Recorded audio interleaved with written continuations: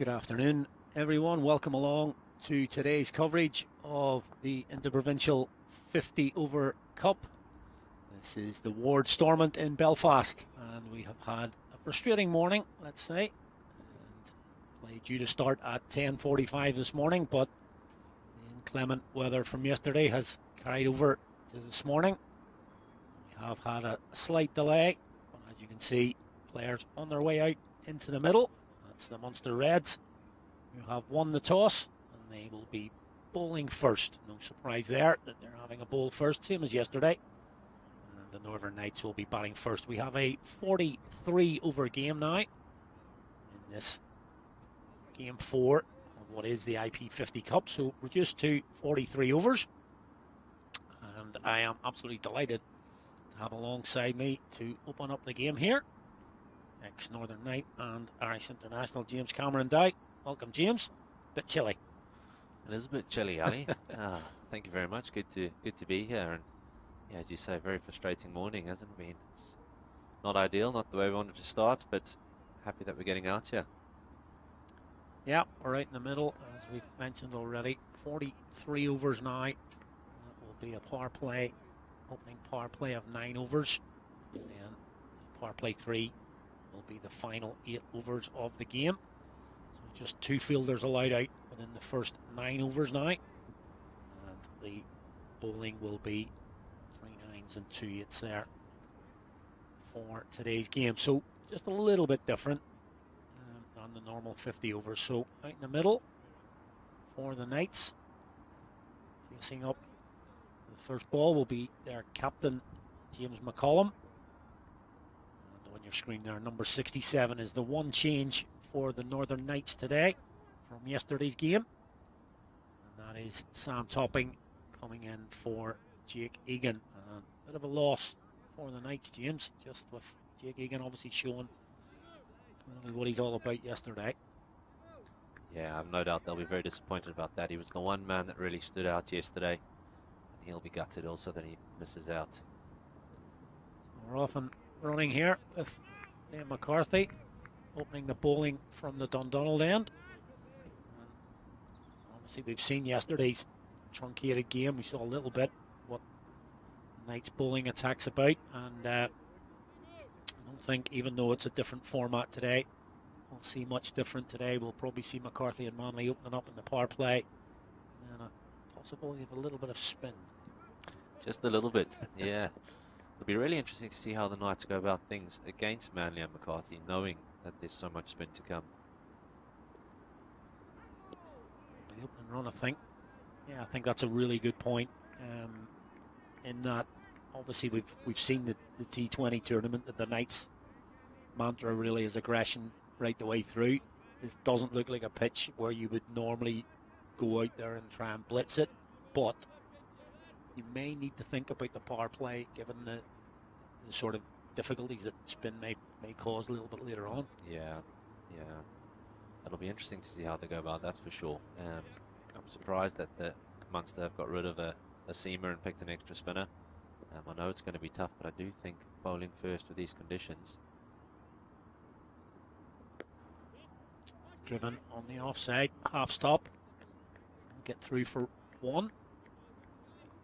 Yeah, just think bowling first in these conditions, Ali, wouldn't mind that little bit of extra seam just in case it does keep going around, and you'd like that option with Ali Frost, the only other seam bowling option in the Munster team. Just feel as though, wouldn't surprise me if they play McCarthy and Manley with a little bit of caution, looking to try and knock the spin around in the middle and then capitalize towards the back end. They don't really have anything else bar spin in the middle overs here. So Sam Topping will face his first delivery today. Left-hander. From McCarthy. Yeah, just to reiterate your point there, the change for the Munster Reds today, one change for them with Zubair Khan dropping out of the 11. He's replaced by Mike Frost, who wasn't available yesterday, but he's come into the side today.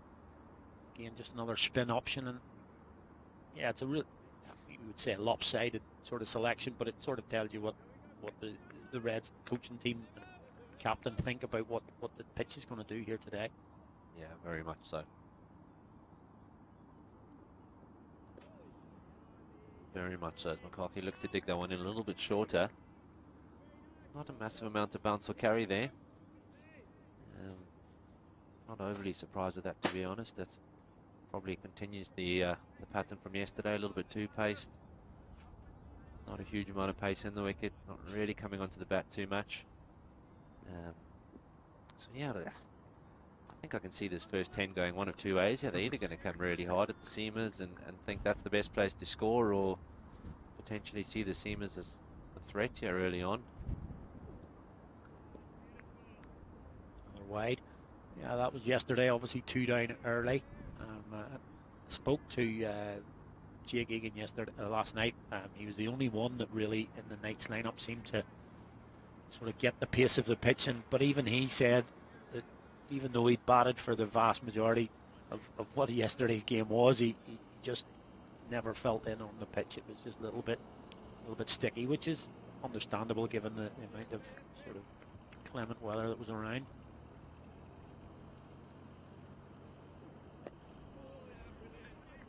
Yeah, and he'll no doubt be absolutely gutted that he's missing out today, but unfortunately, with a little niggle there, I think the right thing was done. But no doubt, when you get a few runs, you want to keep going, don't you? You want to play as many games as cricket as possible, even if the deck isn't arguably the best to bat on. If you get a few runs in it, you want to be on it again the next day. So he'll be disappointed, and I'm sure the Knights will be disappointed also, because he really did show exactly what he's capable of and his class in yesterday's innings. Just getting down leg for that final ball. Over the opening over. Not too many dramas really in that opening over. A couple of extras. Just a single getting James McCullum off strike.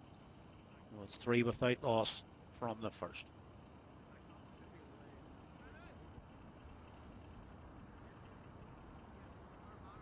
And we'll probably just keep reminding you of it. Just down on the left hand side of your screen there, you can see 43 over game now. Lost 7 per side. Slight difference from the normal 50, but spoke to the 2 captains at the toss. Very big game this now with the abandonment last week between the Lightning and the Warriors. It means that they obviously are winless from 2. These 2 sides already have a win in the IP50 Cup, so a win today for either of these sides sort of just sets up the rest of the tournament for the winner. Very much so. There's definitely that carrot dangling there, but it's never easy getting going for either team, batting or bowling, when you've hung around for an hour and a half or so, and batters you'll just see a little bit tentative with their movement, feet not quite going, bowlers couple wides in the first over. It's not easy switching on, and I think that's important here. The team that switches on first and really is disciplined in this first hour will give themselves a massive advantage for the rest of the game. Josh Manley, a little bit of swing as you would expect there from Josh Manley. Stock delivery to the right-hander, taking it away. McCullum covered it on that occasion. Put it nicely into the covers, but no run. Yeah, I think that's a really good point, and that sitting around for an hour and a half, you're expecting as a player, you're here early, sort of 9:30, expecting a 10:45 start, and it doesn't happen. Just everything gets pushed back a little bit, and it's just one of the difficulties of our game that you just don't know that you're going to start on time. A little bit of that, I think, from Josh Manley. Just a little bit of swing away, James McCullum. Be a little bit of a test innings here possibly for James McCullum, because it's going to do a little bit early. Definitely, I think he'll be looking to dig in here and bat as long as he can. And I can tell you one thing also, you've just played the evening before, you got out LBW. He's probably looking to try and cover his stumps as much as possible, and that's probably why he's pushed at one that's was potentially a little bit too wide to play at, but that one Manley searching for the stumps, and McCullum up to the task, just knocking it back to the bowler. Yeah, I think you're 100% right, Ali. I think he'll be looking to dig in as much as possible here. He'll know that this little period, this new ball period, will definitely belong to the bowlers, and I think the Knights boys will be happy enough for that. So I think the pressure then switches to the bowlers, and they'll be searching for a couple early ones here. Yeah, I think we've mentioned that quite a lot on our coverage of the 50 over game this season, that almost exclusively captains have bowled first, but it does bring its own challenges as well. Like every time I mentioned that the toss, it was a no-brainer really. We were talking, whoever wins the toss is going to bowl here, but as I say, that brings its own. The expectation then is that you're going to be picking 2 or 3 up in the power play, etc.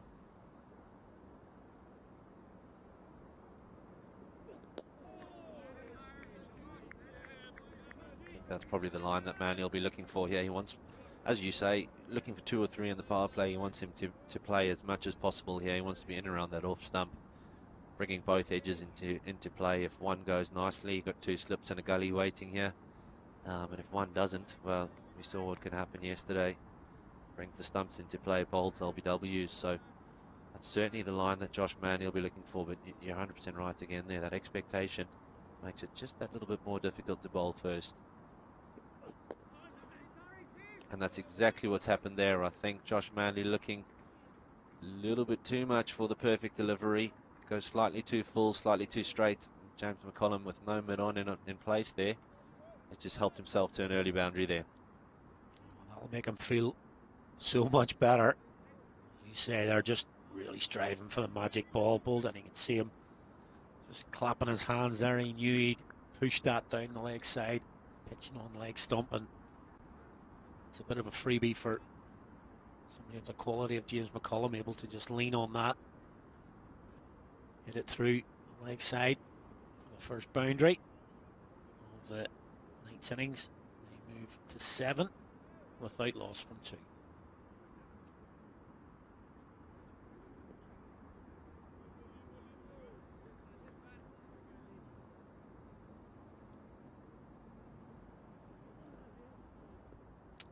Another wide. We saw the game here a couple of weeks back. Something very similar actually, when the Warriors were the visitors to the Ward Stormont to play the Knights. They won the toss and decided to bowl first, as we talked about, but their opening spell just couldn't really control the ball. Gave up, even though there were very few scoring shots in the power play, multiple extras, and it really just put them back on the back foot immediately. Yeah, 100% Aliana.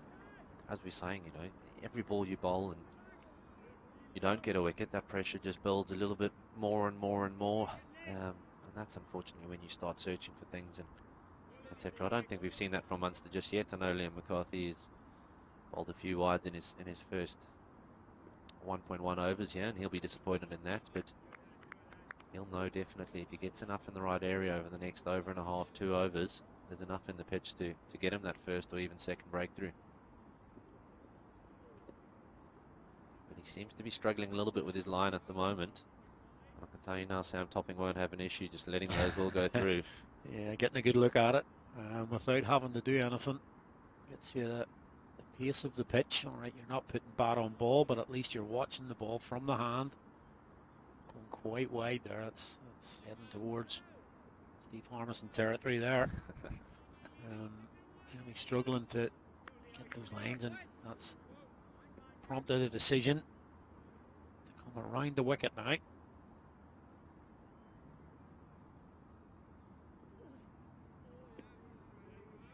Well, I think he might be a little bit lucky to get away with that one also. I can see why he's coming around the wicket here. He's just trying to get the angle in towards Topping before then taking the ball away, as opposed to over the wicket where everything was just going away and it was going right across the batter and uncontrollably wide, unfortunately. But as I say, I think he's a little bit lucky to get away with that one. But I don't necessarily mind this plan. I think this is a good idea, and we'll be forcing Topping into playing a little bit more as he's done there. And I think that's probably more or less where McCarthy is looking to bowl there.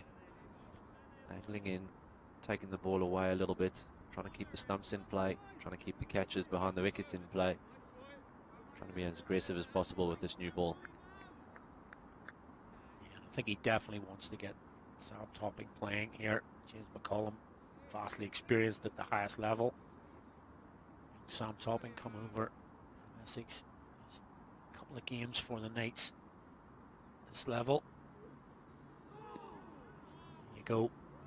Don't be nervous. You'll want to get off the mark. Feel bad on ball, so just coming around the wicket now. Just tests technique a little bit. Yeah, he'll no doubt be looking for anything full there, but he hasn't really got anything yet. And you can probably just see a little bit hesitant with his footwork there, a little bit hesitant with his weight. That's probably forced a play and miss, as opposed to massive movement there. It didn't look like it did an awful amount. Gets one of those away and it'll be a different story.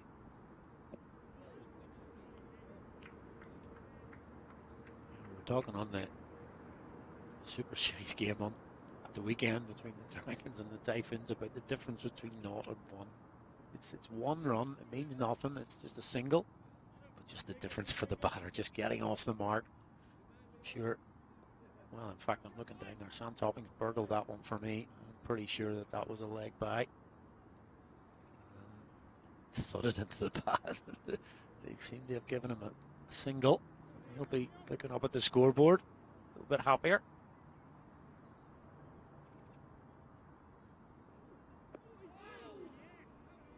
Better line. McCarthy, a little bit quicker as well. Catches James McCullum, a little bit on the crease. Just the wide. You mentioned Jimmy might have got away with one as well, but just the wide and that single takes it to 9 off the first 3. Yeah, and you're 100% right there, Ali. Difference between 0 and 1 is massive, and that's where you can see the experience of McCollum there, just making sure that he called Sam Topping down as soon as that ball dropped into that square leg area. I think that's so important, working as a partnership when the conditions are favouring the bowlers. The last thing you want to be is on your own out there. You need your partner to try get you up the other side to help you out. Keep the scoreboard ticking as much as possible. I mentioned it yesterday. I thought the Knights probably missed a trick. They weren't quite proactive enough with rotating strike, in my opinion.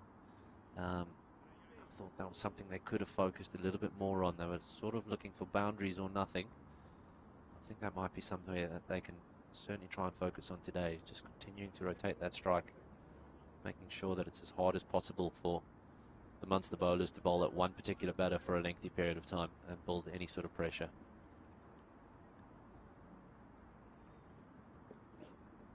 It looks like you're right there, Ali. Yeah. It looks like Sam Topping's leg by has possibly been taken away. Well, his potential run has been possibly taken away from him. Back to 0 again. This is terrible for him. Yeah, nice ball there, but Josh Manley, it's his first delivery to Topping. You're mentioning about changing strike rate and just turning it over left and right hand, of course. Yeah.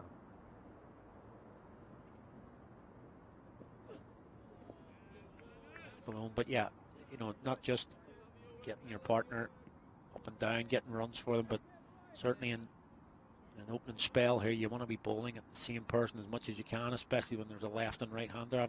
Bowlers having to change their angles. We saw that in the last over with McCarthy to the left hander having to come around the wicket. So, yeah, certainly the Knights will be looking to rotate strike. Oh, how's that missed? Why is that missed? He's getting a little bit of shape into the left-hander. Stock delivery. See on screen there. He perplexed as to how he's not in the wickets column, Josh Manley. Josh Manley, certainly someone who doesn't do anything half-heartedly. Steaming in there, that looked like a very good delivery, and Sam Topping maybe just fell over it a little bit. And he's fortunate that that hasn't just caught the off stump on the way through. Manley feeling a little bit unlucky. Feel better now. get that single by the look of it, but that's the first one he's really got off the bat, pushed it into the covers and called through for that single we're talking about. A few spaces there, so it possibly is something that Column and Topping will be looking to do here, because it doesn't look like it's going to be a boundary fest here. Could be a bit of graft in this opening power play.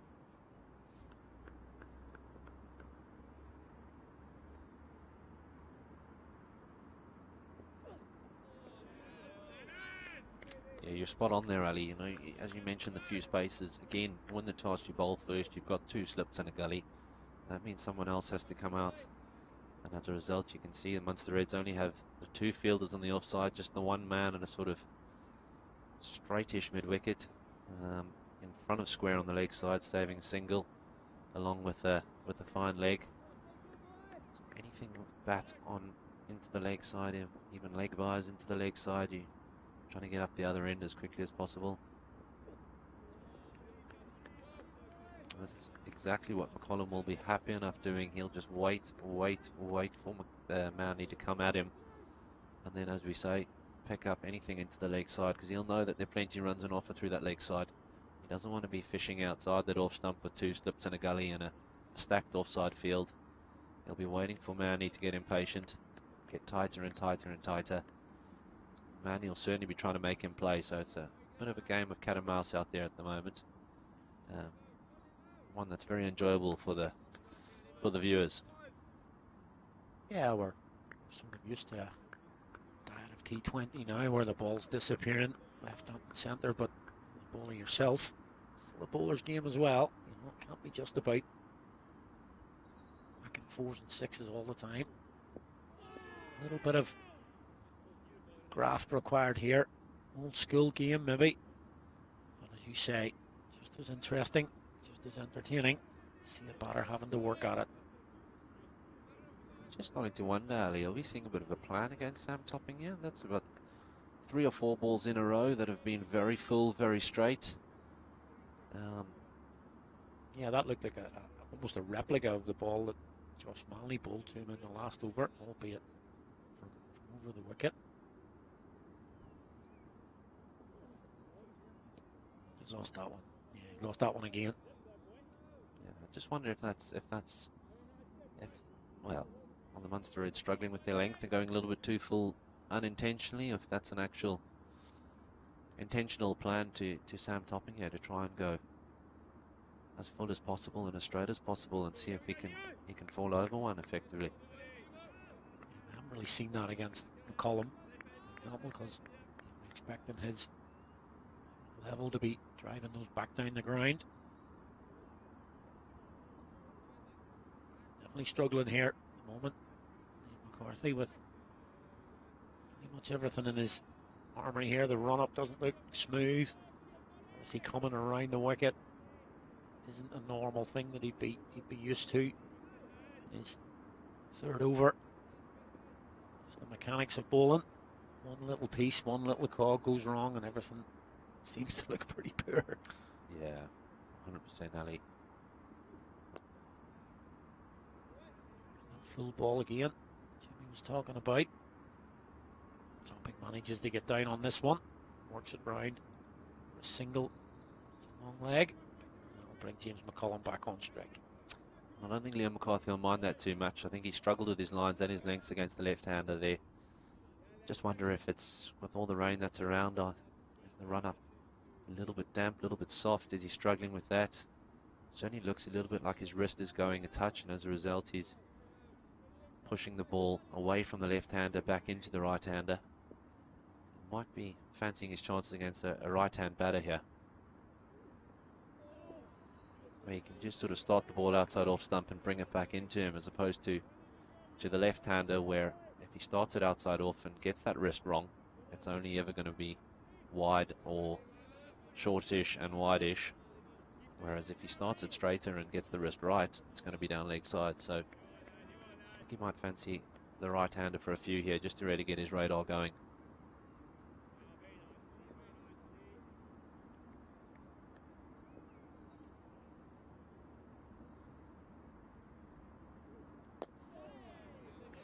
Nicely bowled on this occasion. That's the line you're talking about. Keep it in that area. If it does a little bit off the pitch, either in or out. Dragging James McCollum forward could, as I say, beat him inside or outside if you're on that line. Again, James McCollum won't mind him coming at him either. He'll happily leave anything that's outside off stump unless it's over pitched. I think he'll happily leave anything through to the keeper. He's just waiting to pick things up into the leg side. Almost on cue. Wide open spaces on the leg side. Just the one fielder on the square. Wideish mid wicket and then fine leg, so gaps everywhere on the leg side.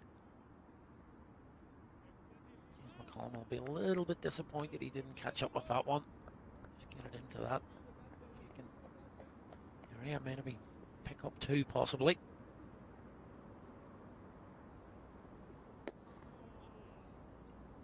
There's that Fuller one again. Just wonder, maybe we're giving the Munster Red Bowlers a bit too much credit there for assuming that it might be a plan against Sam Topping. Maybe they're just struggling with both their line and their length here. I'm not entirely sure, but I don't think they'll be too happy with the first 5 overs so far. Liam McCarthy in particular has struggled with his line, struggled with his length. This is probably, as we were saying at the beginning, this is probably where, as the bowling team, you start to feel a bit of pressure. If you don't pick up a wicket in the next over or so, all of a sudden you start thinking, we've only got spin to come here, and we've won the toss and bowled first. I think that's where potentially pressure builds and a few more bad balls might come. Yeah, just that particular ball we've just watched there, just in the first 5 overs, I don't think there have been enough. Just good old-fashioned line and length and let the pitch and the conditions do a little bit for you. I just don't think there's been enough of that, really. It's been short, full, and just with the conditions, maybe just put it in the same spot for long enough and create the pressure that way. Couldn't agree more with that, Ali. I think that's exactly what you need to be doing here. It's again slightly over pitched, and Topping gets a good piece of it, but it's straight up backward point. Bounces just before Jack Dixon at backward point as well, actually, to get something behind it. And they managed to get through for a single there. Again, just a little bit over pitch from Josh Manley, allowing Topping to get onto that front foot and hit a drive shot. Whereas, as we said the ball before, in and around the top of the off stump, top of 4th and 5th stump, wouldn't mind seeing Topping driving from that length and that line. But they haven't been forced to do anything yet from that area. Again, once more, over pitched. James McCollum is able to push that straight back down the ground. Able to cover any swing that there may be because of the fullness of the ball. He gets another 2. He just needs to drag that back a little bit. The swing on offer. It's always that temptation just to push it up. At the moment, they're just bowling a little bit full.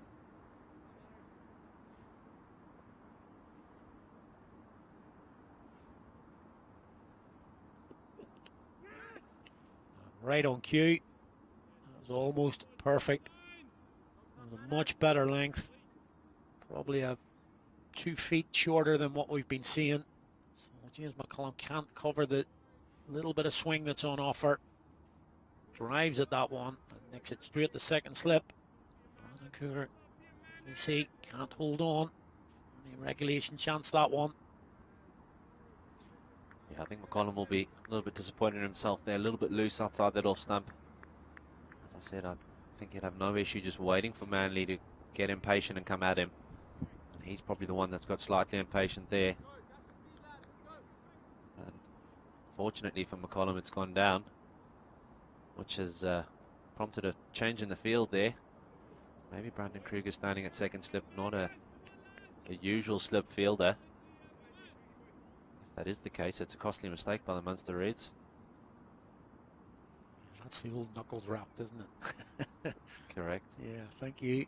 Right, you go into mid wicket. There's the old Achilles heel, Josh Manley. We've seen it fairly regularly throughout the IP series this year. Just occasionally overstepping. Done so again here. Oh, there's the signal. On the screen, it's a free hit for James McCullum. He'll be delighted with that. It'll be interesting to see if McCollum stays leg side of the ball and looks to go with the shape up and over the offside, or if he tries to get across onto off stump and hit this into the vacant leg side. And that is not an ideal free hit situation from Josh Manley as he oversteps again, as well as goes for over cover for 6. So 7 off that ball and another free hit to come. Yeah, not ideal is a bit of an understatement. That is not good for the skipper. The ball wasn't great either. If you threw that into the mix, it was a full toss. One off stump, one wide of it. Gave James McCullum plenty of scope to get his arms through the ball. That being a free hit. Disappeared. He's got another go here. So he'll probably go the other side this time, possibly. Dispatches that over mid off. This time for a boundary. That's a pretty expensive delivery, let's say that. Really just changes that run rate, which was going along at less than 3. Just in the 6th over now. He's just getting a little bit of momentum. Yeah, that's good cricket by James McCullum. You can just see him pushing back a little bit onto that back foot, getting deep in his crease. Probably expected that Manley would try go full and straight again, or certainly just full, as he did the first ball. But he needed to give himself that extra foot or two to try get underneath it, and that's exactly what he's done. Lofting it over middle for another boundary. This is exactly what we spoke about, Ali. You win the toss, you bowl first. That's fantastic, but if you don't make the most of that in the first 3 or 4 overs, frustration starts to set in. You start overstriding, you start looking for glory deliveries, pitching on leg, hitting top of off. And if the batters are patient enough and disciplined enough, they'll wait and pick you off. It certainly doesn't help when you drop catches either. Because if that catch is taken, we've got, what, 11 runs, 12 runs off the scoreboard. And all of a sudden the Knights are 17 for 1 after 6 overs. So very costly drop. At the same time, the bowlers haven't quite capitalised on conditions and the fact that they've won the toss here. Hear about those game-changing moments, especially in T20, because it's just a shortened form of the game. But it was a huge moment. Seeing the back of McCullum.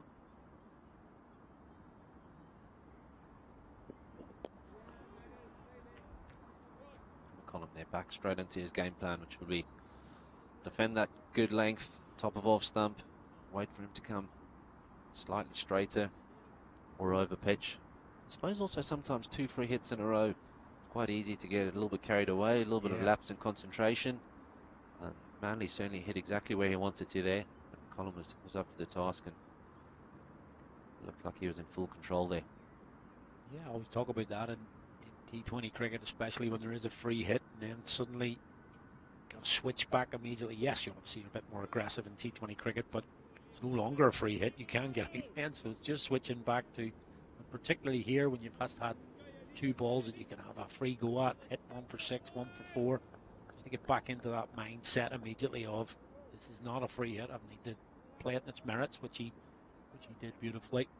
So after 6, it's 29 without loss now, and it's without loss that the Knights will be delighted with. Here comes McCarthy again to topping. Again, that's full.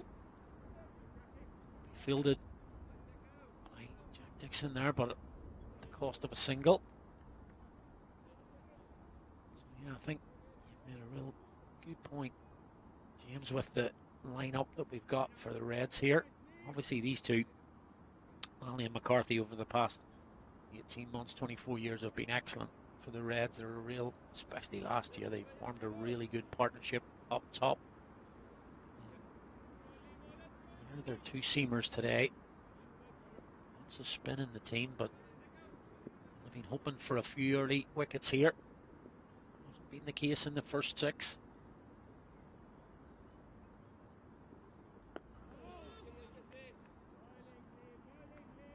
think we've got to give the Knights a little bit of credit here as well. They have shown that patience and doggedness to say, okay, we've lost the toss, but it's not ideal. We probably would have bowled, but it is what it is. And let's get out there and try and set a platform here to see where we can go with it. Not be too bold too early. The bonus in that last over of a couple of free hits really has helped.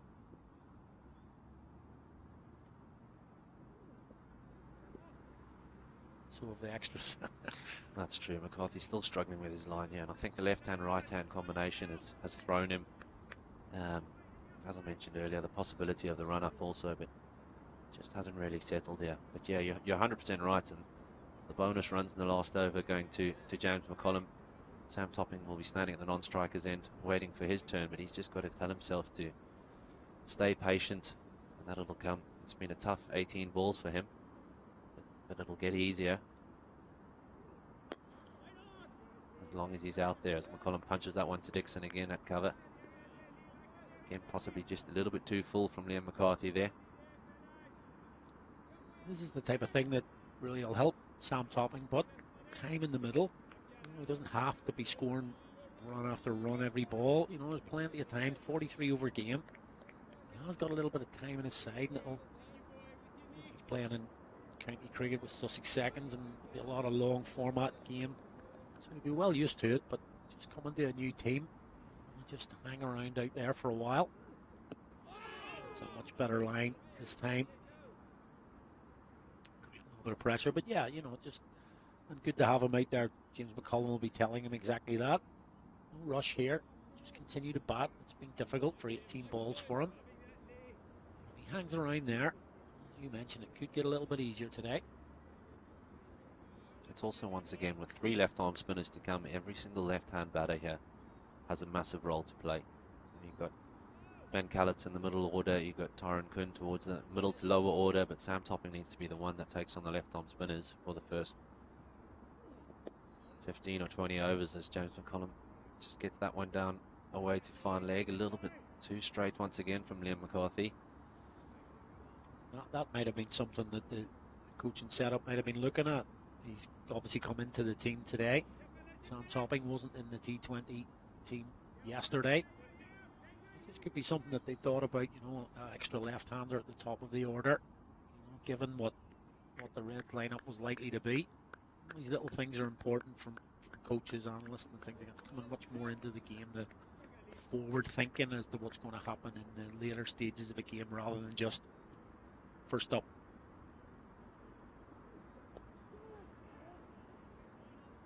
It's taking the edge. He saved that down there, Harry Dyer. I think he has. Looked like he just got his knee stuck in the surface there. I hope that no issues done down there. Doesn't look like it. He's back up and looks happy enough. I think also, Ali, I must be honest, it wouldn't surprise me if we see one of these spinners in the next couple overs here. I imagine with McCarthy struggling with his lines and his lengths at the moment, there's probably an argument to say that they want to go to spin sooner rather than later. We saw Damgard yesterday bowling an exceptional spell. Certainly someone that looks to take wickets, mix up his pace, and I think he'll be a handful on this deck. So wouldn't be surprised if we saw that coming relatively soon. The other issue with only the 2 seamers and Ali Frost, who only bowled 1 over yesterday, is someone has to do the donkey yards at the back end of the innings here, and I can't imagine it's going to be the spinners. So need to keep a couple of these opening pair. And the expectation that we had would have been, I think we talked about it, that these two would bowl through the power play. I think that would be the expectation of the Reds team as well. So just the way it's gone here in the first 7, there's a wee bit of ego as well, that we don't want to change it to spin. We're expecting the bowl seam for the first 10, let's say, and then the spinners will come on in the middle. So, but given how it's gone, possibly from this end we may see a change.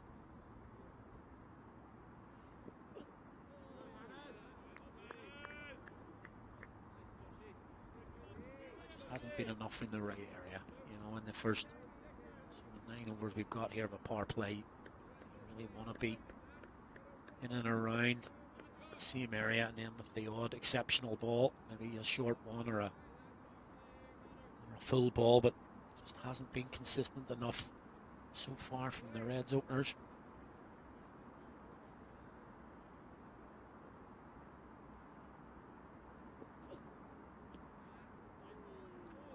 Interestingly there, it looks like Manny's taken his deep third out, popped another fielder into mid-wicket here, so he's bowling at Sam Topping on the 6-3 offside field. Possibly just because they felt they couldn't attack the stumps enough with the 7-2 field that they had certainly to James McCollum. I think they had the same field to Sam Topping when he bowled to him earlier. And probably just again, execution not quite what he wanted it to be. He's gone a little bit too wide to him first up. Able to let both balls through to the wicketkeeper. It's a better line, and doesn't even seem to be as much swing now as well. First couple of overs that Manley bowled, saw to James McCollum taking the ball away from the right-hander, and a couple of balls Sam Topping where he was swinging it in, just missed one very full ball, but doesn't seem to be doing as much right now. Again, those lines and lengths are even more important then.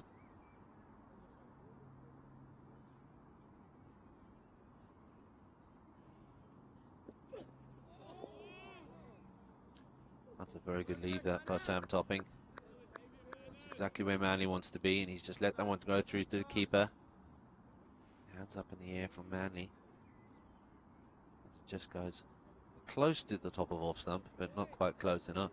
I'll tell you what could have affected the swing was that free hit that's gone down towards long off into the long grass there, and ball could have come back quite damp, and that might just be an issue that Munster Reds are going to have to deal with also. Bit of a belated appeal there. He certainly hit the ground with that one. Place the divot there. Gone through to the keeper, but there was an edge on that one. He's hit the ground with the shot. You can clearly see there. Yeah, I don't think there was too much seriousness in that appeal, was there? I think it was more let's just put the question out there and see if anything comes back with no expectation.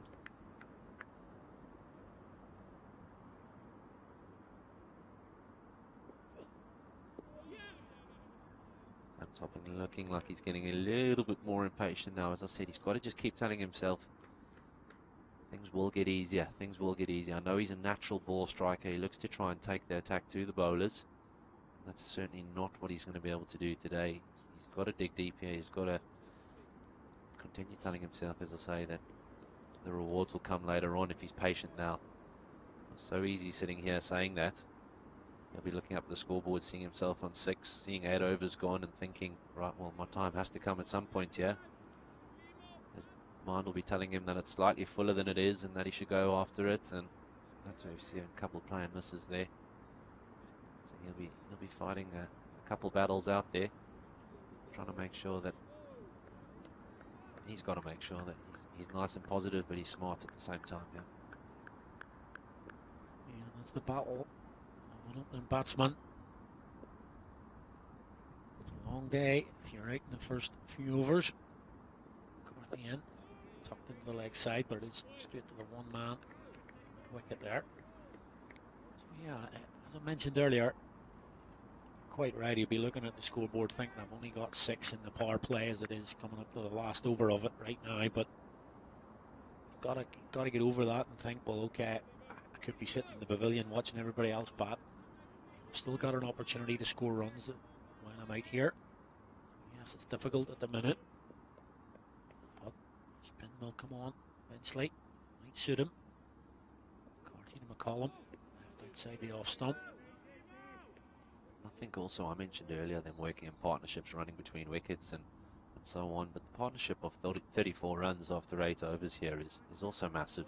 If you had offered coach and captain of the Northern Knights opportunity to be 34 for none after 8 overs, even with Sam Topping, not Morgan, sorry, Sam Topping sitting on 6 not out, they would have absolutely chomped your arm off. So I think he needs to see the bigger picture here and set himself up, be patient, and wait for his time, because as James McCollum got a chance and then 2 free hits, I'm sure his time will come also here. And if he's there, he can definitely make the most of that. So the Reds have stuck with that plan. The Seamers through the power play. McCarthy has only gone for 13 runs. Been a little bit wayward, I have to say. Won't be particularly pleased so far, but that can change. He's got 3 balls left in the power play. It's not going to help. It's been fairly typical of what we've watched in the first 8.5 overs here. Not really able to build up any pressure on the Knights batters. 35 for none, you're exactly right. The home team, the Knights, will be really happy with that opening salvo from these two. I wonder if there's an argument here to say you could have maybe just swapped them ends. They both haven't really looked too comfortable from the ends that they've bowled at, and I'm sure they would have discussed that beforehand, and I know they both bowled from these ends yesterday, but just something to try and give them a little bit more rhythm. You think possibly a wee bit of that again is just not being able to admit you've made a mistake, maybe, you know, just this is what we're going to do, and then but it's not working, so could we change it up, or are you really just admitting then that we've got it wrong? But should you do that then? Yeah, possibly. I just think anything, you know, try change the pace of the game, try change something. I mean, Liam McCarthy, you know, he's a good bowler. He's a very good bowler. He's bowled some exceptional spells. He just hasn't looked himself here. And if I was him, maybe after 2 or 3 overs, I would have said, Skip, try me from the other side here, and let's see what we can try and do. Although he has got a couple rights in this over, and he looks like he might be finding a little bit of rhythm now. It's probably, yeah, probably 2 or 3 overs wasted here, I feel. Even if he does pick up a wicket, I still feel like he could have maybe got 2 or 3 if he had got it really right this morning. Well, this afternoon. There it is, the old commentator's curse, isn't it? Well, if he was going to pick up a wicket, you said, and he's done just that. But actually, I think that just highlights exactly what you're talking about. The ball in the right area and doing a little bit off the pitch. Just nipping back.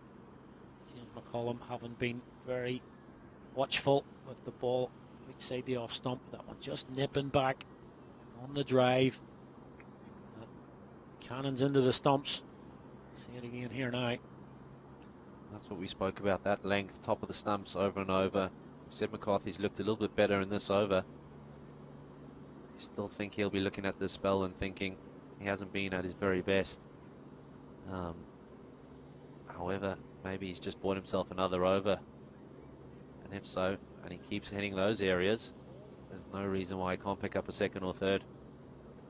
Yeah, as you mentioned, it'll be a little bit frustrating possibly that they haven't bowled that sort of line and length, but at the end of the power play, it's 35 for the loss of 1. James Cameron and myself are just going to take a little break here. We'll be joined by John Kenny and Isabel Joyce. Thanks, Ali. A wicket at last. We've always added basically to Munster Reds bowling with this amount of wides. That's the end of the power play now. 35 for 1 after 9. And Cade Carmichael is the new batsman, the non-striker at the far end. 3 slips in place. The captain continues to bowl from the city end. Isabel Joyce, former Irish women's cricket captain, joining the former Irish RTE Taverners captain in commentary for this one. Welcome, Isabel.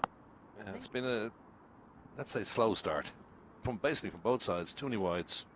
Yeah, too many wides. They'll be disappointed because winning the toss and bowling first, they will have wanted to take a couple of wickets inside the power play. They do have plenty of left-arm spin to come, so that's what they'll be relying on after these two finish. That's what we've seen a lot of. Wides. There's the left-right hand combination, but I don't think that's an excuse really, because yesterday it was the same story. Too many extras. Started to brighten up just a little bit.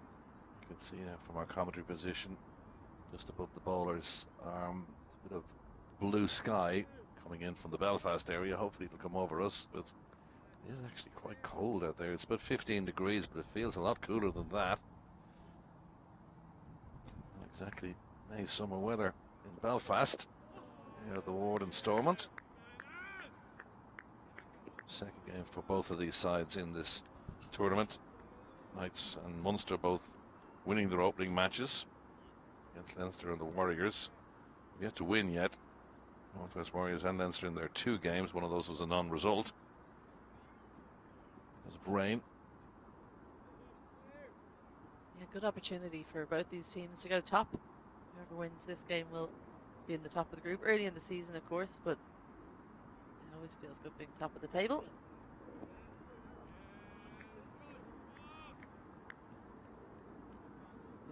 Very, very patient, hasn't he, Sam Topping? You can see why he's come in for this format. He wasn't playing yesterday. He's the one change for the Northern Knights. Jake Egan has I believe, a groin injury, so that's disappointing for the Northern Knights, because he was by far and away the best batter in that washed out T20.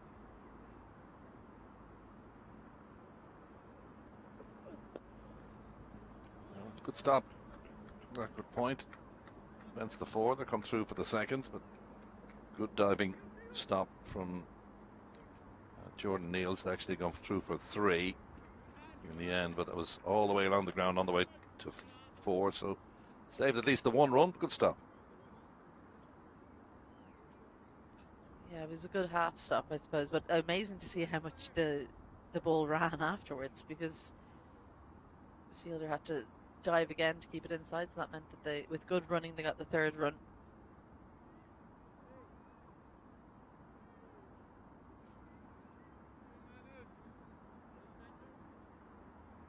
For 1. Carmichael takes guard for the first time. Right-hander. 2 slips. Maybe a 4th slip or an old-fashioned gully.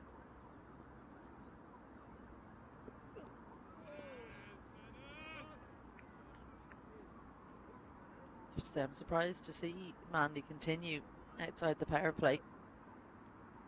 Would have thought they'd get the spinners on as soon as possible, because yesterday in that T20 the spinners were difficult to get away, and they've got Mike Frost in the team today, probably the number 1 left arm spinner in the Munster Reds team, so I thought they'd go straight to 1 or maybe 2 of their left arm spinners. The leg side, and yet another wide.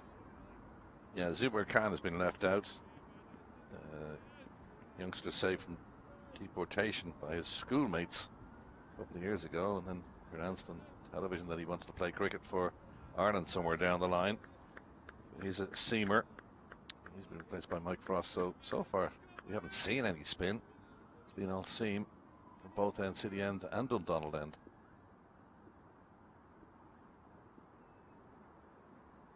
Well, we just have someone behind the bowler's arm. I was wondering, would they? would he You could just continue see on them. there in the background?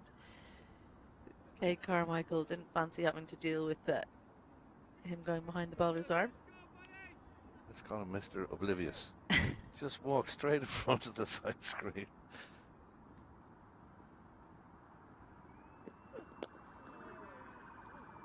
Carmichael gets bat on ball to wrap up the over. Manley for 26 from his 5 so far. 40 for 1. We're at the end of 7. More, actually. 10. Sorry, I couldn't see the screen. Well, it's been slow going for the Northern Knights. McCollum, well, he got that 6 away and the free hit as well. He went for 18 after being dropped on 7 in the slips. Topping and Carmichael out in the middle. Topping being very patient, 9 from 29. He's left a lot of deliveries to go through. And he'll have to play a few more shots because we've got a change in bowling. The two bowlers used so far, McCarthy and Manley. Most of those runs, of course, coming from the extras down the bottom. 13 extras out of 40 so far. So something that they'll want to tighten up. Mike Frost, player who's coming into the team today, bowling his left arm spin from the Dundonald end. Yeah, so 13 extras, 1 no ball, 12 of them were wide, so you've added 43 is the overs to be bowled today because of the delayed start. So, but they've actually tagged on 2 overs in their spell so far. You wouldn't think there'd be too many wides now with the spinners on. No, and they'll catch up on time as well. With I think they've got 4 spinners in the team really. Kruger, I think, will bowl at some point as well. It's great to see a bit of sunshine break through. Hopefully it'll stay that way now. It's still pretty cloudy overhead. It's just coming through the breaks in the cloud, but nice warm sunshine for the players now as Frost comes in. Immediately on the money. Absolutely great start. Good shape as well. Pulling left arm around to the left-hander. 1 slip in.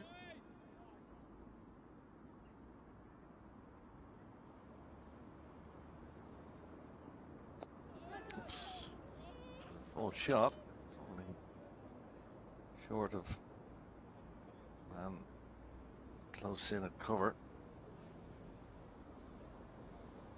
Saw a few of those yesterday. The ball didn't come onto the bat, and there were a couple of caught in bowls. Damgard yesterday took 2 of them. The players who were playing the ball wasn't coming onto the bat at all. That's why they were spooning them in the air. It's a pitch you really need to play under your eyes because, as you said, the ball's stopping the pitch. It's just holding. So if you push at the ball at all, you can play it in the air. And we saw that twice. A really odd dismissals at this level, getting caught and bowled the way that they were.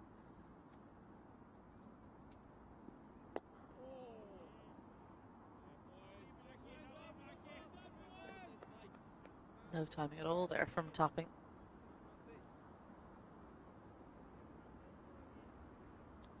There for a while for his 9 runs. Good fielding. Dear. The call of yes as Carmichael down the other end had no intention. Fine leg in quickly. Good start for Frost. 5 dot balls in his opening over so far. Can he get out of here with a maiden?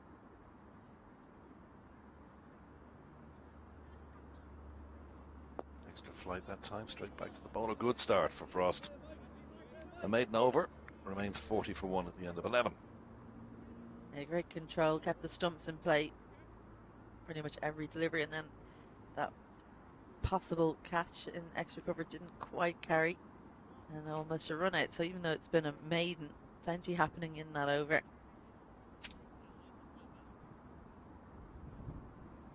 The next games in this series, by the way, the Reds and the Warriors are at Oak Hill on the 5th of June, and then we got another match here at Stormont on the 5th of June. So double header for the T20s and the IP50s. That's against Leinster here in Stormont on the 5th of June, and then there's a break till August because of the World Cup. And Ireland's men's team playing the first match on Wednesday, the 5th of June, 3:30 New York time, or our time, I should say. Ireland against India. Looking forward to it? Absolutely, can't wait for it to start. It feels like it's been forever that they've been building up to it, and all of a sudden it's next week. So something I would love to be over there watching.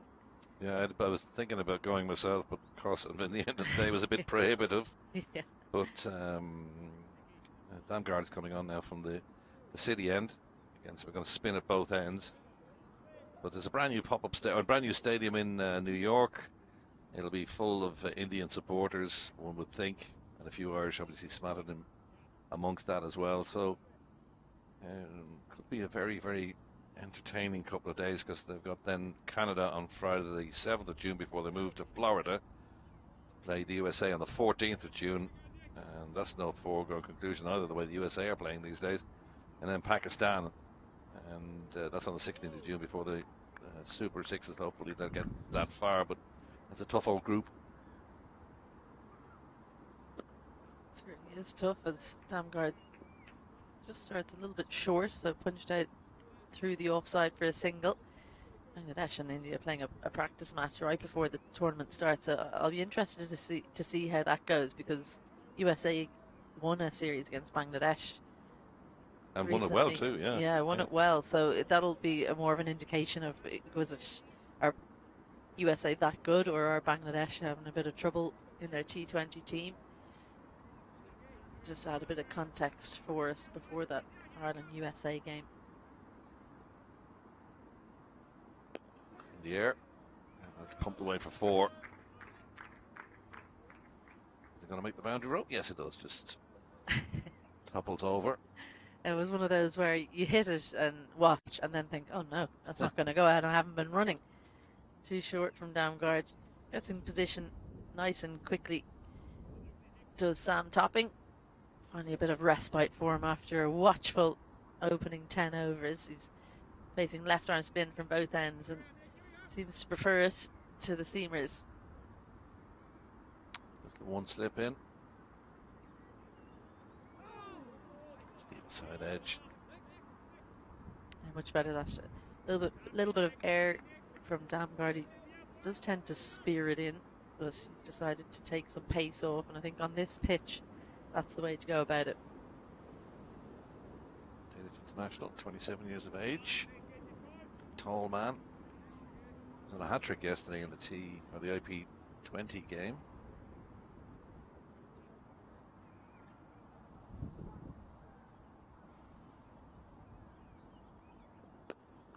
Such a heavy bout of rain that happened just before the end of that Biblical. first innings that not only finished off that game but delayed us this morning because the ground needed time to dry. So it was incredibly heavy rain. Long on goes out now. Oh, It's beating everybody.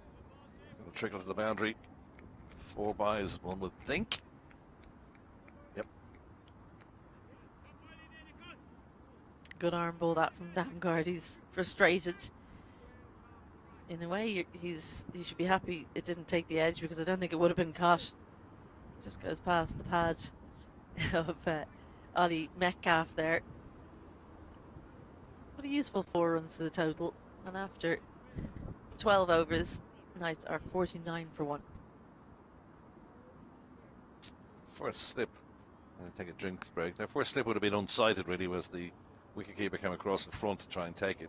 And he had to go to his right, so he would have been slightly unsighted. So that's why it beat both of them in the end. Little drinks break here. So 49 for 1, having won the toss, they decided to put the Northern Knights into bat. 1 wicket to fall. James McCollum bowled by McCarthy for 18, dropped on 9. Topping is still there on 13. Been taking his time to get to 13. Cade Carmichael is on 1. And the extras is quite high as well. Doesn't see it on your screen there, but it's up to 13 at 14, isn't it? Yeah, 13. That's equaling the second highest score. Something they got to be careful of. And all the seamers were the ones who were bowling the wides. You can see there the Warding and Stormont. It's a fantastic setting. Plenty of room here as well. The wicket is cut to the left-hand side of the square, so they're able to bring the boundary ropes in. There's plenty of room here as well.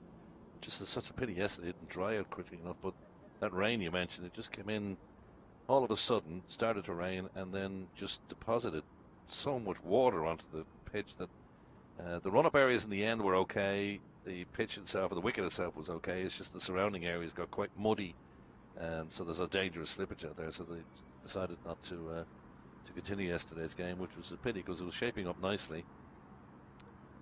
In Egan, poor old Egan, he was on 74 when the match was abandoned, and then of course he misses today's game with a slight hamstring problem. Yeah, he was impressive in that game, wasn't he? Because everyone else was struggling with the pitch, and speaking afterwards, he apparently said you were never in on it. You never felt Even like though you he were. scored 74. Yeah, you felt like you were constantly battling, and I think it's a similar case today. Not a pitch that you'll really feel like you're striking them well at any point. Certainly not with any consistency.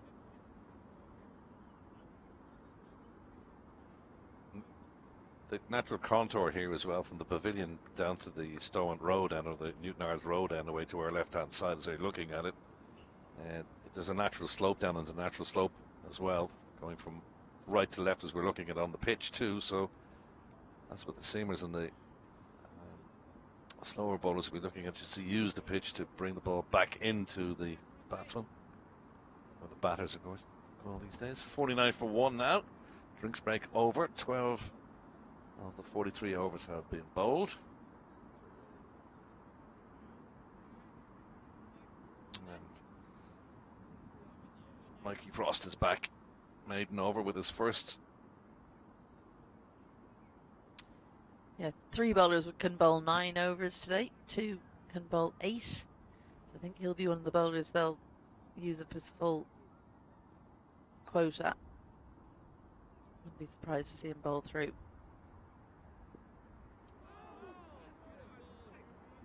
Too good. Too good from Mike Frost. Great shape in. Gets the turn. But Carmichael did well not to push at the ball there, because he just held his position, made sure he didn't edge it, covered his stumps.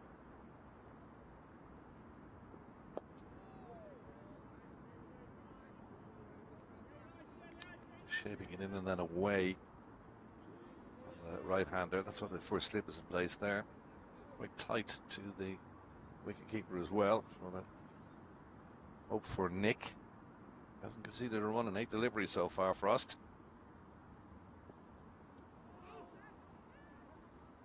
That one just didn't bounce. Played right over the top of that one, did Carmichael. A little bit shorter. I think he felt he could have scored from it, but it just died somewhat.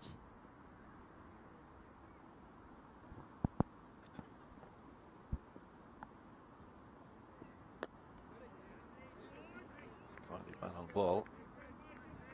Yield a run. Straight to short extra cover. We're on run watch. When's the first run going to be scored off Mike Frost? 10 deliveries, nothing. All dot balls. Make that 11. Yeah, he'd be delighted to start out with 2 maidens. We don't see that much in modern day cricket, because the batters are usually quite aggressive, even in the 50 over form of the game. But that's out. Well, pressure finally yielded. The wicket. Dot balls. Maiden to start with. And now a wicket maiden to follow for Frost. And the Knights lose their second wicket. Score on 49. And Carmichael's gone for 1. He was completely squared up there, Kate Carmichael. He's walking back, just trying to figure out what he could have done better, because he was completely turned around by that delivery from Mike Frost. Let's take a little look here. I think the difference was that this ball was pitched on leg. So he went back and it's taken the top of off. Really should have come forward. I think that was where the main mistake was, because once he went back he was in all sorts of trouble. Ball turning from pretty much middle and leg, I think, to off stump. An excellent delivery from Mike Frost. He's bowled 2 overs now, and he's got no runs, 1 wicket. It was a good change to the team. Certainly was. Spinner for a seamer. Hand dropping out. Frost coming in. It's worked so far. Maiden and a wicket maiden. Well, 2 Toppings out in the middle now. Morgan Topping joins Sam Topping. You won't have to face first up, because that was the end of that over. 13 overs gone now, and the score's still on 49, but it's for 2 now.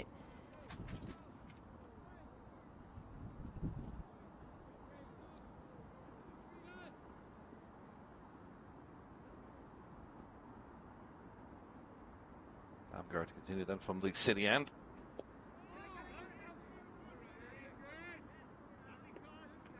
With There's two seamers in McCarthy and Manley.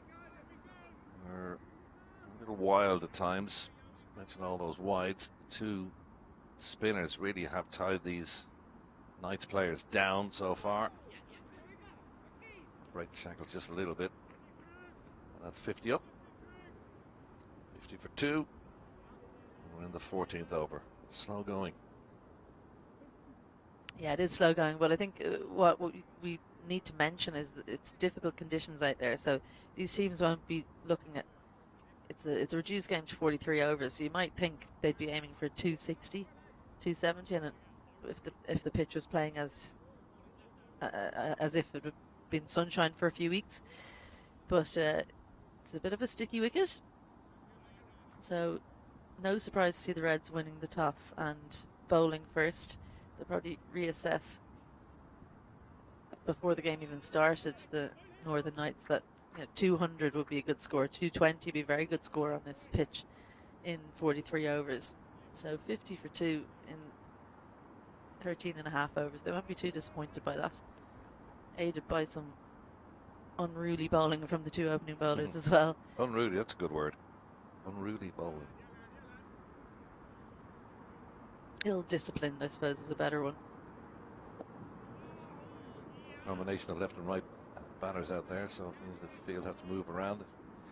If they can start taking the singles and moving the field around, it might be advantageous from their point of view, just to change things up.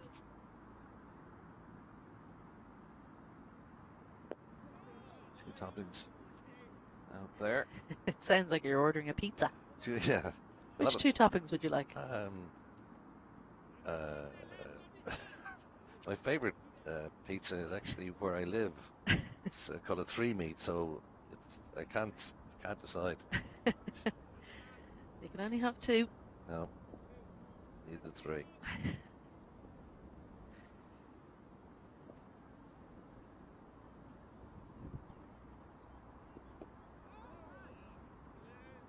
Damgard, Danish international, we mentioned.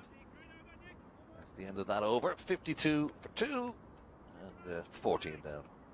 Don't hear much about Danish cricket these days, actually. The Dutch have certainly thereabouts qualified for the World Cup. Scots, Ireland, very good win actually in that Tri-Nation series in Amsterdam, but we don't hear much about the Danes.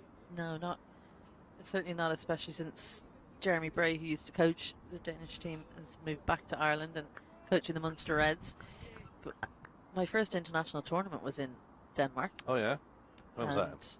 When was that? It was 2000, maybe 2000.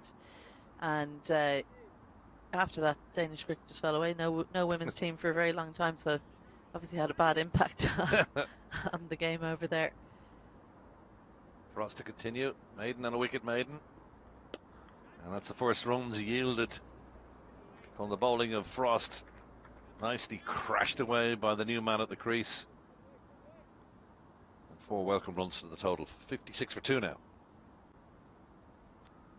Well, Sam Topping, the left-hander, it's the man who has to take the attack to the left-arm spinners, really, because he has the ball turning into him. Much more difficult for the right-handers. Got in good position, and he stayed in the shot for a long time, so helped it get the elevation to get it over the field. And first runs from Mike Frost in his 13th delivery. Set up nicely for Sam Topping. Changing the field now as well because of that. Moving the mid-wicket slightly finer.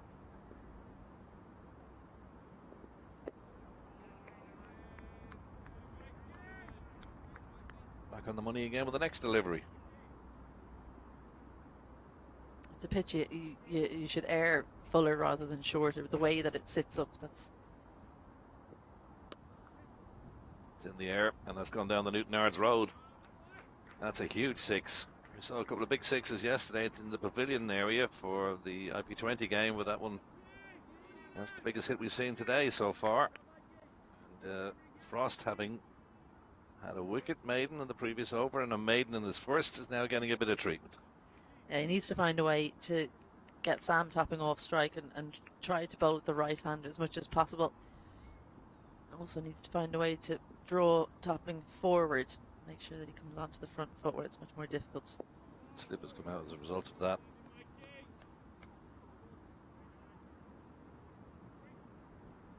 Got the cover boundary.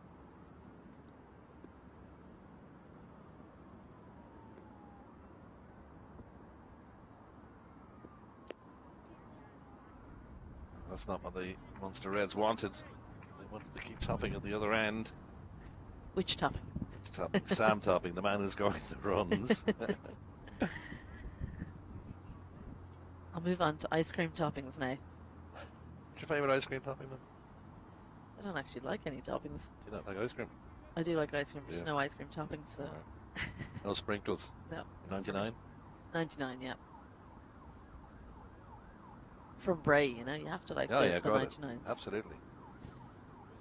So one delivery at the right-handed Morgan topping for Mike Frost. What can you do with it?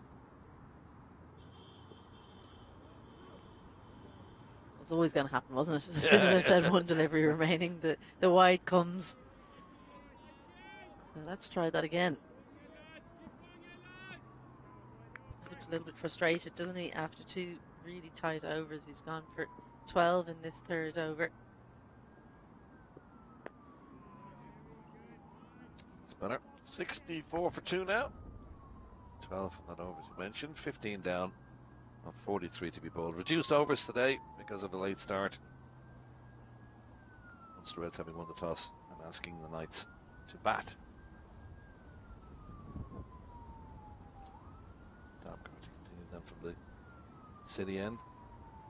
28 overs remaining. 220, you think it'd be a good score from here? Yeah, I think it'd be an excellent score from here and in the conditions.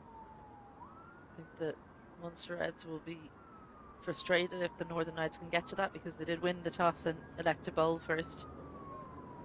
Took them a good while to get that first wicket.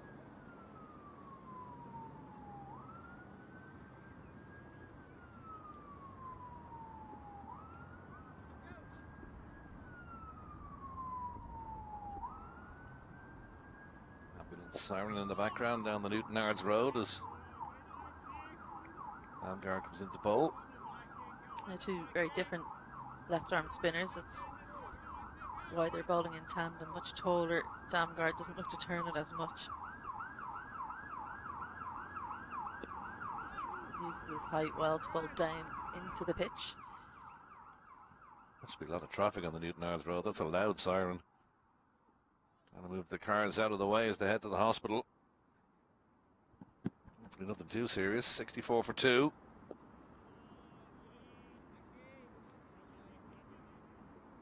Feeling a little warmer, are we? I wish I had a camera. She's about 4 layers on you. 2 coats. 2 coats. Massive scarf and a jacket on the knees, yeah. You feeling the cold? Yeah. Once it gets in the bones, you just can't dispel the cold Age, feeling. terrible thing. Slide over throw, but they're not going to run through for the second. So just a single off Damgard. And our 2 previous commentators, Ali and James, would have been trying to get through the overs themselves with 2 extra overs bowled. So they actually would talk for 11 overs with the amount of wides. We have the spinners on, so ours is going very, very quickly. We're already up to the 16th over.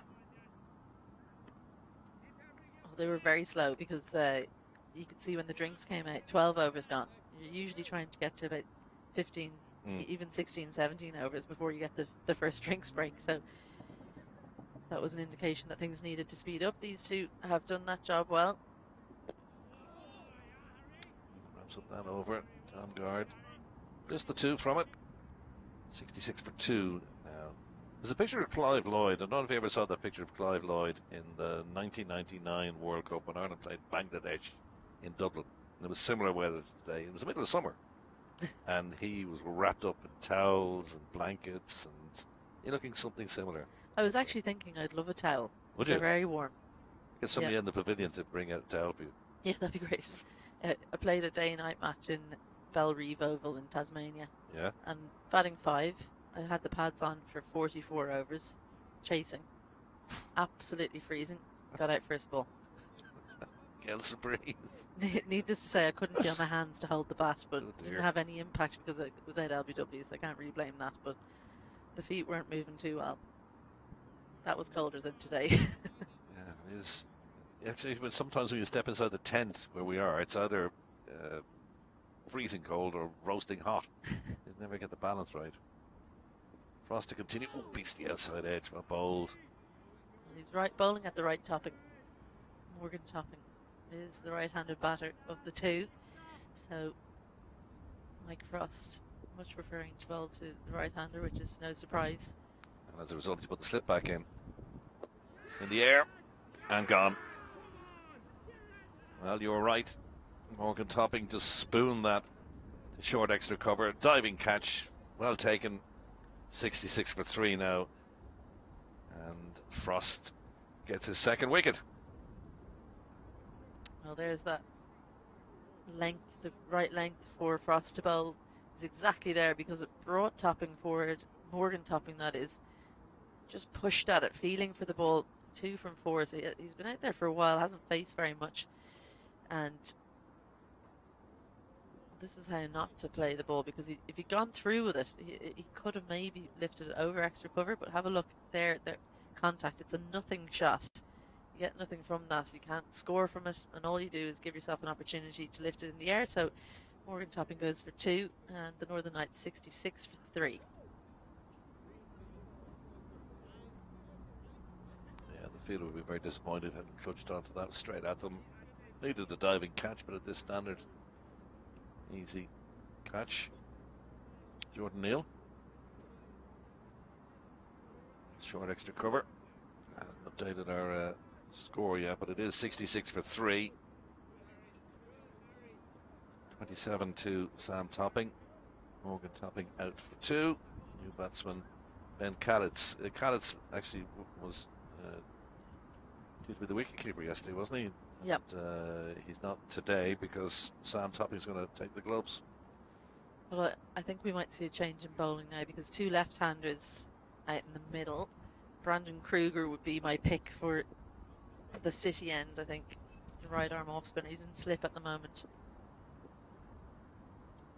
In fact, he's not. Ali Frost is in slip.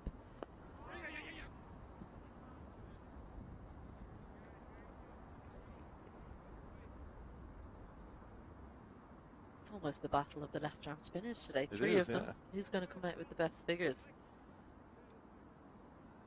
Carson McCullough, will see him at some stage, you'd imagine. He's the other left-arm spinner in the Munster Reds lineup.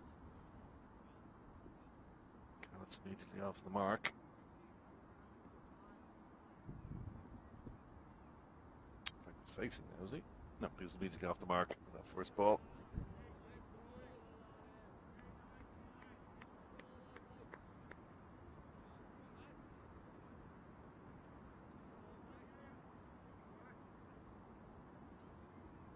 Slip has been dispensed with for the right-hander. Or the left-hander, I should say. What am I saying? For the set batter. I Set think. batter, yes. Yeah. Sam Topping's on strike. We're just catching up with the score on your screen. Kalitz did get off the mark in that first delivery. Yeah, he's not facing. The arrow is pointed in his way on the screen there, but it's actually Topping that's facing. He's on 27. Frost got a bit of a tap in the previous over from Sam Topping. It's back to tying him down. Big appeal. Not going to get it. End of the over. 66 for 3. Well, it was a hopeful shot, but I think that was probably going over the top. Could have also been doing too much. It did turn a long way. So Topping will survive that one. So yeah, there's just a problem with the graphic at the bottom of your screen at the moment because there'll be Kalitz he'll be facing, and he's actually 1 from 1. We'll correct that and get it back up for you before too long. So 2 left-handers in the middle, and no surprise, Brandon Kruger will replace Damgard from the City end. He suits this pitch for the Munster Reds because he's not afraid to take the pace right off Brandon Kruger. He'll give it a lot of flight, difficult pitch to come down on, difficult pitch to play over the top. So he's well suited to the two batters that are out there in the middle and to the conditions. Well, Josh Manley didn't stand in the ceremony when Kruger dropped James McCollum on 7 at the second slip. He immediately took him out.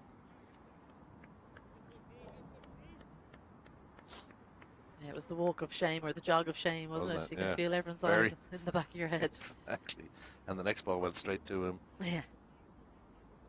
You almost are happy about that, though, after you drop one. You want to feel one go in to the hands without any ceremony. Kruger then bowling to Callets. That's the correct score there now.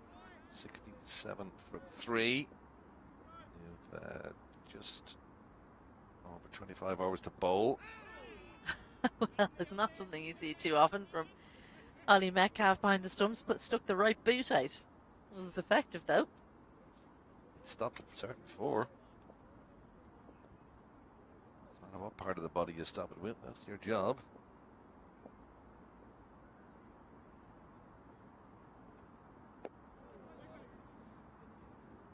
Kruger started well here. Such an example of horses for courses, isn't it? The 3 left-arm spinners were the ones that were thought of when there were right-handers in, but 2 left-handers, and you've got your off-spinner on. Skies are lightning overhead. And not a threat of lightning, but lightning. Lightening. Lightening. Yes. There's 3 syllables, lightening. Yes, not lightning. Lightening overhead, which is good. Brightening. How about Brightening that? overhead. There's specks of blue coming in from Belfast End, which is great. Let's hope they bring a little bit more sunshine, a little bit more warmth. We were up here on Sunday for an Evoke Super Series match, and at one point Ali said, "Look at those lighter clouds in the distance. That's good signs." I said, "Geez, we're not even talking about sunshine or blue sky. We're happy to see light coloured clouds." The Irish summer, eh? That's the end of the over. Thanks to Isabel Joyce for the moment. I'm going to stay on for the next few overs and be joined once again in the commentator box by James Cameron Dow. 67 for 3. End of 18. 43 overs to be bowled in this IP50 game. Second match for both of these teams, both having won their opening games, the Knights and Munster, beating Leinster and the Northwest Warriors. James, welcome back to the commentary box. How do you think the Knights should go from here? 220 is something we were talking about that we'd be quite happy with. Thanks, John. Yeah, I think 220 is probably a pretty good score. I think it's a very good move from the Munster Reds there to get Brandon Kruger on, and looks like young Harry Dyer coming on from this end with the 2 left-handers. Try to get the ball going away from the bat. I'm going to try sneak a few overs here from the 2 off-spinners. Try to give themselves a few more options at the back end, which I think is a great opportunity for them. Good captaincy, definitely. So, yeah, I think we've seen it's not really a deck that you get yourself in on. Obviously, Ali Coleman mentioned that this morning. Jake Egan said even yesterday when he got 70 plus, he still never felt like he was in. I think they've just got to be patient. They've got to be proactive. They've got to keep accumulating as many as they can. Accept the fact that it's not going to be a wicket where you can just hit sweepers and hit boundaries. They've just got to take every run that's on offer, don't they? Tired to bowl immediately on the money. A few half-hearted appeals out there for LB. I think Harry Dyer will be a handful on this wicket. He has the ability to get the odd one to spin, odd one to skid on, and I think that suits this wicket to a T. Definitely offer a few challenges for the Knights as Sam Topping just knocks that one down the ground. He gets through his overs very quickly, doesn't he, Dyer? He does indeed. It's rather like Andy McBride. Blink and you miss it. indeed straight back to his mark, looking up, ready to go. Just a couple steps in he goes, and off he does his business. Yeah, anxious to get on with it, even though the batsman's taking guard at that city end for the first time. Callets, he's on 1. flatter delivery, faster, fired in at the stumps. I think that's exactly where Dyer will be a difficult challenge here for the two left-handers. He's got that one, and he just has the one that actually grips and turns. It's slightly slower, but he'll certainly be mixing the pace up here. It's the outside edge. Played all around that. Lovely ball. Very good start by the young off-spinner. Looking more than comfortable here. Only conceded one run in the last 10 deliveries. Previous Kruger was a maiden. This one though was tapped down the ground for 4. Nice shot, great timing. Through the covers for 4. Welcome boundary. Yeah, indeed. That's a very good shot by Ben Cullett's, just going with the spin through extra cover, slightly over pitched by Dyer. Just doesn't try to overhit it, just places it into that gap between extra cover and mid-off. And I'm sure Ben Cullett's also, as all batters do, will really relish the opportunity to get a bit of momentum and get that boundary away. Even though we had the rain yesterday, it still feels quick enough. That went fizzing to the boundary. All about timing. End of the over. It's 72 for 3 now at the end of 19. Asked to bat the Knights. Toppings on 28. Callets on 5. If you're just joining us, the one change for the Munster Reds today, they went with the spinner Mike Frost. Has paid dividends so far. He's got 2 of the 3 wickets to fall. He replaced the seamer Khan. And the one change is an enforced change because of injury to Jake Egan, top scored yesterday in the IP50 game in that abandoned match. He's got a hamstring problem, and Sam Topping has come in his stead, and he will actually take over the wicketkeeping gloves as well today. You mentioned Mike Frost getting the 2 wickets there. What a delivery to Cade Carmichael. Looked like there wasn't a massive amount that he could have done about that. He was looking very threatening with Frost. Cooper to continue then from the city end. As you mentioned, James, is a case of taking the runs when they come now. This is not going to be easy, as Egan said to us yesterday. He just never felt he was in, even though he got 74 runs. And we kept a bit low. Yeah, John, you're 100% right there. And I think you look at the dismissal of Morgan Topping, and just every time they try and hit a sweeper, it just looks like it does something. That's out. And the spinners are doing the job here. Frost has got a couple, McCarthy at the top. And now Kruger joins the party. And Topping, the man they wanted, gone for 28. 72 for 4. It's a big wicket, that one, for Brandon Kruger.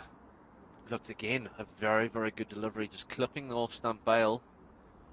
As we take a look at it, Sam Topping probably not really going forward or back there. Slightly stuck in the crease. Little push forward, little push back. But a great delivery nonetheless. And as you say there, the Knights under a bit of pressure here. They need to be trying to think about 220-ish. I think that's probably... It's a long way off now, 220, isn't it? It is indeed. It is indeed. But I think that's where they need to set their target. If they look for anything more than that, they could get themselves into a spot of bother here. Just got to keep trying to rotate the strike, trying to keep the scoreboard ticking. I think the right-hand, left-hand combination might also help with that, as Ruan Pretorius walks out to bat at number 6 here.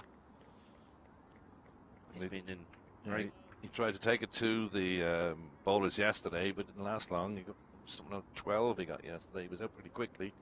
But he's an aggressive batter, isn't he? He's not going to hang around. Yeah, he's been in good form also recently. I think that's sometimes plays to your disadvantage when you try and go too aggressively, as we spoke about yesterday. But yeah, an aggressive batter in good nick, and I think as I say, the right-hand, left-hand combination possibly caused Josh Manley to make a change at either end, get one of his left-arm spinners back in here. Although these two looking like they're going pretty well at the moment, so it'll be interesting to see what Captain Manley does in the next couple overs. That's gone down a leg. I don't think he's going to get that, but interesting. But Pretorius come in, they've dispensed with the slip immediately. I know how well he's been hitting the ball this summer.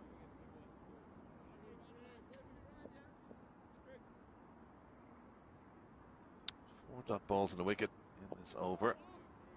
Pretorius nudges that into the leg side for a single to get off the mark.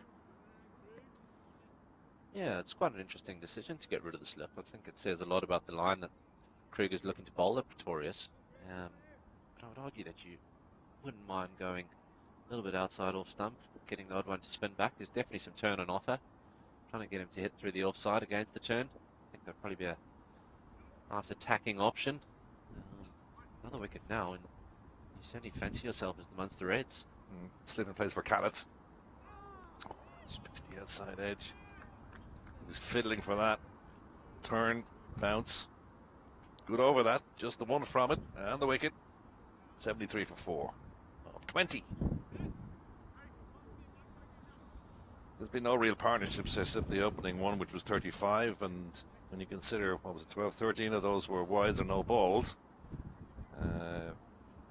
The 14 partnership for the second wicket.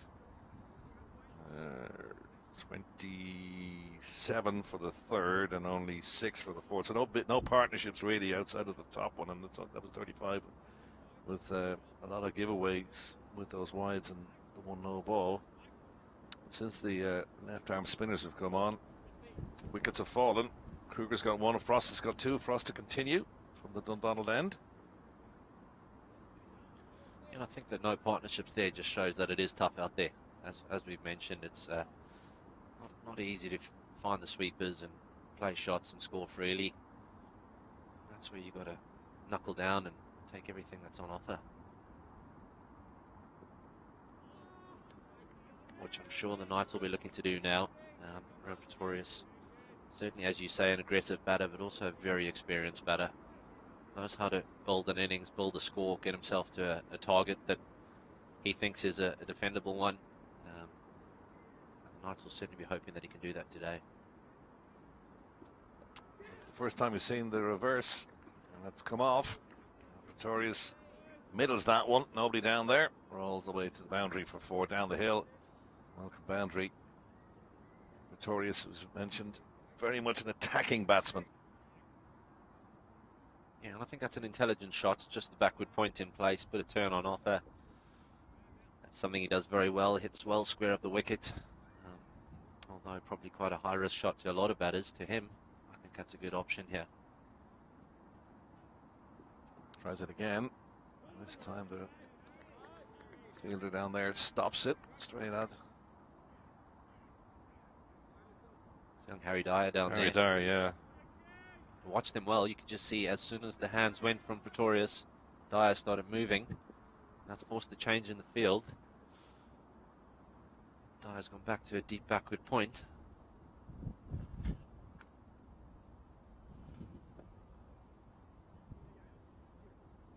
think Graham Pretorius fairly possibly missed out there.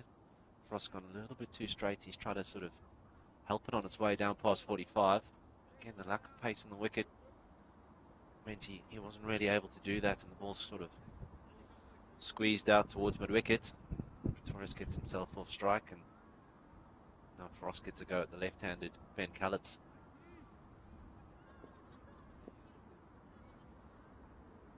Frost was taken out of the attack after Sam Topping got a couple boundaries away.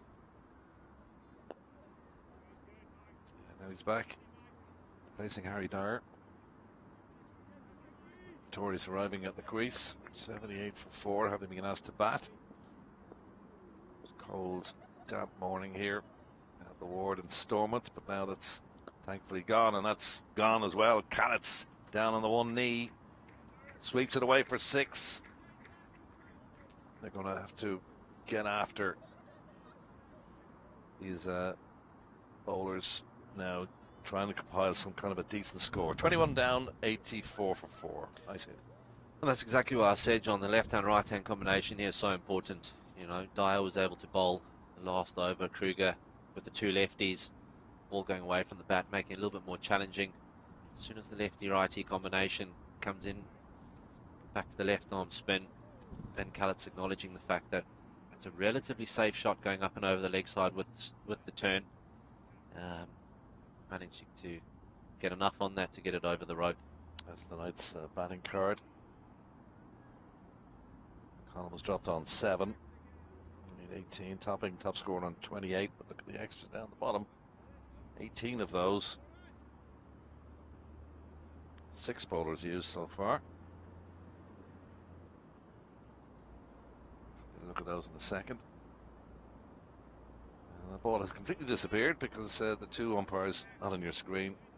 Or one of the umpires over to the 3rd. Get a new ball, please. It'll be interesting. I mean, we've seen only 6 balls from around Pretorius. We've seen 2 reverse sweeps and a sort of. Sorry, just pointing something out here. The scoreboard has Dyer bowled that last over. It wasn't. It was Frost. So something needs to be changed too. And, hopefully get that changed for you as well. But anyways, Kruger bowling now at the far end.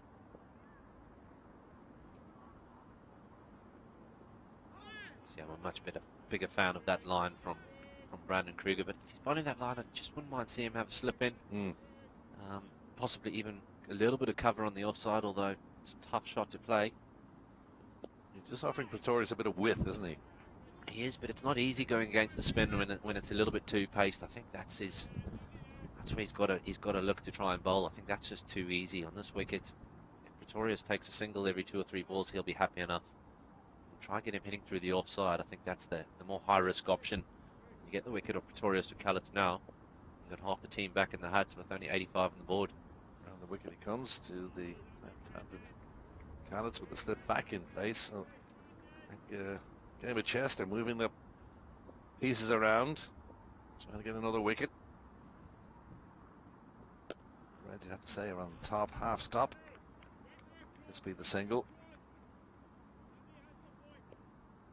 Yeah, it's a good hand at extra cover. Is that Jordan Neal at extra cover, I think? Jack Dixon. Jack Dixon at extra cover, good hander.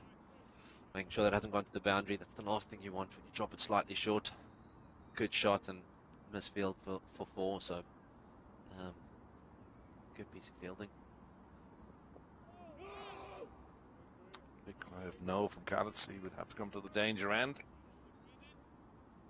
That wraps up that good over from Kruger, just the 2 from it. He started well. 86 for 4 now at the end of 22. 43 to be bowled. 2 batsmen come together to decide what they're going to do for the next while. Callets and Pretorius, if the Knights can keep these 2 together for the next, I don't know, 10, 12 overs or something, try and build something for the remaining batters. We talked about 220, which would be a very good score from this point, I think. Yeah, I think so, definitely. And although the Knights have a couple batters that are certainly capable coming in lower down the order, it's probably going to be up to these 2 and Tyron Kuhn to really take them as deep as possible, allowing the likes of Tom Mays to come in and play a few shots. Ross continues his 5th over, and that's gone again from Callets down on the 1 knee. Down the Newtonard Road, that goes. Big 6. Last time he played a shot similar to that, the ball disappeared. 2 of the fielders are disappearing now into the hedges. Try and find a fine shot. Yeah, Callets identifying that this is definitely the matchup he fancies here. You can see him just shuffling across, making sure that it's in his hitting area and helping himself to another maximum. 2 very good shots by Ben Callets there, getting himself going. It'll be interesting to see what Mike Frost does here. Brandon Kruger has gone over to find the fielder who's gone into the bushes looking for the ball. That was a big hit. Don't think they should worry about trying to find that because the umpire and the 3rd have gone to near the pavilion to get another white ball. 2 white balls used on either end. Our umpires today, Aidan Seaver and the experienced Rowley Black. John Kennedy stood in the IP20 game yesterday.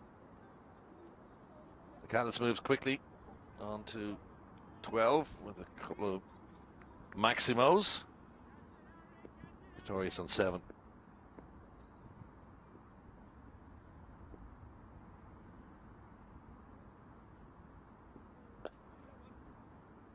There we go. We see what Frost's comeback is. It's a little bit quicker. It's a little bit wider. Trying to take that leg side boundary out of play.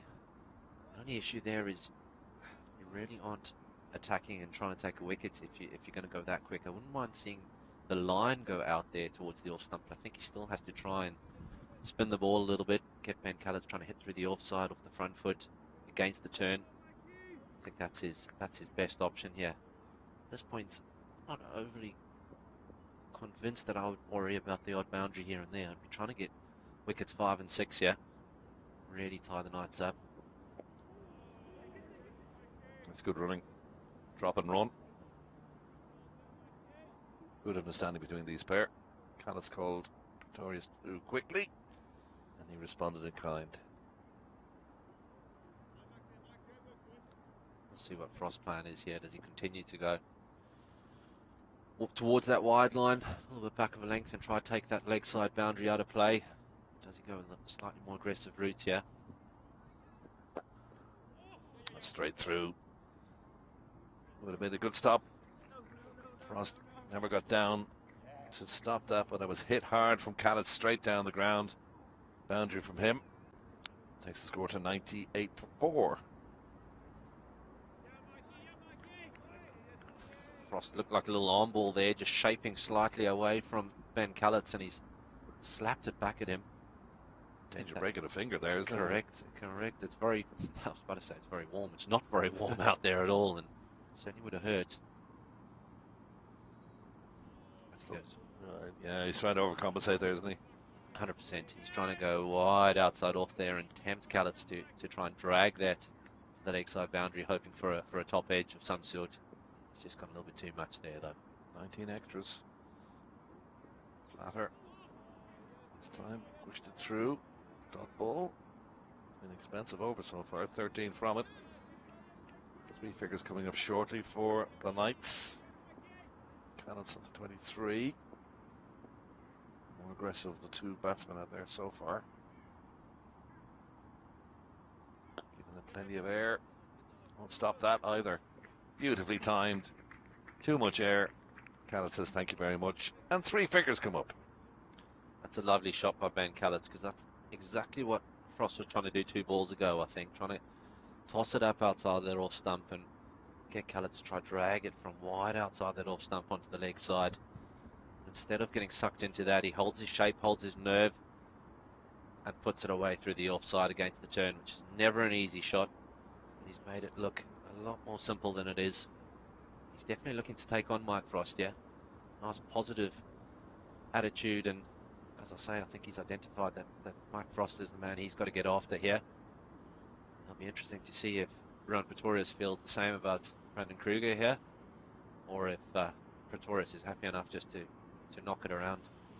Frost got off to a great start. He had a maiden and a wicket maiden, but he conceded 16 runs in that last over, so seen at the bottom of your screen there.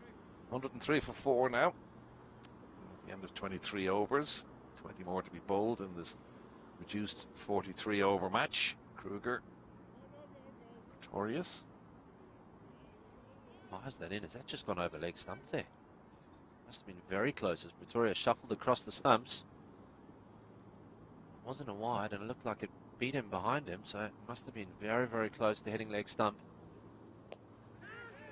Tries to catch it, but it's going to dissect the 2 fielders down there at the mid-wicket boundary. And into double figures goes Pretorius. It looks like the Knights are looking to try and counterpunch here and really put the pressure back on the Munster Reds. It'll be interesting to see where they go from here. I wouldn't be surprised if we see a reverse sweep here. Brandon Kruger having to go wide outside off stump. Rowan Pretorius still just looking to knock him into the leg side, but with the line that Kruger's bowling and the offside field all up, I think Rowan Pretorius in the back of his mind might be thinking the reverse sweep's on also. Certainly a good little period there for the Knights. Good couple overs. They came together when the score was on 72, so just a little bit of a partnership developing here between these 2. They're certainly giving Josh Manley something to think about here. It wouldn't surprise me if we see young Harry Dyer from this end replacing Mike Frost, who, as you say, started off so well but has been put under a little bit of pressure by the left-handers. I think a right arm off spin to Ben Callets might be the way to go. Irish international yourself, James. Looking forward to the World Cup. Sorry about that, John. Yes, very much so. Did I ask you the Very awkward much. question? They're 109 for 4, sorry, at the end of that. Yes, no, very much so. I think it's an exciting tournament. I love the fact that there are more teams involved, and I think Ireland have a fair shout at maybe turning over Pakistan or India and winning a couple of games that would like to think that they... Tough group, though. It is a tough group. USA will, certainly can't take them for granted. Definitely not. Neither can you take Canada for granted, and I don't think any of those teams can be taken for granted. However, I think it's got a feeling of a World Cup, though. I mean, with Yeah. the restricted 50 over, had 10, and even though we got exciting conclusions over the last while, it just felt like the elite. At least with the T20, they've gone with teams like Scotland's there, Netherlands there, Ireland's there. Of course, they're a test nation. Afghanistan, Uganda, USA, Canada. It just feels like a World Cup, doesn't it? 100%, 100%. It's a really exciting prospect. As we do see young Harry Dyer replacing Mike Frost here. I think it'll probably be a little bit of a case of Ben Callett saying, right, Ruan, I've taken Frost out the attack. This is probably not the one that I want to get after. If we're going to put Dyer under pressure, it's going to be you taking the calculated risk. So it'll be interesting to see how Pretorius goes about this. But yeah, I agree completely. It does have a World Cup feel about it. And as I say, Ireland will be looking at it and thinking there are 3 winnable games there. Let's make sure that we play to the best of our ability, leave nothing out on the field, and hope to progress to the next stage. Well, they'll get a feel of the pitch because they're playing a warm-up match against Sri Lanka. It's a brand new stadium they built in New York for the World Cup. And then they play the opening game against India on Wednesday, the 5th of June. And we've got 2 IP50 games going on the same day as well. As Ireland are playing India. And they play Canada on the 7th of June. And they move to Florida for games against USA and Pakistan on the 14th and 16th respectively. And hopefully on to the next stage. Slapped away. A little short. Didn't ever popped up really.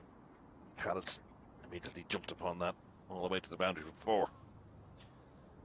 Ben Callett's definitely looking very comfortable heading towards that roadside boundary. Looking to even put Harry Dyer under pressure with the ball going away from that. That hasn't phased him too much. Not the best delivery from Dyer, and I think that's probably also Ben Callett has probably earned that through anything up to him, playing a couple slog sweeps, showing that he has more than enough power to put the ball into the Upper Newtownards Road there. And as a result, Dyer probably nervous of that, going slightly short into the wicket, and Callett's putting it away. And one of the umpire actually tapped Callett on the shoulder after the game, saying he owes 3 white balls. Callett will be hoping it's more than just 3, that's for sure. And once they disappear into the hedges on that Newtownards Road, and it'll obviously go onto the road, some of those 6s have, and that one into the bushes, never to be seen again. I'll tell you one thing I've never seen before that happens at this ground is there's an incredibly well-trained dog that runs around. I think it belongs to Peter McMorrin, who obviously has heavy involvement at Civil Service Cricket Club here at Stormont, and I think her name is Piper, I think. Little Cocker Spaniel, was it? A little Cocker Spaniel. Yeah, I saw him yesterday. Yeah. Does serious ball collections. So she'll be working overtime later as Dyer hits his length there. That's a much better length from him. That's where he's got to be. He doesn't mind Callett's going on the slog sweep against the turn here. I don't think he wants Callett's going back. Right to his marker quickly. Dyer, as you mentioned, gets to his overs in the blink of an eye. Might talk about 2 here. Yeah. That's good running. Good backing up in the end. Good cricket all round. Callett's an extra 2 to his total. In fact, it's Pretorius there. 14 now, 117 for 4. The end of that over, the 25th. 18 to go. 220's looking more likely now with these 2 at the crease. Yeah, definitely, John. Another 5 overs of these two, and I think Munster Reds will feel the pressure, that's for sure. The Northern Knights camp will certainly start breathing a little bit more easily. Both Ben Calatanra and Pretorius have made it look hard to bowl out there, as opposed to the T20 yesterday and the first 20 overs today, making it look hard to bat out there. The two of them have been very impressive so far, and will no doubt continue trying to do that for as long as they can.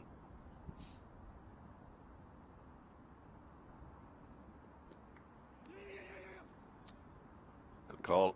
Ooh, and a dive in the end. Testing the arm of Ali Frost. Callets took off immediately and got to the far end with a good dive. Did indeed, and again, I think that's just good cricket. As we said when I started here, everything on offer, you've got to take it, and the left-hand, right-hand combination makes it so difficult for spinners to settle in. And the more singles you take, the more strike you rotate, the harder that becomes.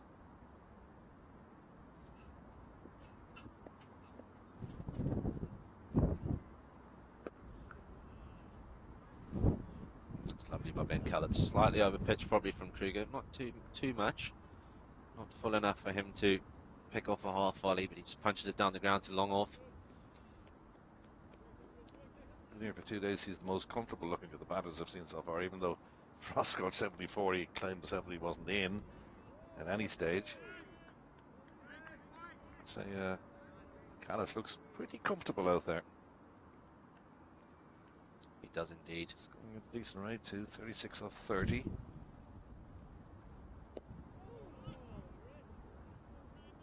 That's where Kruger's just tempting around Pretorius out towards that offside wide line. I think that's where he'll continue to bowl. As Pretorius still manages to get himself across and knock it into forward square leg for one. I think he'll be happy enough. As I say, just knocking as many balls for one as possible, especially while his partner's going so well. Although he's not doing too badly himself with that strike rate around Pretorius. Oh, it's close. He chopped it onto his own stumps there, actually, Callett. And that ends that over. Not a bad one in terms of runs. Just a 3 from Kruger. That last over, we've 26 down of the 43 to be bowled, and 120 for 4 now. The Northern Knights haven't been asked to bat. Been a very good spell from Brandon Kruger here. Just unfortunately for the Munster Reds, they haven't found someone from the other end that's able to offer him any support. He's been going at just over 2 runs and over, but they've been leaking boundaries from the other side, and that results in another change being made here, and we see Liam McCarthy coming back into the attack, which I don't think the Munster Reds would have ideally done at this point just yet. I think McCarthy, having bowled 5 in his first spell, probably would have wanted to bowl all 4 of his, not necessarily at the back end, but towards the back end, probably at least 2 at the very back. But I think this is a good change. I think this is a good change because, as we saw in his last over, he was just getting himself a bit of rhythm, and there was definitely still a little bit of something in it for the seamers. Well, James McCollum with an absolute beauty, just nipping back between bat and pad, clipping the top of the bails. And he'll certainly be saying to himself, and his captain will be saying to him, if you get a couple of those in the right area, there's no reason why we can't have the Knights 5 or 6 down here. So I think it's a good change, but one that's probably been forced through good batting by the Northern Knights up until this point.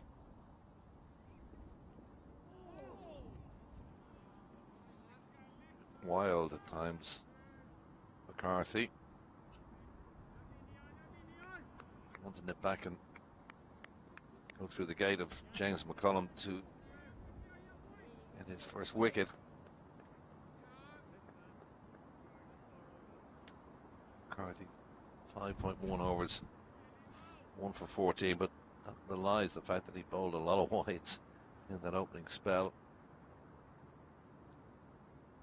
120 for 4 now. We're in the 27th.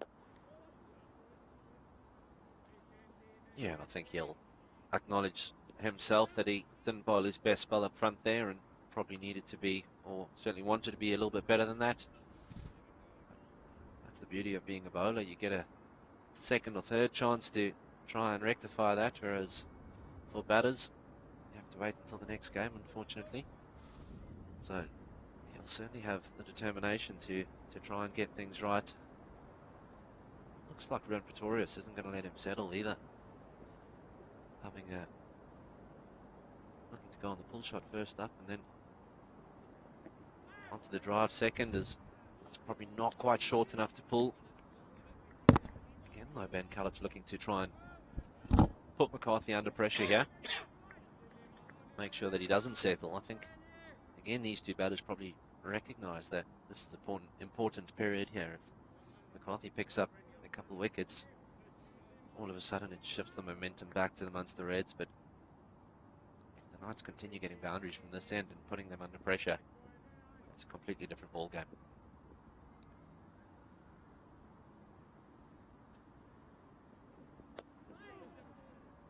Fired it in his legs and manages to dig that out. On through for the single with the reduced overs. 9 can be bowled as the maximum. They've used 6 bowlers so far. Strictly, if you're using just the 5, it would be 9 3 bowlers and 2 8s. Dynamic has changed, obviously, with the 6th bowler being used.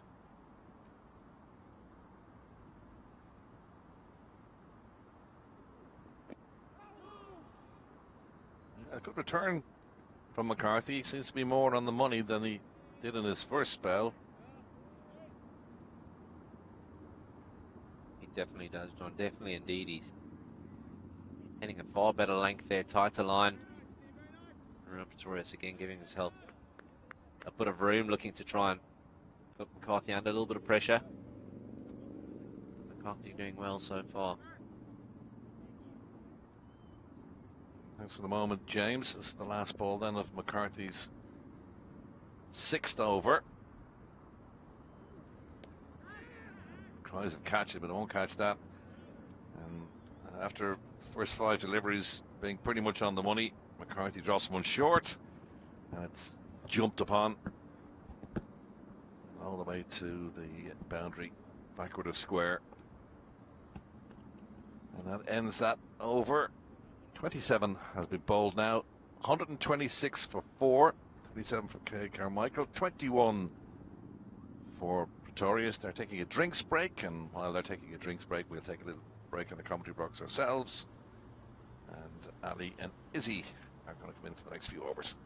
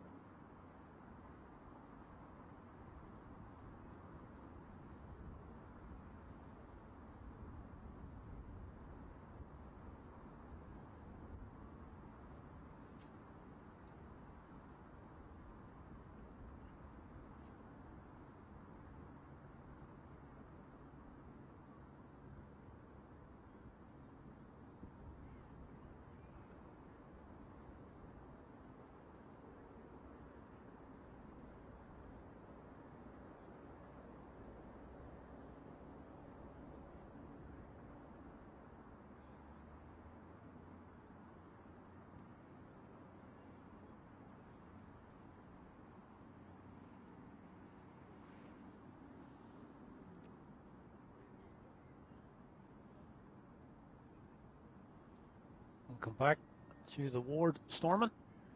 Second drinks break there after 27 overs. A reminder, we have a shortened game here today, 43 overs per side, so 16 overs left in this night's innings. The current score 126 for 4. As you see on screen there, your not-out batters, Ben Callett's being very aggressive here. He's on 37 from 33. Rian Pretorius 21 from 23. Beside me once again, Isabel Joyce. Wrapped up well, is he? Pretty cool here. I think it's getting a little bit warmer. Here's hoping. We'll see for how long. It's been slow going out there in the middle because what I mean by that is the over rate. Incredibly slow at the beginning of the game. So they need to do some catching up here, Munster Reds. Yeah, we've been talking a little bit off air before we came back on here, and just trying to do a little bit of calculation that they got to be finished here by just after 3 o'clock. There's still 16 overs to go. It really has been quite slow. The number of wides hasn't helped. Lots of spinners in action as well. So I thought maybe they'd have caught up a little bit, but well, the first drinks break was after 12 overs, which were predominantly the two seamers that have been used, which is Liam McCarthy and Josh Manley.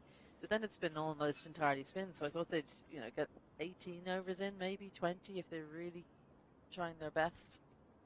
I'm surprised that it was only 15 in that second stint. We have exactly 15 to get done, and they've only got half an hour to do it, so I don't think that we're going to be finishing on time. It's not like there have been a huge number of runs scored either. That there have been a few lost balls, so that definitely adds some time, but you'd imagine they should have been a lot quicker. So Brandon Kruger, he's been good in his spell so far. In his 6th over, 1 for 13.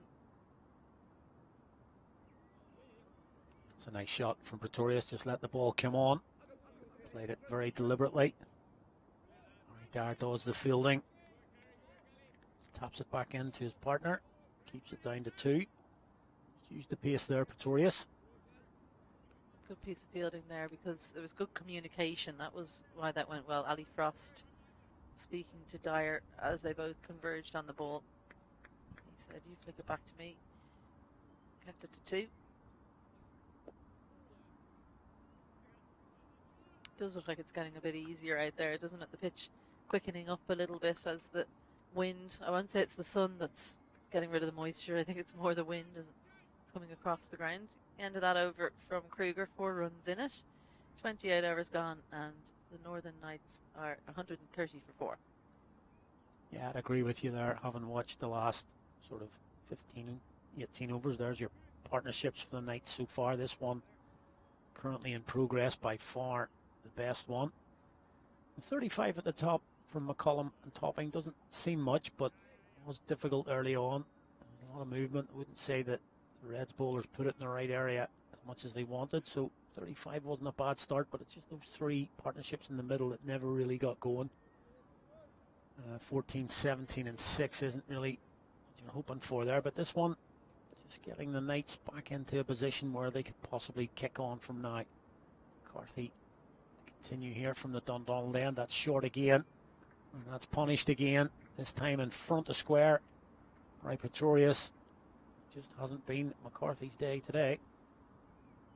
Yeah, far too short. He angles it in to the right-hander as well. He picked up this length so quickly, Pretorius. Good balance on the back foot, swivels round and dispatches that with ease. Yeah, the funny thing is, he hasn't bowled well today. I'm sure he would admit that himself later on. He hasn't put the ball in his ready, but he bowled the ball of the day that got rid of McCullum. It was just almost perfect, and just did a little bit of shape back in and nip back off the seam, and that kind of makes it even worse. That's the kind of thing that he's capable of, and just hasn't done it regularly enough today.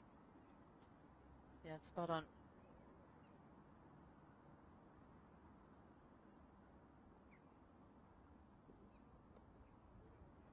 Well, you talk about that opening partnership that we saw, where it was battling performance really from especially Sam topping early on.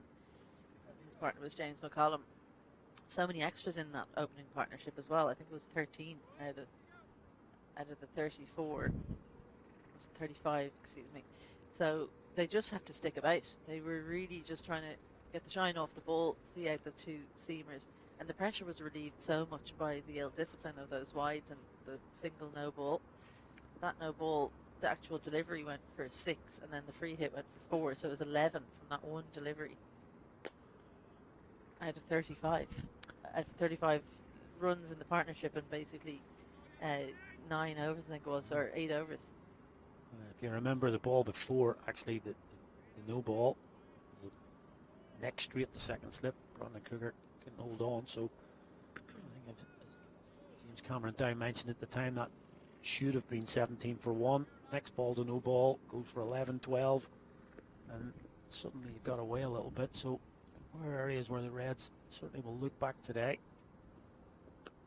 I think they could have done a little bit better in that opening spell. Great running that. Ben Khalid's just let the ball hit the bat and immediately set off for the single. Good communication. So just showing he has a bit of touch as well as the power that we've predominantly seen today. Really like that. Really like, we mentioned it in that early partnership as well. There was the extras, as you've mentioned, Izzy, but there wasn't really many singles taken between the two. They didn't really turn over the... I suppose in a way, if you're getting free runs with the extras, you don't want to do that as well, but certainly it would have benefited. These two look to be running quite well together. Missed out there to Pretorius, straying down leg side. All he can do is get a bit of glove on it, so just the single. In fact, it was a leg by, so he hasn't even got glove on it. Didn't catch up with it, unfortunately. Just hit him on the thigh pad, I think, and he will be a little bit annoyed about that. Space out there. Fine leg and square leg are out when he's facing, but there's a big gap between them. Would have been eyeing that up.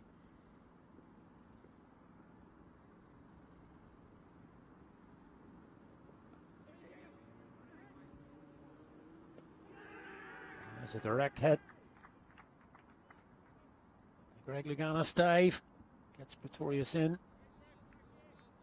Just looking at, you can see where he's a mile back there at squirrel leg. It was a tight run straight to point pretty much, but he's backing up really well. Pretorius, the dive comes in, and it was a good throw, but I think the backing up saved him there. So no wicket in that over, as we had a collective breath in as we waited to see was Aidan Seaver going to raise the finger. He didn't, so 8 runs in that over, 7 off the bat. After 29, the Northern Knights 138 for 4. Yeah, there's a bit of a look across from Pretorius to find Aidan Seaver. He was trying to find him as much as we were to see what the decision was. It went in his favour. That's one of the things about left-right hand combinations, isn't it? You're kind of trying to remember which side the umpire Where is is on. the umpire?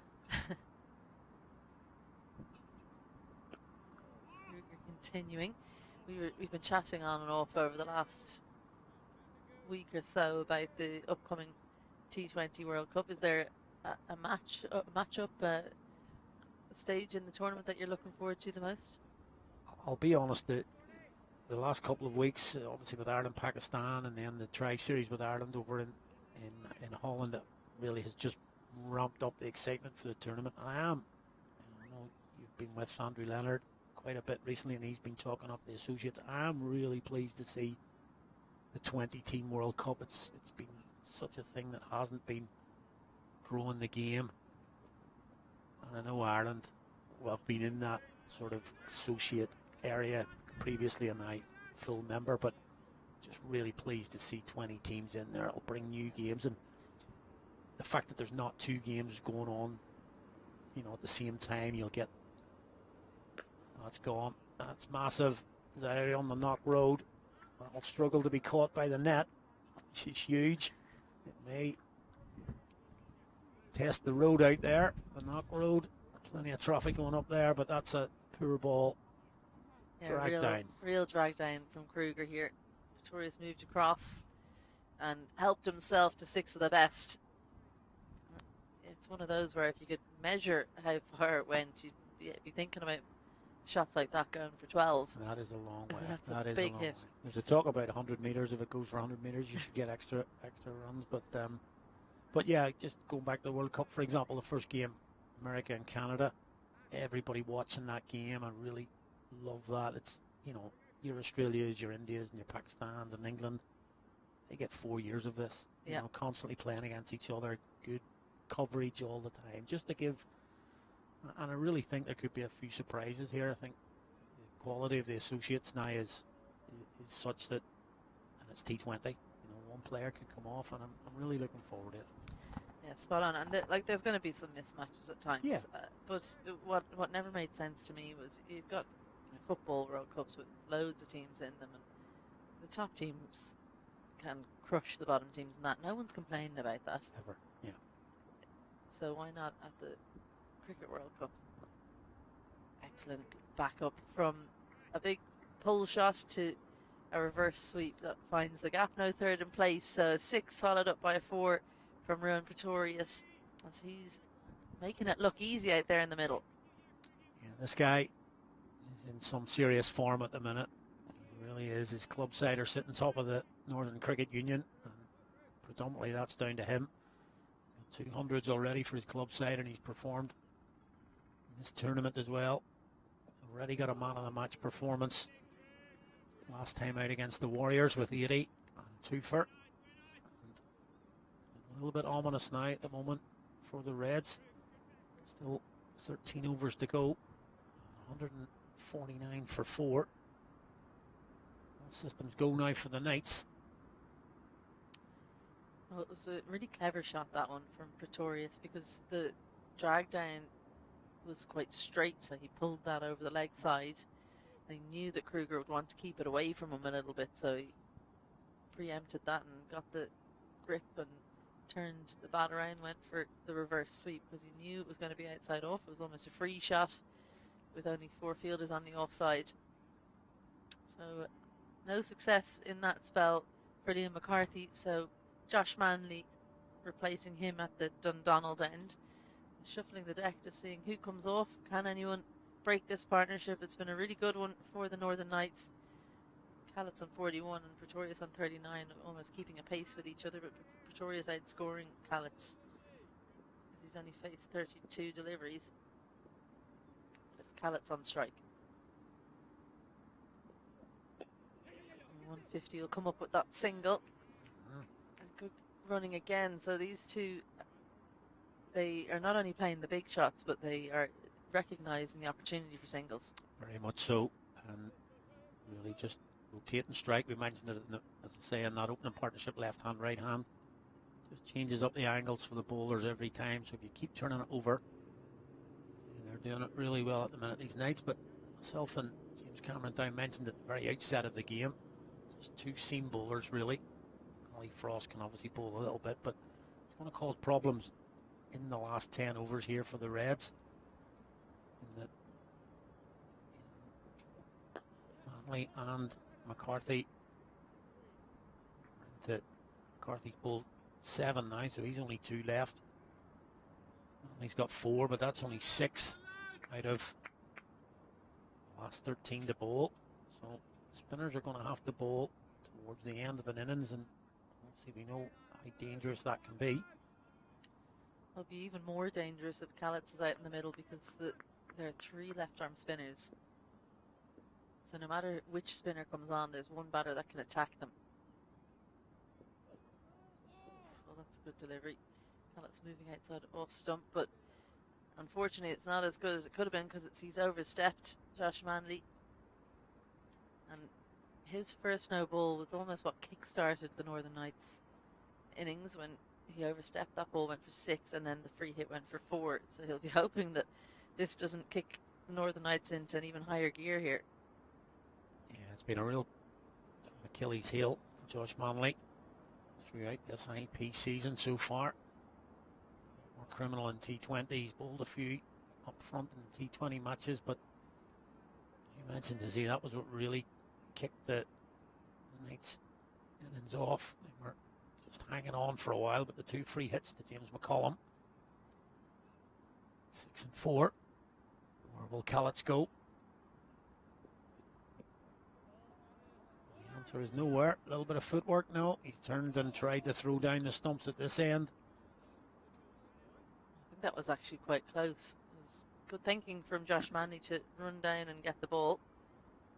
Maybe Ollie Metcalf would have been better placed to do the job, but have a look here. It hits the leg of Callets, and he's looking around for a while rather than just listening to the call from Pretorius.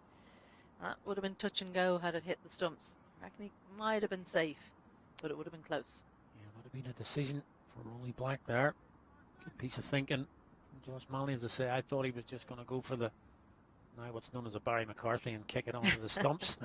Barry McCarthy can't claim that. Well, he's been talking about that since he did it recently. I'm being a little bit facetious there. But yeah, he did the right thing. I thought he was going to try and kick down the stumps at the striker's end, but decided to maybe notice that Callets hadn't got off the mark as quickly as he might have done. Either way, missed the stumps and they got through. It was a bit of a result anyway for the Reds because it was a free hit and didn't really cost them that much. He's followed up with a dot ball.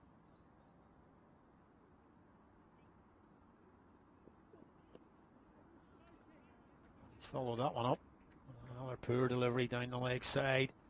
Torres has caught up with that one this time. Got it into the gap on the leg side for yet another boundary. 2 straight this from Josh Manley onto the hip of Pretorius. He's timing it so nicely today. And again, it's just his feet don't move too much. It's the transfer of weight from the back foot to the front foot and whipped it around the corner. Bringing that bottom hand through with some pace. No chance for the fielder in the deep.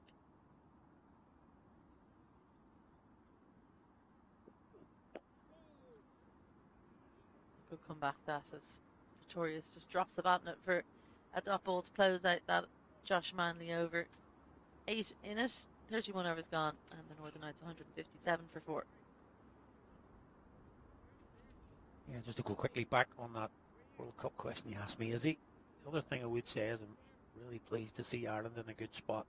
You know, just a very settled unit at the minute going into a tournament. I know everybody talks about going into a tournament, but Ireland really on a good projection at the minute.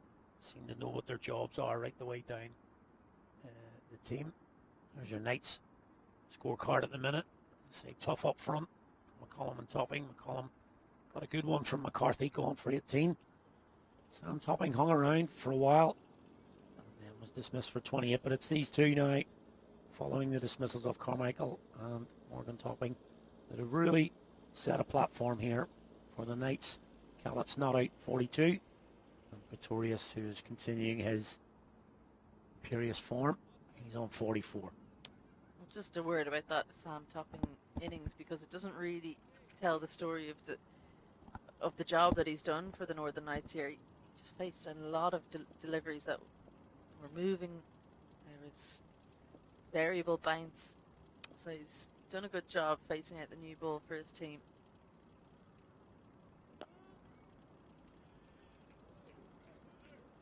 That has been deposited by Ben Callets. Straight away, Mike Frost back into the attack.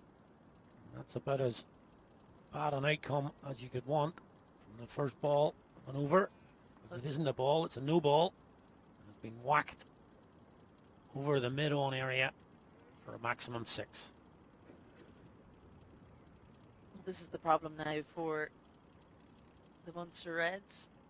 They have to bring on the left arm spinner, and Ben Callets, well, he enjoys facing left arm spin. It's probably an understatement. Can play down the ground nicely to the spinners, but also has a very good slog sweep. So this is a dangerous time in the game for the Munster Reds as the Northern Knights. They've got 2 really set batters who are striking the ball nicely. Callets 2 away from his half century. So that opening pair of James McCollum and Sam Topping, they've put in the hard yard so that these two can bat this way, and take on the bowlers. And because it's a left-right-hand combination, there's really no bowling change that Captain Josh Manley can make that's going to tie them down. That's exactly it. And we talked about it at the very outset, the lineup that's been selected by the Reds. You can understand it a little bit because we watched yesterday. The ball was turning quite prodigiously, certainly from the Dundonald end, but just going in with the two recognised seamers caused problems at the death here. That's short, and that has been deposited well over the boundary. That's gone 20 yards over that longer boundary, and that is taking Ben Callets through to a half century from 47 deliveries. He goes to 54, and you can see there his strike rate 114 with 4 4s and now 4 6s. It's a handsome looking shot, real drag down from Mike Frost. That's exactly the kind of delivery you want when you're closing in on a milestone, because otherwise you can get a little bit scratchy in and around your 50 or your 100 mark. But he's got a half tracker that he backed himself to lift over the leg side fielders. 2 fielders, 3 fielders in the deep on the leg side, but none of them had any chance there. Wow, that's a good comeback finally after 2 back-to-back maximums. Pushes Callets onto the back foot when probably he should have come forward, and causes a bit of trouble. Crazy to think that Mike Frost figures 254. He bowled 2 maidens to start out that spell. So in 4.2 overs, he's gone for 54. That's in the gap as well. Bit of work to do for Carson McCulloch, and he can't do it. Another boundary for Callets. He's going through the gears here now. That's an excellent shot, because that wasn't that short from Mike Frost. He adds a bit of pace here, and it's outside off stump, but Callets gets into the shot nicely. Good power as well to bisect the fielders in the deep. I think that was a chance. Going by Josh Manley's body language there. That was an opportunity for Mike Frost on the return. Get a look at it here. Much more floated delivery. He just looked up, didn't he? I'm not sure it was whether it was in the air. He's just frustrated that he gave away the single.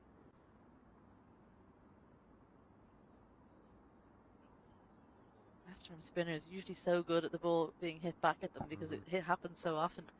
So real frustration for Munster Reds as the wheels falling off a little bit here.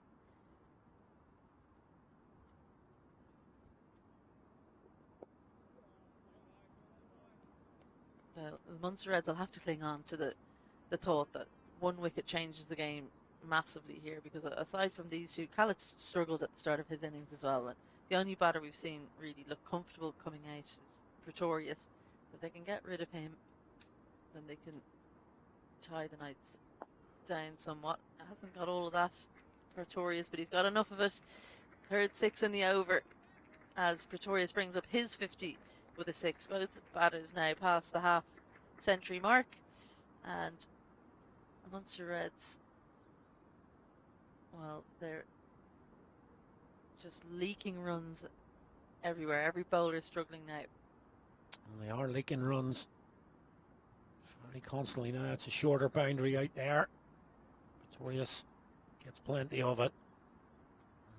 And really, his partnership is beginning to take this away a little bit from the Reds. We worried about the spinners having to come on towards the end of the innings. Plenty of boundaries not over. And that 6 from Pretorius also brought up the 100 partnership between these two. There you can see it on screen. Well, just on screen there. So 100 between these two. And that was the half century for Ben Callets. Never nice as a bowler to have 2 players pass a milestone in your over. Josh Manley now round the wicket at Ben Callets. Well, 109 run partnership that turns into 110 now between these two.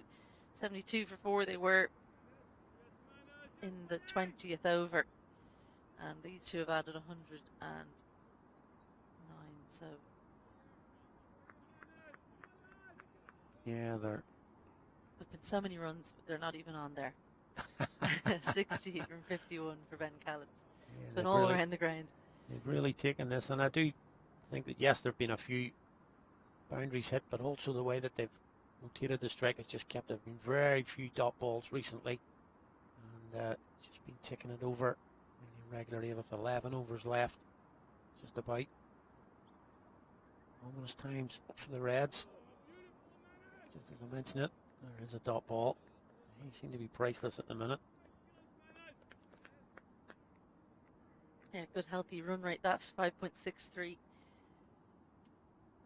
Munster Reds will have the best of the batting for their innings because the pitches, it does seem like it's drying up, it's quickening up somewhat as the day goes on. Really good point you made about run rate in the first 10 overs was only in the region of 2.83, but those were the hard yards.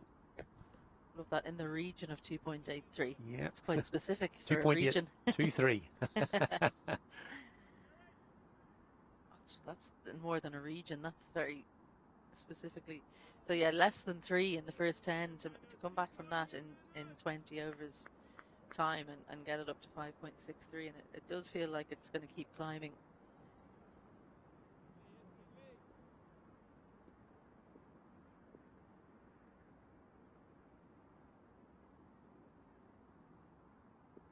And they just full on that occasion. They'll take on the fielder in mid-on there, Liam McCarthy. These two, impressive with the way they're taking those singles, even though they are hitting the boundaries with great regularity. Yeah, that's what's impressed me as well about the partnership. Just looking at Ben Callets, it's a little bit of an anomaly here. His club side Muckamore, he's had a little lean time with them so far, and his highest score this season was for the Munster Reds. That's cracked into the offside, and that is about as good a shot as you're likely to see. Just up on his toes, and has absolutely pinged that through the covers. That's a man in form. Complete disdain with this shot. Have a look at his feet. They don't move. Again, just the weight goes onto the back foot, and then he trusts his hands to get him through the shot. Sat up a little bit from Josh Manley, so that's an indication the pitch maybe still pretty slow. You can't go too short on it because the ball sits up. When you can go too short, you'll just go the distance. Yeah, it'll go ahead. You'll get hit. So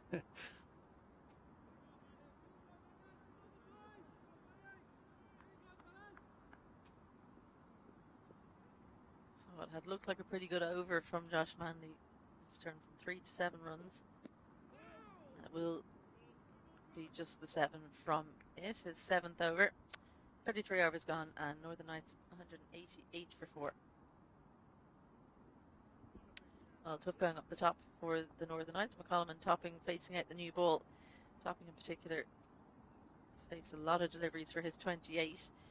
Carmichael and the other Topping, Morgan Topping, short stays at the crease. And Callets and Pretorius have been doing a fantastic job since then. Callets first of all with Topping, and now with Ruan Pretorius. So a good looking 188 so far, with plenty of time left in the innings. 116 this partnership is worth after a battling 35 from McCollum and Sam Topping.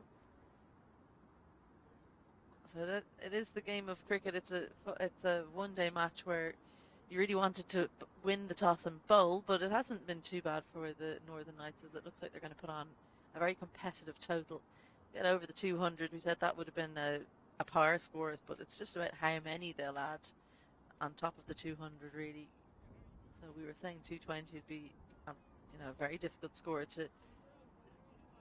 to chase for the Munster Reds, but they'll probably be looking north of 240 at this point. I think so. Just given the evidence of what we saw yesterday in terms of the wicket, and you would have thought that today wouldn't have got that much better, and certainly early on it did look still tough. But as we've mentioned a few times now, the Reds not really hitting their straps in that opening partnership in between Manley and McCarthy. Didn't really put enough balls in the right areas. And a little bit of patience from the Knights, and despite losing those 2 wickets in the middle order, these two have put on, as you've mentioned, 116. Damgard has been asked to take up the mantle. He'll bowl a little bit flatter, I would think, even though he's coming from the guts of 8 feet when he's bowling. A tall man. 10 overs to go. 9.5 to be precise now. Damgard's going to look to bowl a little bit flatter here now. Callets has been looking to go straight down the ground. Yeah, most of the bowlers have gone the distance, but he's just gone for the 10 in his 3 overs. So if he can find a way to stop them scoring, then he's got another 6 overs he could bowl. Well, in fact, he can't bowl 6 overs because there's only 5 from one end. So he'll definitely be one of the bowlers that bowls only 8 if he does bowl his full complement. If you are just joining us, it's a reduced game. There was moisture on the pitch earlier. Well, on the square, I should say, not on the playing surface. Not the 22 yards, but 43 over game. And the Munster Reds, having won the toss, elected to bowl. They restricted it to the Northern Knights early on. Northern Knights 40 for 1 in the first 10 overs, but since then, after a few wickets in the middle overs, or in the middle of the order, I should say, for the Northern Knights, Callets and Pretorius have come out into the middle, and they've been doing a fantastic job for the Northern Knights. A little break and play. Pretorius gets his helmet sorted again. Damgard comes in now. A little bit agricultural that time from Pretorius, as I say, just that sort of trajectory now from Damgard. He's keeping it quite flat. Much bigger pace than Mike Frost. You can see Callets in the last delivery there. Although he was back in the same position, couldn't get enough purchase on it. Just bowling a little bit quicker here, Damgard. Could be out. It's a bump ball. My apologies. My apologies. I thought that was hit straight back to Damgard. It is difficult with this camera angle behind the batter, so you're forgiven. Thank Ali. you. Social media might not be just as forgiving. I'm just glad you were the one talking at the time. Save me. A good over from Damgard, 2 from it. And after 34, the Northern Knights are 190 for 4. There's Callets is 62, predominantly through the leg side, but go through the offside as well. And when it's up, it's gone straight. So really, you don't need any fielders behind the bat, it looks. They're quite different to Pretorius there. Yeah, Pretorius much stronger on the square. Boundaries behind square where they've bowled a little bit short to him with the quicker bowlers. 2 big 6s from the spinners. He's been a lot more towards the square boundaries, but Callets getting down the ground. And this is the issue that we talked about for the Reds. They've had to turn to Jordan Neal now. He's going to come on as an off spinner in the 35th over. Not a normal sort of plan, you would think, but Jordan Neal, who's playing at this ground now in his club career, Civil Service North of Ireland, CSNI, and he actually bowls up front for CSNI in the T20s, so there'll be pressure on that as well, but there'll be pressure on now. He bowls off spin, but sort of gets it through quite quickly, similar to Damgard. Well, it's good change in bowling then, because I think he's going to come around the wicket, so if he can try and bowl at the hip of Pretorius, or maybe push it across him and set a field for the ball to be hit into the offside. Yeah, I think that's going to be the plan here. The offside's been bolstered here. Yeah, point on the boundary, 2 covers saving one and a third as well, just to take away that reverse sweep that we know Pretorius has. Well, he's launched into the deep dam guard. He's tall, but he's not that tall. Almost managed to be the golden arm there. Did Jordan Neal, but just about had the legs from Pretorius. Yeah, when he hit that, I thought that was out all the way, because Damgard, obviously, with his height, I thought he was going to be able to get across there, but just enough on it from Pretorius. That's in a very similar area, not a problem this time, but this is backfiring on the Reds here. Yeah, not easy for Neil. Much cleaner strike this one. Again, have a look at these feet from Ruan Pretorius. He doesn't really move them. Moves before the ball is bowled, but then here it's just the wrists on point of contact. Kind of somewhat like Maxwell, who plays for Australia. Those whippy wrists at the point of contact really gives them some extra distance. So Josh Manny just having a chat to Jordan Neal. Maybe thinking, push it outside off, take those arms away from him. It's in the air, but it's going to fall short. Yeah, I watched Pretorius on Saturday, his club side Woodville, and he does exactly that. He stands very, very still at the crease, doesn't go towards the ball too much, especially when he's in power hitting mode. He uses that depth of the crease and just lets the ball come to him, and was hitting straight down the ground. I know we've said he's hit predominantly square so far in this innings, but with the spinner there, anything a little bit short, he uses those hands to go straight down the ground, and he's hit 2 big sixes there already. Yeah, and that's why I think Jordan Neal, the line that he's bowling is strange, because Pretorius was actually moving further outside leg stump, so why not try and bowl out by the wide line? See if he can even reach it there. Yeah, if you bowl a wide, you bowl a wide, but you've got 5 fielders on the offside. You've set the field for that delivery, that pace across the right-hander. Yeah, he kind of followed him into his arc a little bit, whereas pre-over we thought, well, there's 5. You've put 5 on the offside. You're obviously going to bowl around the wicket and push it across the right-hander, but kind of just bowled it into his arc a little bit.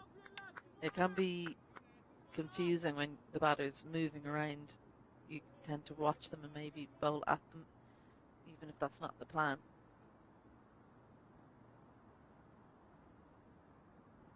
A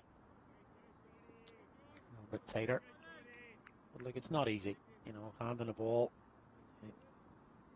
Lad and his not even 20 yet, saying coming on in the 35th over here, these two set. Well, that's not a great piece of fielding there. McCarthy was well struck, but it should have been stopped, but it's gone to the boundary, and that over for Jordan Neal has gone for 18. That has taken the Knights now, with 8 overs to go, on to 208 for 4. And this is looking like a pretty decent score for the Northern Knights. 59 added in the last 5 overs. Have a look at those skyscrapers as Annie McCalmont takes a break. I welcome back alongside John Kenny. So not too many runs scored early on, and then just after the 10th over, that was when Mike Frost came on and bowled 2 maidens up front. He's certainly gone the distance since then. He's bowled 4 overs for 54 in that spell, 2 maidens, and then he's gone for his half century in the next 4. And one of those is a wicket maiden too. Absolutely. Damgard, though, has come on for his 4th over in the previous from the City end, and he's only gone for 2. So they'll be hoping he can do more of the same after an expensive over from Jordan Neal. Went for 18. We entered the last 8 overs of this innings. Yeah, it could be hit out of the attack, I think, with that last over. The 7th bowler used. We had said earlier on that 220 would be a good score, but they're going to go way beyond that. 8, 7 and a bit overs to go. Well, the run rate is 5.91, but the run rate in the last 15, 20 overs is well above that. Yeah, they lashed upon the bad balls really well. Used that shorter mid-wicket boundary as well to really good effect, these two. They came together with a score on 72. The 4th wicket went down, it's 209. for 4 now. And again, as I say, that mid-wicket boundary is the one that's getting all the balls down there. That's gone another big steepling 6 out onto the Newton Yards Road. They're finding a few balls down there, actually, but not the balls they're looking for. It's been peppered, that boundary, and unfortunately no hoarding on the sideline either to save a few balls. But what's been impressive is that these two have chosen their bowlers. They've picked their matchups. So not both of them attacking a particular bowler. If it's the left arm spinner, then Pretorius will hit them. If it's the right arm spinner, then it's generally Callets. They've always got one person out of the two that has a good matchup, in particular with the spinners. And usually the third umpire doesn't have much to do, but today he has. Bringing on new balls, please, every couple of overs, it seems. Damgard going for the maximum there. 215 for 4. That's in the air, straight down the ground. Stand and deliver that one. Straight over the top of the side screen, another maximum. Well, they'll look and see if they can find this, but it's gone over the side screen, so it might be another journey out to the middle for our third umpire.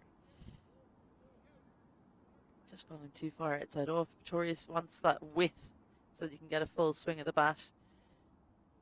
He does tend to shuffle back towards a leg just before the bowler bowls to try and give himself some room. They have found that ball. Hitting, isn't it? 50 deliveries, face 85 runs. Pretorius, couple of maximums in the last 2 deliveries, which is ruining Damgard's figures. Gareth Morrison had to take a seat again there. Was that ball was thrown back? Good, clever bowling. Just playing with the wide line there. Damgard just about manages to keep it inside.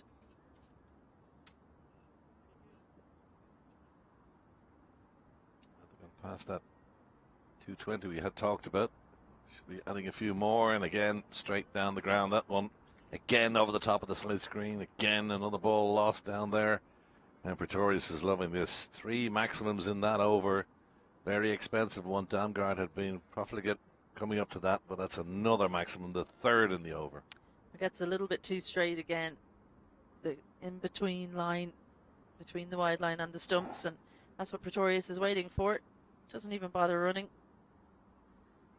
He's not only cleared the boundaries, cleared the side screen a couple of times in that over.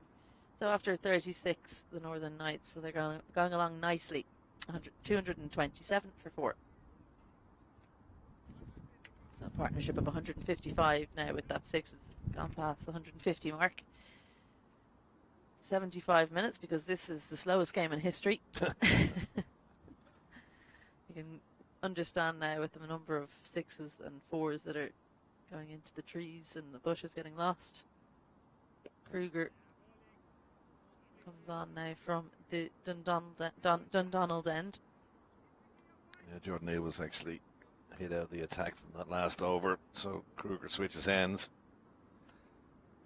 But obviously hoping to get a good over from Jordan Neal before Kruger came down to this end, but he got fairly tapped around the ground. Pretorius just 9 shy now of his century. 65 for Callets. He's had some big 6s as well. What an innings from Pretorius.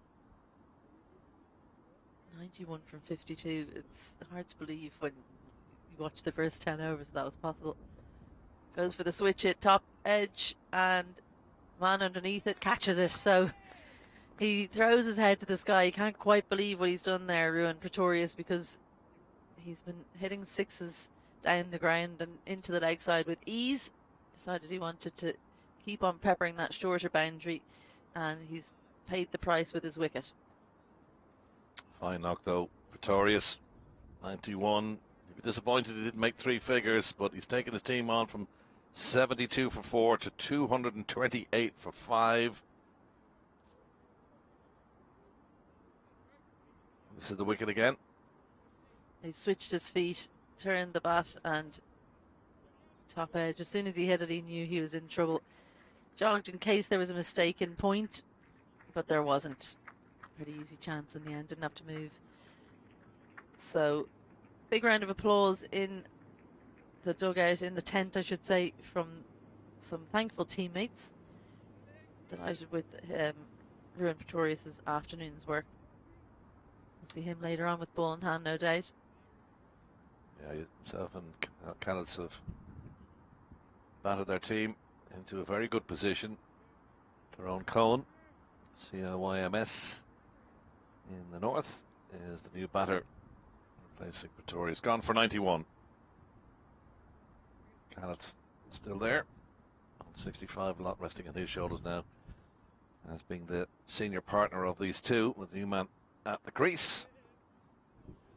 Two left-handers as well, so Kruger will be pleased to see the back of Ruan Pretorius, as will the entire Munster Reds team, I'm sure.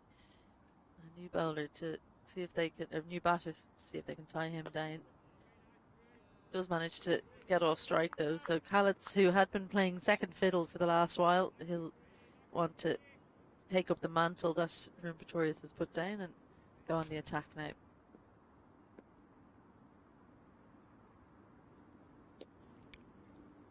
Well, that's what Callis' favourite shot, isn't it, really? It's just down on the one knee.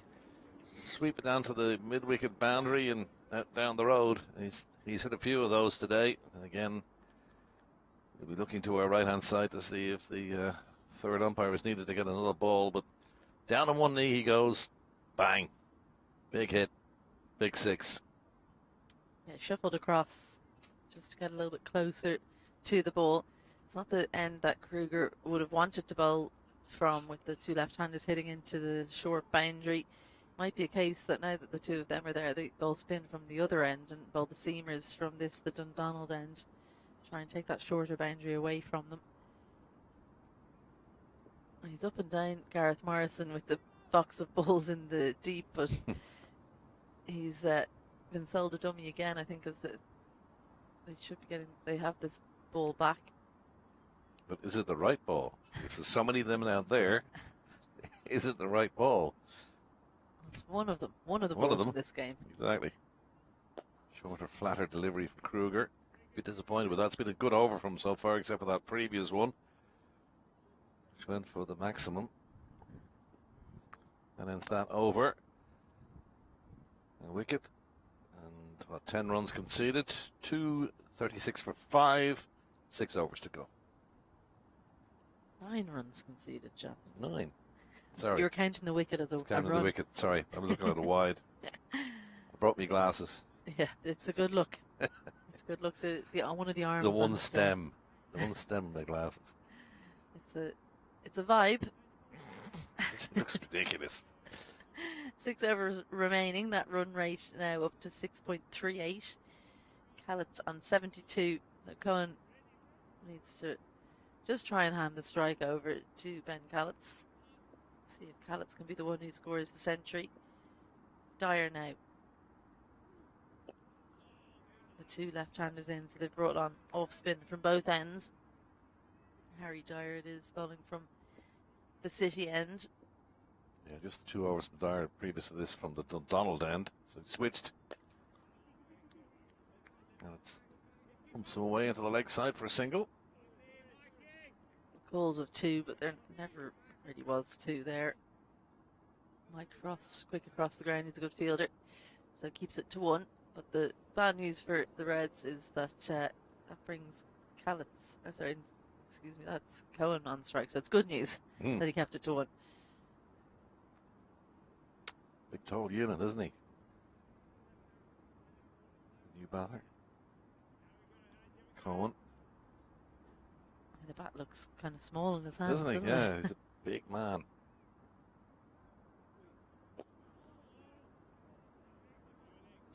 He has work to do, and that's what he needs to do. Just keep rotating the strike and give it to Callets as much as he possibly can.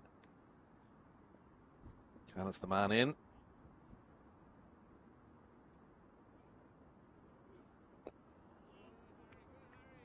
It's good length, that from Harry Dyer, just not giving the length for Callets to get under the ball and send it over the side screen, which is, I think, is the area that he's targeting.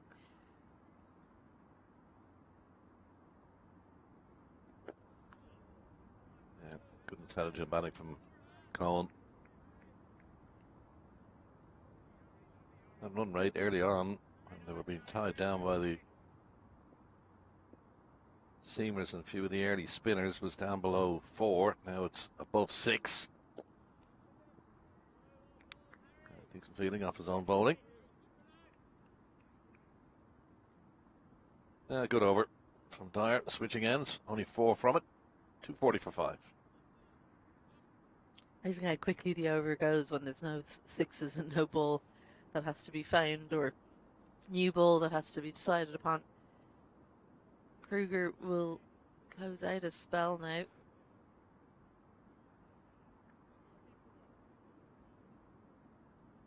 There's a spell so far. 8 overs, 1 maiden, 36 runs and 2 wickets. And the wicket of Ruan Pretorius in that last over. Been a good effort by Kruger.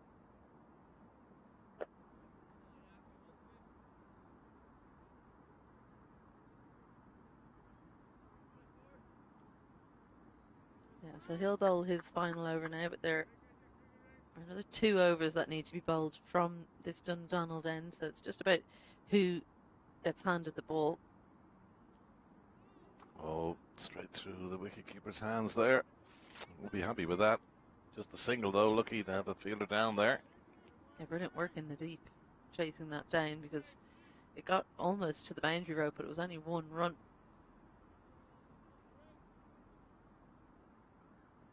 He'd be disappointed, the wicketkeeper, because it was a bye. Oliver Metcalf. Josh Manley will be so pleased that Ruan Pretorius is out. Cohen is on strike, so they'll want to bowl as many as they can at him. Starve Callets of the strike. Careza catch it. It's going to drop short of the fielder. Just the 1 bounce, and they'll run through for a single.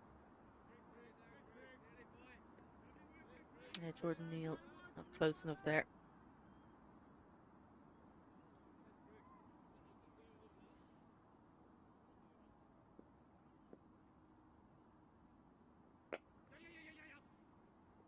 Well, our resident statistician, Ali McCalmont.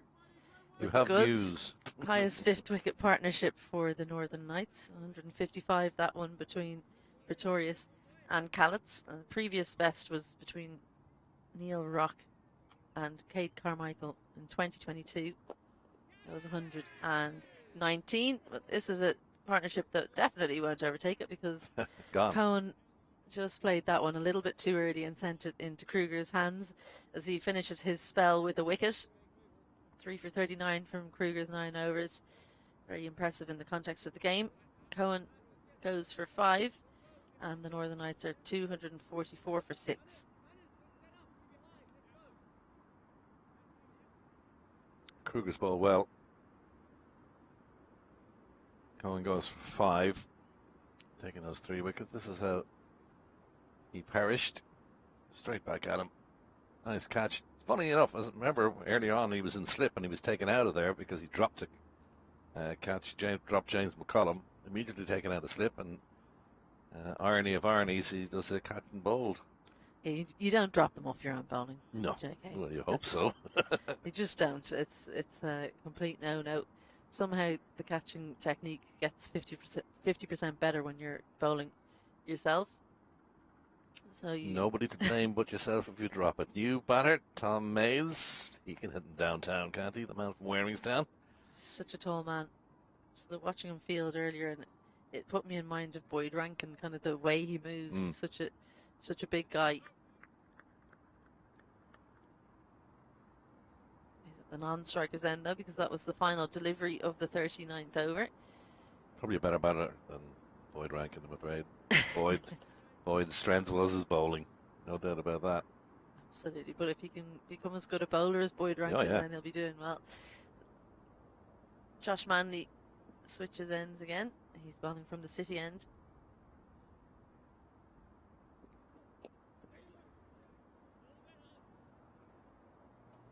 Single to Callets. Brings Mays on strike. Wickets would just slow down that over rate, or run rate, I should say, just a little bit. And the over 8. And the over 8 too, as they're changing.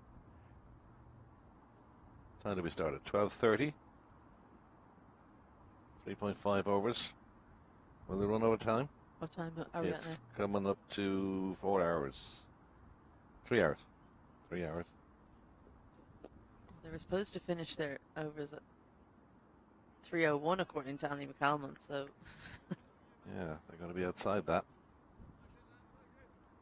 I'm not sure that can be right. Can it? 2.5 hours for 43 overs? No.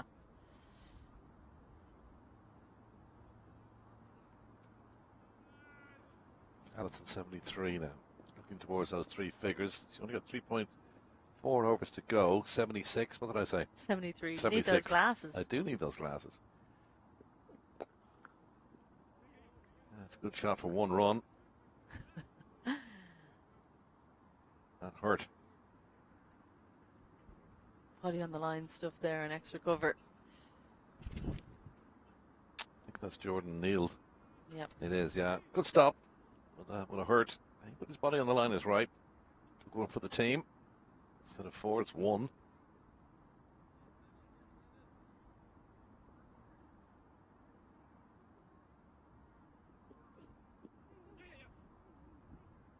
Clever from Mays, just worked it behind square on the leg side, just eased through for the single.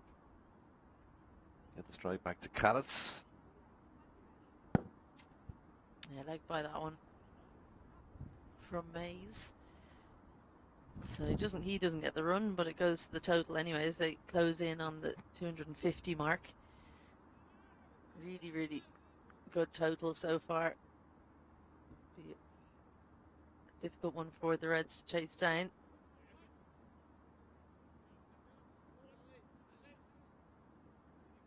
It's just damage control now for the Munster Reds as one more goes to the total. Shortened game, 43 overs aside, as you can see on the bottom left of your screen. Started late. The innings break will be shortened by 15 minutes. That's the umpires trying to get every single over that they could in. It's time for a bit of nosh, hopefully. Starving.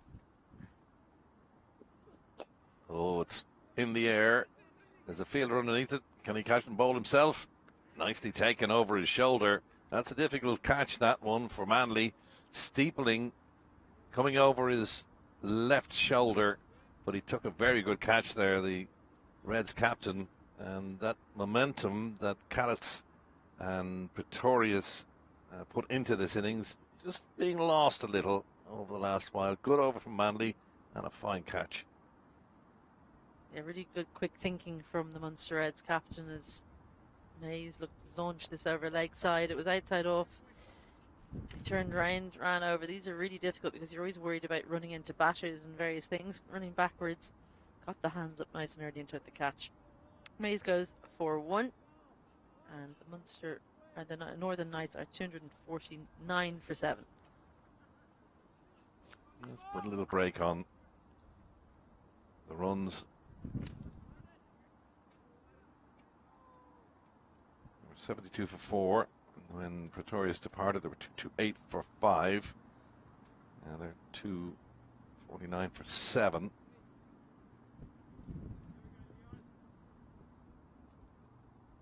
And Humphreys just down the road in Lisburn. New batter to join Callets. Yeah, he's at the non-striker's end. Callets has the strike because that wicket was the final delivery in that Josh Manley over. So 2 overs remaining for McCarthy and 1 for Manley. So the seamers will finish the innings out. Just the 2 seamers used today. Otherwise, it's been entirely spin. Well, they've fought back well in the last while, the Reds.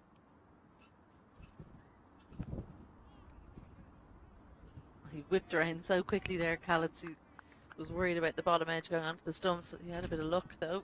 It's bounced over.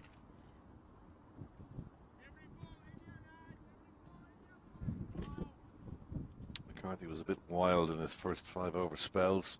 Conceded a lot of wides. Seems to have come on a bit better in his second spell. 1 for 27 off 7.2 over so far. Got rid of McCollum for 18. Oldham, the opener. That one's bashed away though. That's set up nicely for Callets. Takes them past 250. As I say, McCarthy's bowling well. Batsman proves me wrong. It wasn't a terrible delivery, this. It wasn't that short. It's just probably a little bit straight because Callett's just whipped his bat around. And he's in pretty decent touch, so finds the boundary rope with ease. He moves on to 82 now.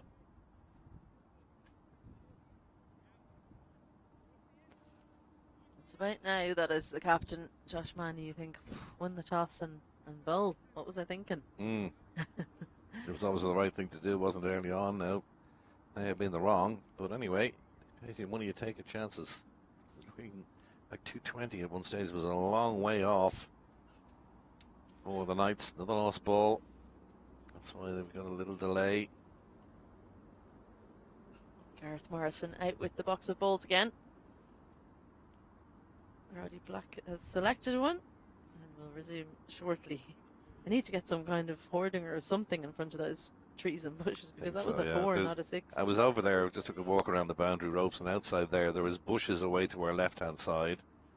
And beyond that is steel railings as well. So they would have to climb over these steel railings with spikes on top, so I didn't fancy that.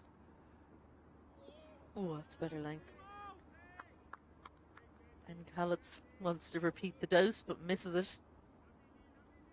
That came back a long way, didn't it? Wicketkeeper had to dive to the right-hand side. Past the bat. Yeah, came back a long way. Well, I think Liam McCarthy was battling with the swing early on. That's why he was bowling so many wides. Interesting to see that there's still a bit of movement there for him, possibly just off the pitch though. So in the air as well, and that's gone all the way. Despite the fielder down there trying to cut it off. Maximum again for Callets. He's moving closer to that 3 figures. He's tonked this one down the ground. There's no other word for it. It's a real pickup shot. Clears the front leg and whips the bottom hand through. Jordan Neal, oh, he's taken a tumble in the deep, but he couldn't catch that one. Hit too well by Ben Callets. He's moved on to 88 now, just 2 hits away from the century. It's in the air. There's 2-3 fielders there. Oh, it just dissects the 2 of them. Red's captain on this occasion not getting to the ball, whereas the previous over he had caught and bowled over his own shoulder. That ends that over. Couple to go. 260 for 7. Well, it wasn't off his own bowling, that's the problem.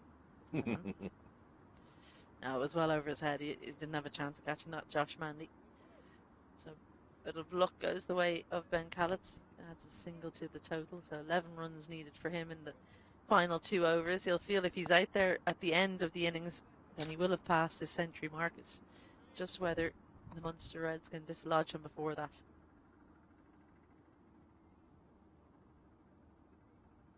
And he'll finish his spell from the City end now, the penultimate over.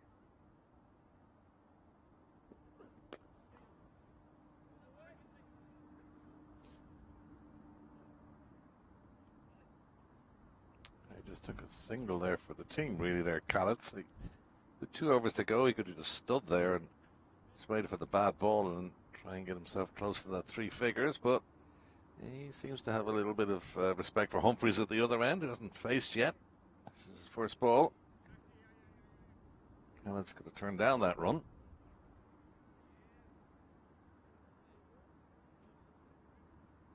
It was an unusual shot within himself there, wasn't it?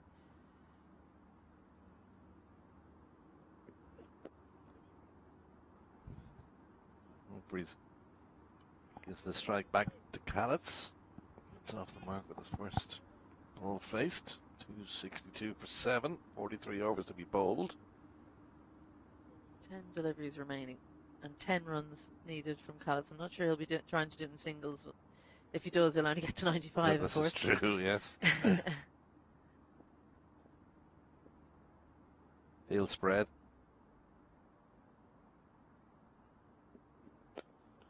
Callett backs away. Again, just takes the single. Good bowling from Mandy. Followed Ben Callett and cramped him up for room. Callett's trying to give himself some arms by moving to the leg side.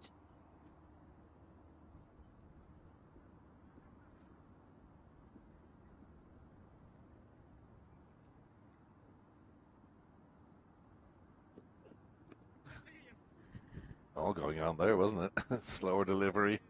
Actually, that's nicely done by Humphreys. Just kind of saw it coming and just eased it into the offside to take the single, get Callett back the strike.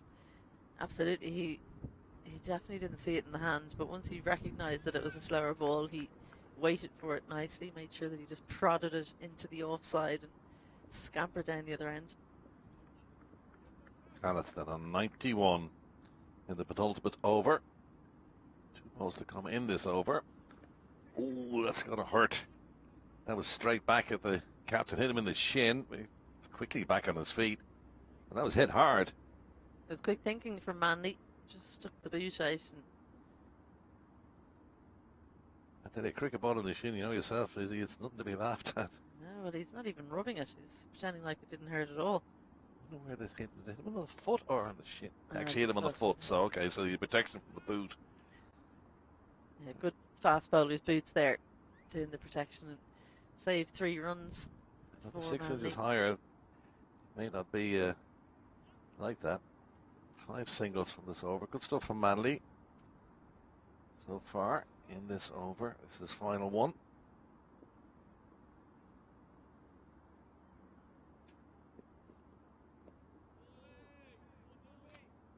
Well, Humphreys with a swing and a miss, so that means that Callis will be on strike for the last over. He's looking for 8. It's a good spell from Manley, 1 for 49, so he manages to stop himself going for the half century in his spell. No maidens, 1 wicket in that spell, so not the figures he would have wanted when he won the toss and bowled. He would have been hoping for a few more wickets early on.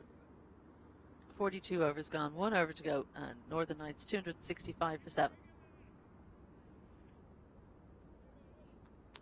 So to bowl the last over and to complete a spell of 9 overs. 9 overs for 3 bowlers and 2 could bowl 8. The way the match has gone, 43 overs reduced from 50, but they used 7 bowlers in total, so they are going to allow McCarthy to bowl out his 9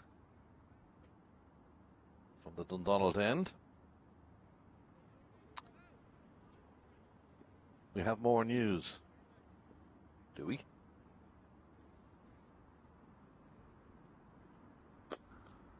To work that one out. Anyway, they might go for the second though. Dear. The man pushing towards his half century, and Damsgaard let the ball run through his hands. He'll be disappointed with that. That was a bit lackadaisical, I must say. A real gift for Ben Callett here. He powers it down the ground, but hits it down into the pitch. So it wasn't going away with too much power. And that's poor technique at its best. Well, so get the knee behind the ball, get down. At least don't let the ball get past you. That's a wide. Yep, here, back to the wides again for McCarthy.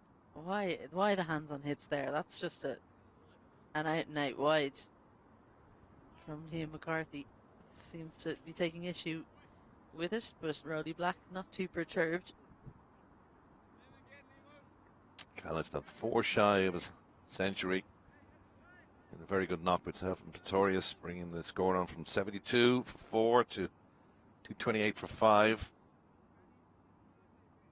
It's as if Callis rode his look out there. He's batted really well, taking the boundaries when they've come.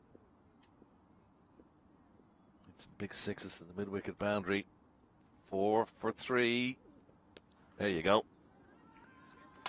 That's his favourite shot, isn't it? To the mid-wicket boundary. And a nice way to bring up your century. Well done, Mr. Callett. Ben Callett goes to 3 figures with that big 6 to the mid-wicket boundary and the score 276 for 7. Well batted. He's taken the team from 66 for 3 to 276 for 7. 102 from 83. Fantastic batting from the Northern Knight. Liam McCarthy, well, he was still thinking about that wide. He thought that that shouldn't have been called. Dropped one short and helps Callets to 6 more. There's a fielder out there, just beat the single.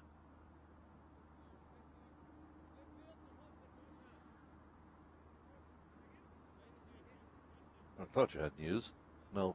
I just want to clarify exactly what it was. It was about the Centurions for Northern Knights, but is it just in the one day, or is it? Oh, I see what you mean. Cross format. So just we'll come. I'll let Ali come back with that after the break. Just about the other Centurions that the Northern Knights have, or who have scored centuries for the Northern Knights, I should say. 103. He's not facing at the moment. 3 balls to be bowled in the Knights innings. Yeah, Callis is going to call him through for a single. Hesitated just a little bit, but no doubt about there was a single there. Callis was running to the danger end as well. Yeah, it was Callets who looked like he wasn't too keen on that one. Matthew Humphreys wanted to get off strike. But finally Callets recognised that it hadn't gone to the wicketkeeper. He might have been unsighted a little bit.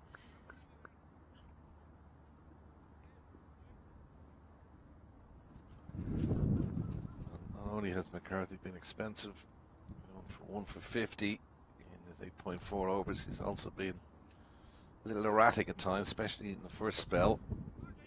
What a catch. Unbelievable. Oh, it wasn't a catch. He put it down. Oh dear.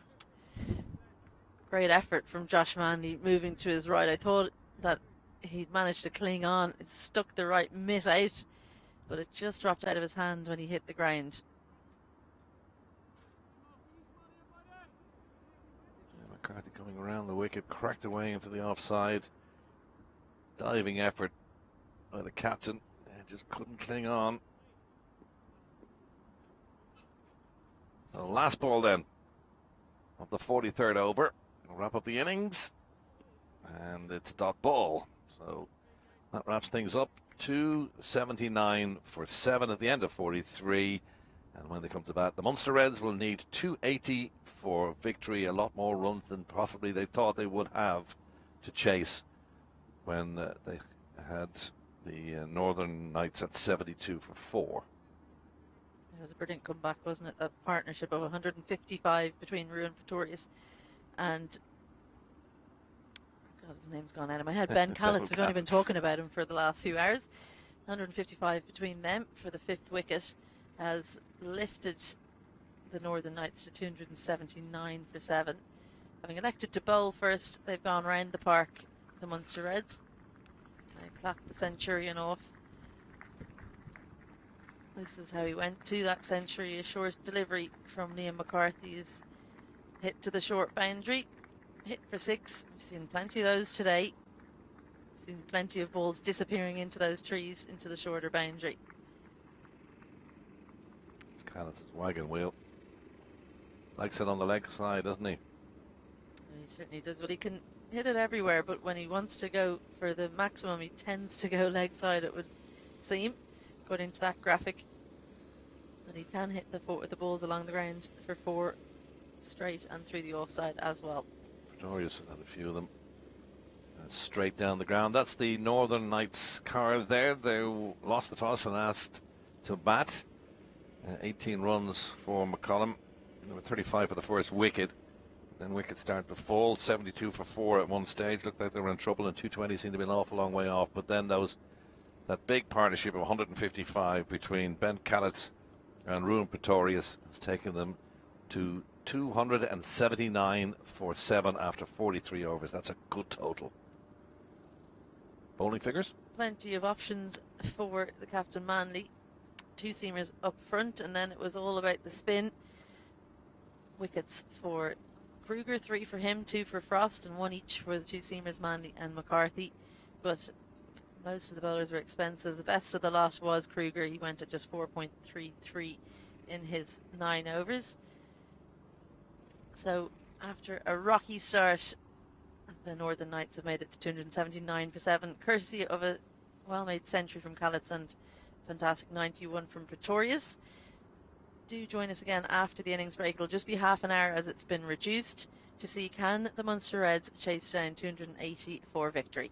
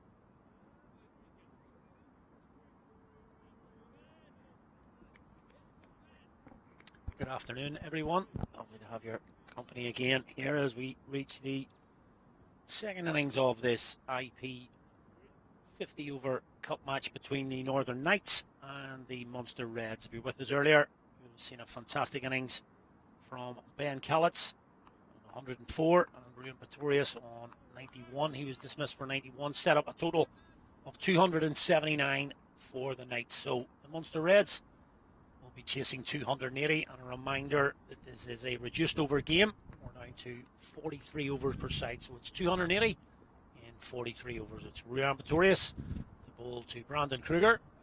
A nice loosener from Pretorius there.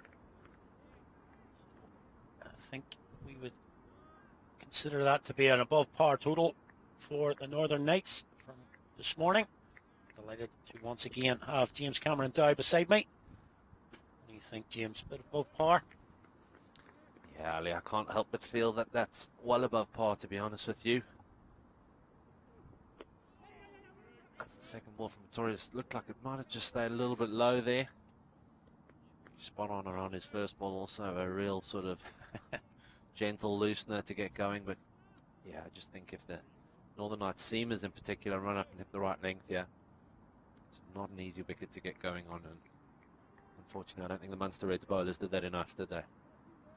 No, we talked about that in our first stint at the very outset of the game, where having won the toss, it seemed a bit of a no-brainer to bowl today, which is exactly what they did. But it'd be fairly critical to say that they didn't hit enough spots early. Too much wide and too much full. So just that line and length that you'd be looking for. That's what skipper James McCollum will be looking for from his two opening bowlers. Right about there, I would say. You can still see a little bit of shape. Yeah, it'll be interesting to see now how this plays. Obviously, we haven't seen the new ball on the surface for a while, so it certainly looked like it got a little bit easier towards the back end against the seamers. But was that the pitch flattening out, or was that just the ball getting a little bit softer, not quite digging into the wicket as much as it was early on? Only time will tell here. I think, to be honest with you, as that Ali Frost punches it into cover point there quite nicely, but a good piece of fielding. I think, to be honest, we'll probably only see exactly how the wicket's going to play when I'm assuming it's going to be Matthew Foster takes the new ball from the other side. Ruan Pretorius probably more sort of just swing the ball, kiss the deck type of bowler, whereas I think Foster will come and hit the deck and get a little bit of sideways movement. Yeah, I was here a couple of weeks back in the opening game for the Knights in this tournament. Same drill for them. Pretorius open up from this Dundonald then, followed up by Matthew Foster. I'm sure we'll get into it when he comes on the ball, but that actually spoke to Ruan Pretorius after that game, and he said it was one of the best opening spells he'd ever seen in cricket, and he's been around for some time now. Great fielding. Clearly got a little bit more energy in the tank there, does Ben Callitz. Not quite sure how. Two good pieces of fielding in that over by him. That cover point region, and quite tight there also in that cover point region. Maybe feel there's a bit of a catching opportunity there if the ball just sticks a little bit with that fuller length that Ruan Pretorius is looking to bowl there. Just looking out here. No surprise it is going to be Matthew Foster. Back to that game, on that game, and he bowled, I think, the first 5 overs from that end. His first 5, and I think only one scoring shot in the entire first 5 overs. I mean, it was almost unplayable at times that day. He took 2 wickets early. Could have had a lot more. Absolutely no runs from his bowling at all. He went for 12 in the whole spell. And as I say, Ruan Pretorius just couldn't wax lyrical, more lyrical about it. It was really top spell, and of course he's well used to bowling on this ground. Matthew Foster knows exactly the dimensions, knows exactly the pitch. So it'll be a test for the Reds opening bowlers here. 2 slips for Foster to open up with, and he's bowling to Brandon Kruger.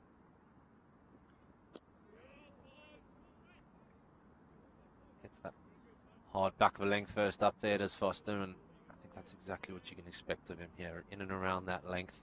Nice and tight to the stumps, looking to get a bit of movement off the seam, looking to bring in bold LBW if it just runs back into the right-hand batter. Slightly away, he's got the 2 slips and the wicketkeeper waiting behind you. I think he won't look to stray too far away from exactly what he's done in that first delivery. Their shape there was a little bit fuller. That's what we were critical of the Reds bowlers bowling a little bit full, but plenty of shape there. Away towards those 2 slips. Would consider that the stock ball here for Foster would be just clipping that top of off, as we always talk about.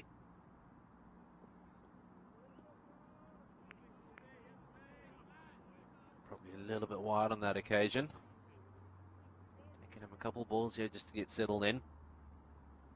Sure, he'll be looking to be a little bit straighter than that. Doesn't want to give, as we said, the Munster Reds did. They gave the Northern Knights opening batters a few sliders. Doesn't want to give them any sliders here. He wants them playing in and around that top of off stump. Much more like that, I reckon. That looked a little bit more where he wanted to be. Brandon Kruger not particularly balanced playing that shot. On the move a little bit.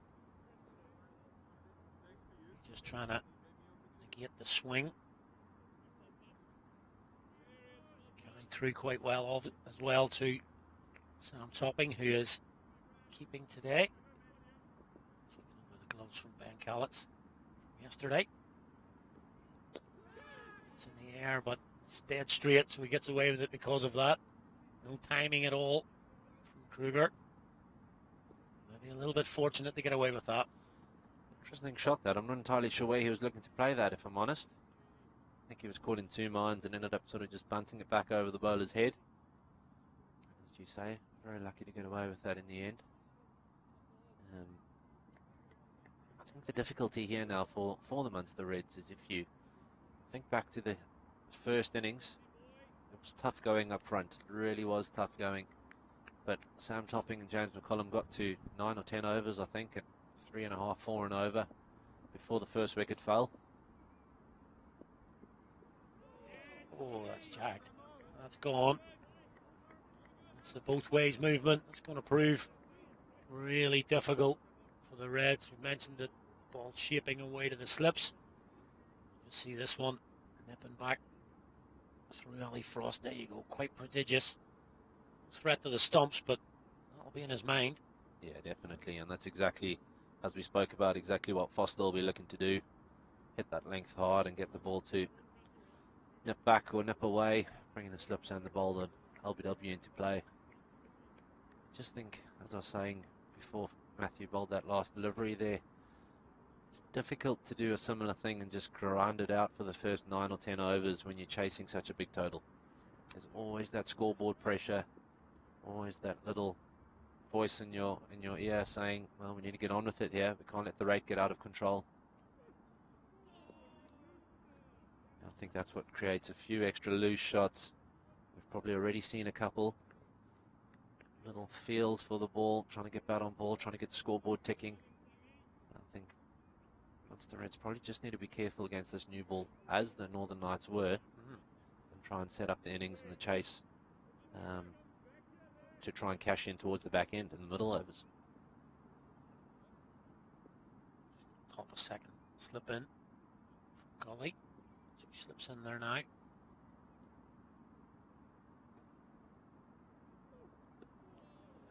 Just played the soft hands. Kruger.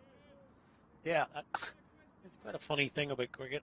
I used to think, people used to always ask me, well, why would you ever bat first? And that's because if you're batting second, you know exactly what you've got to get. But what you're just talking about there is exactly why sometimes you bat first, because the scoreboard does the job for you. You know, they can't sit around here for 10 overs and just knock it around for 1.5 and over and then leave it all to the death. You know, they've got to be proactive at the start, but that brings the risks then that playing a few risky shots could lose your wicket, and then the scoreboard pressure builds and builds and builds. So that's probably why you bat first on occasion. Yeah. And if you look at the number of overs that had to be bowled by spin in the Munster innings, Now again, I think batting first, I don't think having watched yesterday as Ruan Pretoria strays down leg side and bowls, is that the first wide of the Northern Knights innings? I don't think anyone would have batted first this morning if they had won the toss. But once you've got runs on the board, it certainly is so much more effective when you're got those runs on the board and you're bowling in the second innings. I think that's definitely the case, that he wouldn't have batted first. Spoke to James McCullum and he was sort of resigned to losing 3 tosses in a row and batting again, but did look to be a wicket where struggle early on. But the 2 batters for the Knights who got in, Ben Callets and Ruan Pretorius, certainly cashed in once they had got the pace of the pitch. And that, as you say, got a little bit easier to bat on towards the back end of that innings. Good lines. Pretorius. Pretorius, such a good performer for the Northern Knights over the years. Has really batted anywhere from top of the order to number 7, possibly even as low as 8 at times. Taking the new ball, bowled first change. Very, very handy cricketer. And So the first month of the season so far, he's definitely shown that. Beaten Frost all ends up there. Closes out. 3rd over and just 4 on the board. Yeah, talking about Pretorius, I was just chatting to a few people last night. Over the last sort of year, 2 years, there was talk of him maybe taking a step back from Knights cricket, that maybe wasn't for him anymore, but certainly he has stepped up now, and especially with the international players away, he's an absolutely vital cog in this Knights lineup already. A player of the match in the first game that the Knights have played in the 50 over Cup, and he's on the way to be doubling up. Yeah, if you can pick up a couple of wickets here, or even just bowl a really tight spell up front, he's certainly up there. That's for sure. There's another play and miss there from Brandon Kruger. I don't think that's probably fair enough, though. The width is on offer there. I think he probably has to have a little bit of a go at it. Maybe not just moving the way he wants to just yet. Not quite getting into the ball properly. A little bit tentative, as you tend to be early on in your innings against a new ball, with moving around a touch. Oh, is that out? They've all gone up. No response. Umpire Seaver. He thinks it's come off the thigh pad. Certainly behind the stumps on the bowler. There's a bit of wood on it. Take a look now. Certainly a good delivery from Matthew Foster, and that's that length again. Nips back nicely and just clips the top of the pad, doesn't it? It's a really good decision from the umpire. Obviously going over the top for the LBW, but no bat involved. But again, just that one nipping back in to leave Kruger thinking about the ball going away, but one's always going to be coming back in. Certainly when you're batting and you don't know what way the ball's going, it doubles the difficulty. By really onto the pump here. Kruger, 3 from 12. Ali Frost still not off the mark.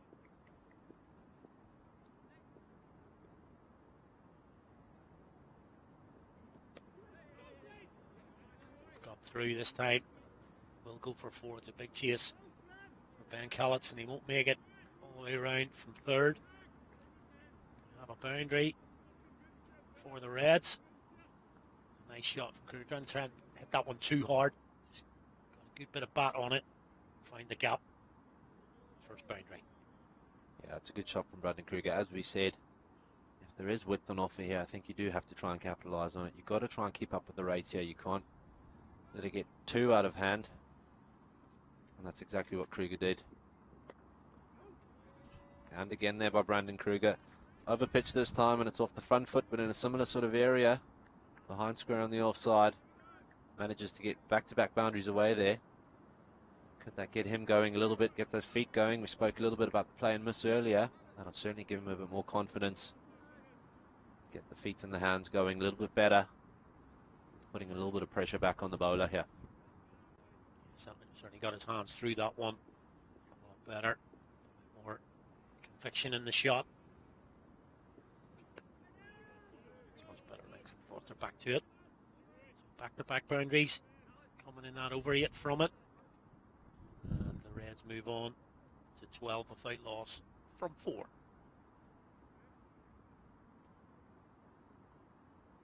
Yeah, we mentioned about potential of a match for Pretorius. He'll have a big problem getting past Ben Callets there with 104. His maiden list day, just the 4th for Northern Knights cricketers in list day cricket. Georgeson, Neil Rock and Mark Adair with a 100 as well, just the 3 other ones. So a real big day for Ben Callets. He played really well for his 104. Here comes Pretorius again. It's full, driven. Fielded by Matthew Humphreys there in the covers. It's a funny old game, isn't it, Ali? Last night, just the one ball for Ben Callets. That's it. Chip straight back to the bowler. Yeah. I'll be telling the coach later that he just needs to get through that first ball, and then he's all good after that. Yeah, get him a second ball, I'm good. Yeah. That's lovely, that. It's exactly where he wants to be. Exactly where he wants to be. Just shaping away. Ali Frost not sure whether to go forward, not sure whether to go back or forward. Stuck in the crease a little bit. Quite easily could have nicked that through to first slip or wicketkeeper.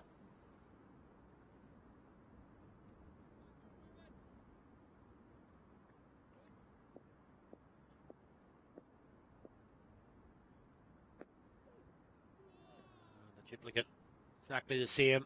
This is what we were looking for from the Reds. The top of their innings just bowling nice line. The ball shape either way. But yeah, you make a really good point about cricket, and it's give and take.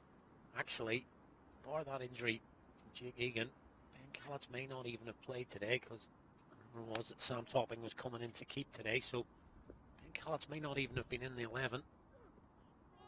He ends up 104 next to his name, his maiden this day century, and he'll be buzzing now after that.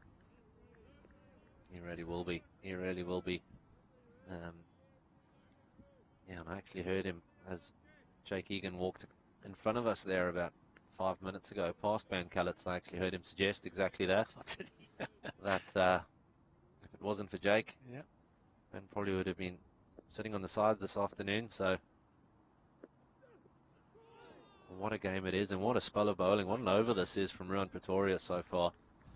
He's gone 3 beating the outside edge, just shaping away, and that one just looks to run back to the right-hander, and unless he's putting on a bit of a show there, that looked like it was close. Yeah, it's come back in. I think it was wide of the stumps, but it has nipped back in. Exactly what we're talking about at the other end. The ball going both ways. Probably if that had it just another inch, clipped the pads, I heard a few shouts. It's Fuller. That closes out. Maiden from Pretorius, top over. Exactly what would have been expected from Ruan Pretorius, right in that channel. You can only Frost play it. Most of the deliveries and threatening the outside edge and the stumps. All methods of dismissal.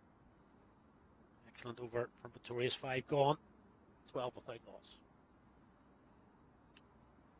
I think the key here for Ali Frost is, as we said for Sam Topping this morning, he can't get impatient. He's got to understand that this period is going to belong to the bowlers.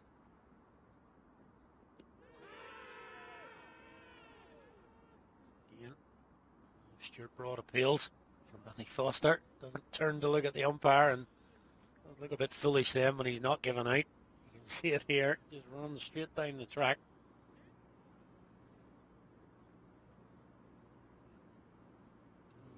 Maybe. I'm not even sure Matty Foster, although he gave the Stuart Broad appeal, I'm not sure he genuinely believed that was out. Yeah, it wasn't the greatest conviction. No, definitely not. and rightfully so. I think it looked like it was possibly even a little bit leg side and going over the top. And now it looks like Matty Foster's got his groove also. And that's exactly what he's been trying to do and exactly what he will continue to do as long as he can here. Just hit that length that's sort of hitting the inner thigh pad, top of the stumps, moving it both ways, making it really, really tough for the Munster Red opening pair here. Ali Frost facing 15 balls, need to get off the mark. He'll certainly be feeling that, no doubt about that. Oh, big shot again. And this time, the umpire saver goes in Matty Foster's favour.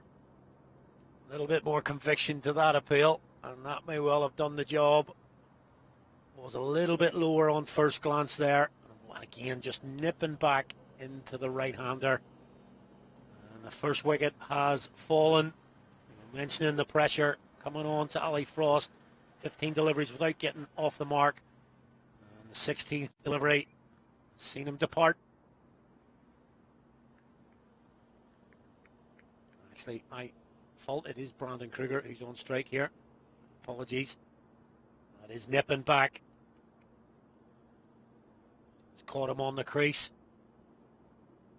Yeah, so it's Kruger who's gone. Gone for 11. First wicket has fallen for the Reds. No surprise there that the first wicket comes 2 balls into this over after a maiden. Really good 6 balls from this end by Ruan Pretorius, followed up by 2 good deliveries from Matthew Foster here. Both seem to be getting a little bit into their stride now, finding their rhythm, hitting the right areas. And I think our question has been answered. There's still enough in this deck. If you hit it hard, hit that good length, you can definitely get the ball to nip back and nip away here. As we said earlier, the Munster Reds are going to have their hands full here, but it's important that they get through this opening partnership as unscathed as possible. I think you mentioned there about Matthew Foster hitting his groove. That's exactly what he's done here. First 3 balls all just pitching on, just outside off and just nipping back. That one just beat the defence of Kruger. That's only Metcalf.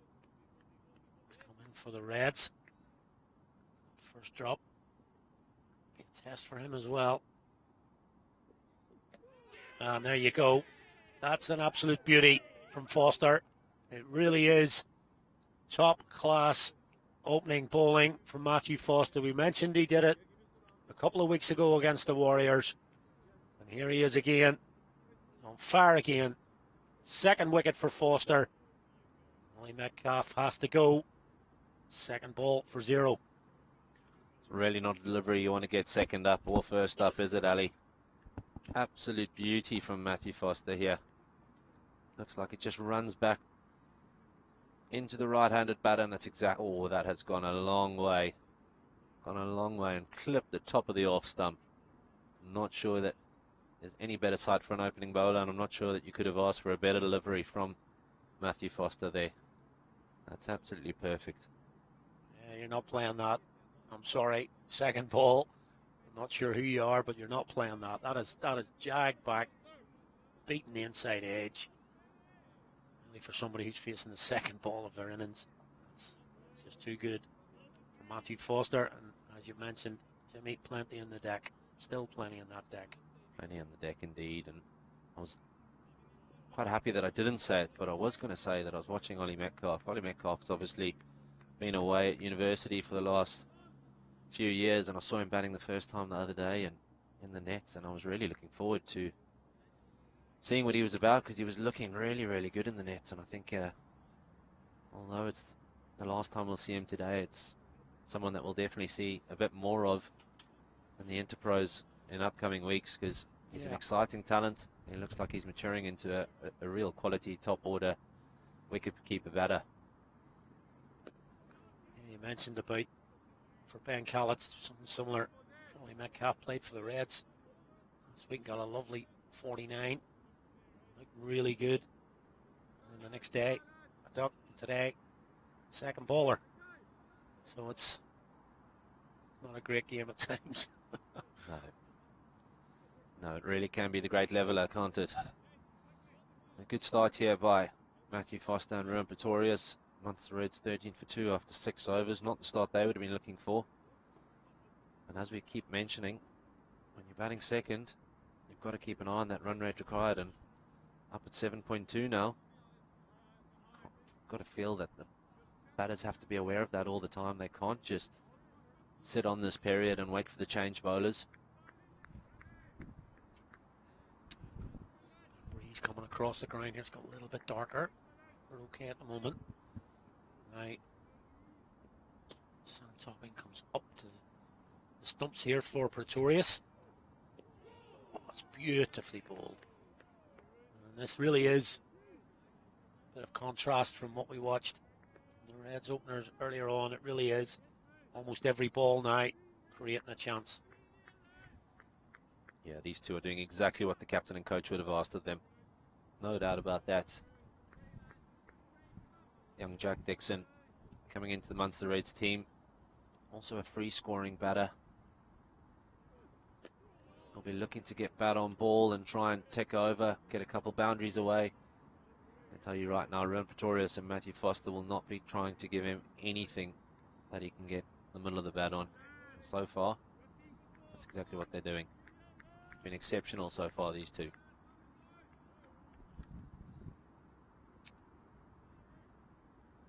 just over 2 runs per over at the minute.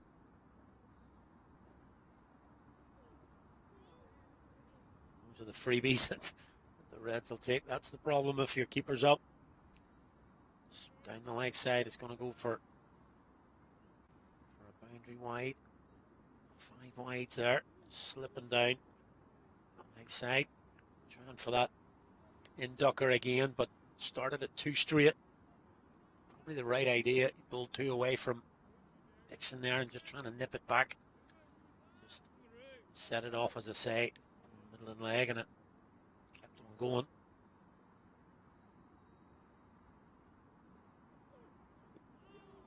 Yeah, you can definitely see what he's trying to do there. Dixon's getting right in front of all 3 stumps, and Pretorius dragging him across the crease now, thinking if I can just get one to run back or one to nip back.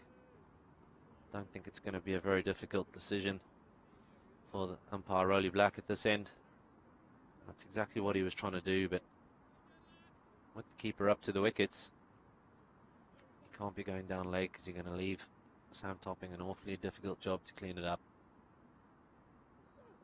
That's not a good sound to hear up above us, is it, Ali? Just about to comment that it has started to drizzle here.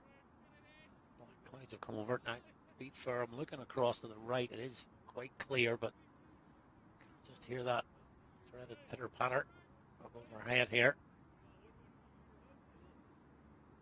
We've had enough rain for 2 days now.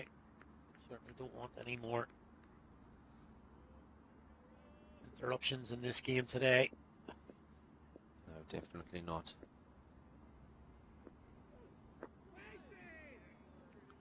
And a really good point you're making there about just for bowlers, opening bowlers, where Pretorius is clearly here trying to drag Dixon across to his off stump and play outside his off stump and just bring him across and then nip one back in to try and get him in front. It's not all about, you know, bowling on the stuff. Sometimes you do just use the crease and bring your batter across in front of his own stumps. Just like that. Yeah. That's a looser over from Ruan Pretorius with the 5 wides included. He'll be disappointed in that, but apart from that, once again, very good bowling that, and another couple playing misses. And yeah, Ali, you're 100% right. I mean, as a batter, you're always trying to hit the ball under your eyes as much as you can, as close to your head as possible, as close to your body as possible. And if Ruan Pretorius is getting the ball to swing significantly into that 5th, 6th stump channel, and Jack Dixon wants to get the ball under his eyes, he's got to move across to it, doesn't he? So you're 100% right. Pretorius looking then just to, well, drag him across and then try and hit him on the pads or bring the ball into play if he moves too far across. That's what Matthew Foster has been doing, certainly in that last over. Just Jagging the ball back in. Getting a W decision and then that absolute perler. Got rid of Ollie Metcalf. Yeah, and I think Dixon will acknowledge the fact that Foster's big threat is the one that's coming back into him. You'll probably see less movement, probably stay a little bit more leg side of the ball. Make sure that he doesn't get that head on the other side of the ball, because as soon as the head goes off side of the ball, you're off balance, and that's when LBW or chip up to mid-wicket's going to come in. So probably stay a little bit more still.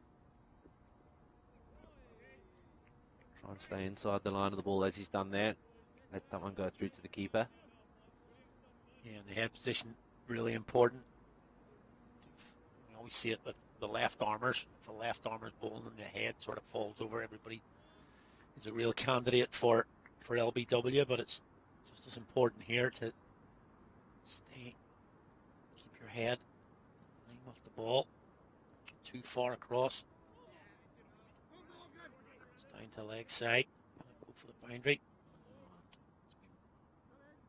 Oh, it's touched the rope. Yep. Topping down there, trying to get round. Flick it back in, but only managed to flick it back onto the rope. So a boundary for there. You can see here, he's managed to get hold of it. Let's say he tried to do that again. Probably 100 times before he tried that. Just flicked it back in to hit the rope. Good effort by Morgan, topping down at fine leg, but as you say, quite a skill that, flicking it up and landing it pretty much on the rope. As Foster oversteps the front line there. Not something you would see Matthew Foster do a lot of. Certainly not that I've seen anyway. No, we mentioned about Josh Manley. He's been struggling with no balls throughout this series, but certainly Matthew Foster usually is pretty okay with the front line. But on this occasion, going to be a free hit. Jack Dixon. Be another one. It'll be well wide. And in fact, overstepped again. Pretty similar to what Josh Manley did in the Reds innings. So that'll continue to be a free hit, of course. Would have been, had it been, would have been a wide. Of course, overstepping again. So the free hit remains. Jack Dixon's option here.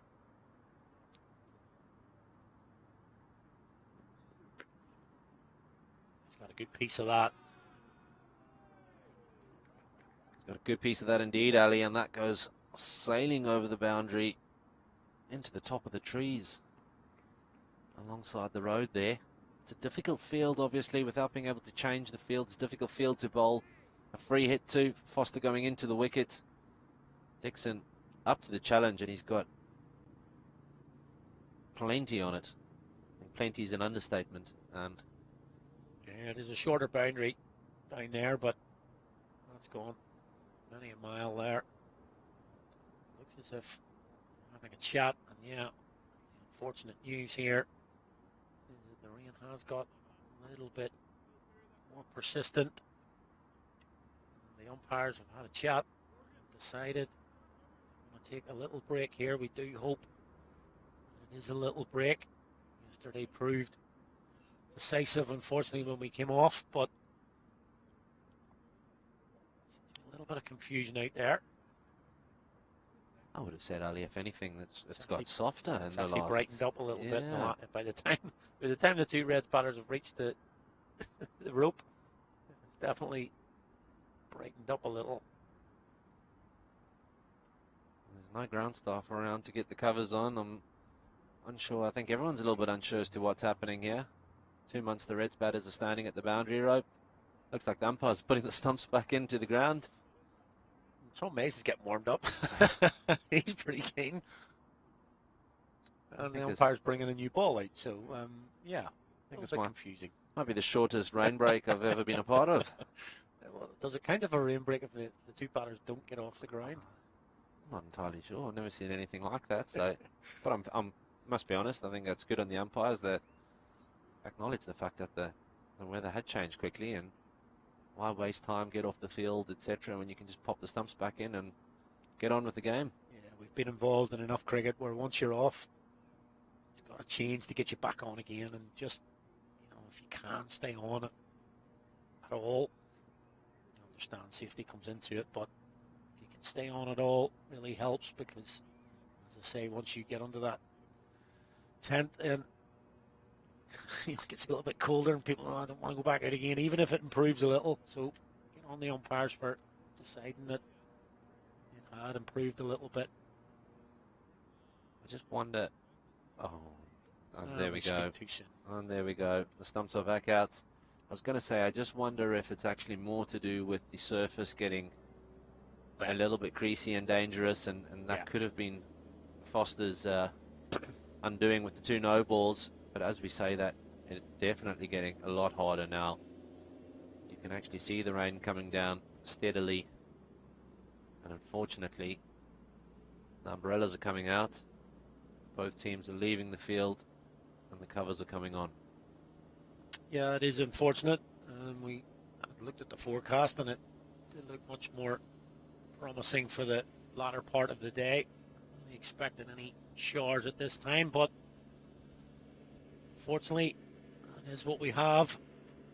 And after 7.4 overs of this 43 over game, the Munster Reds have moved on to 31 for 2. As you see the ground staff doing their work. Hopefully it will be a very short delay for proceedings, and we'll be back with you as soon as we get play underway again. It'd be great if you could join us then once play is underway again.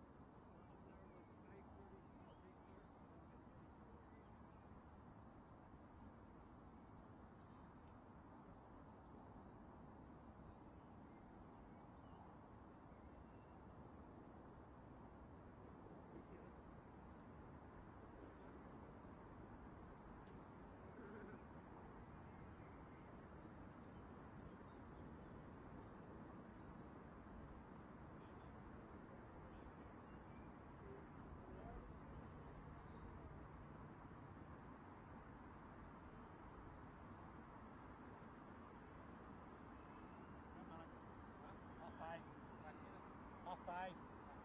10 minutes.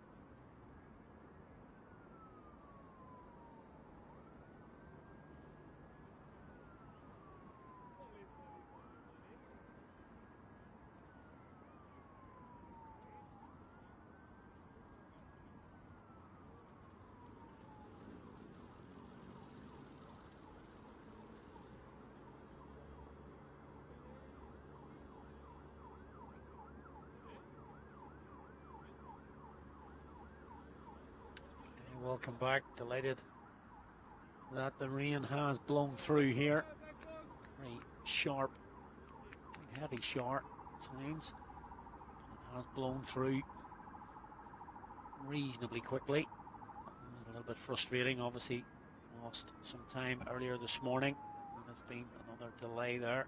It's quite frustrating. So the original 43 over per side game.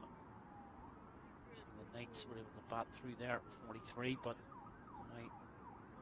with that delay, Munster Reds will now have 34 overs in total.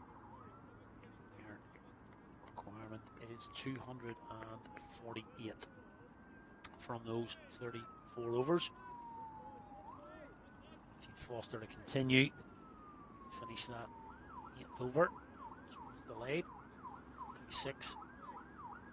Dixon, so we're back underway here. Foster to Dixon, he's straight down the track, smashes that over mid-off for a 1 bounce 4.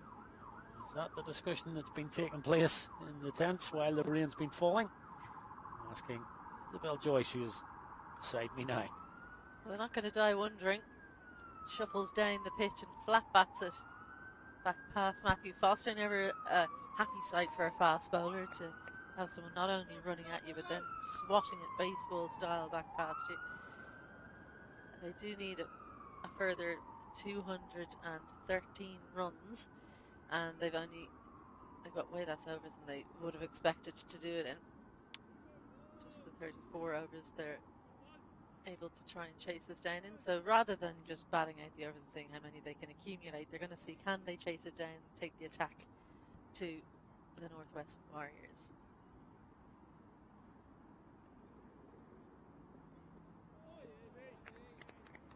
Leaves the next ball, just to give you a little bit of an idea of where we're at right now at the end of 8. Duckworth Lewis, which is kicked in at the moment. Current par score would be 69 at the end of 8.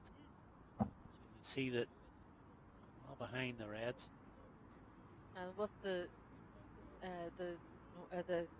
Northern Knights are worried about is getting 20 overs bowled.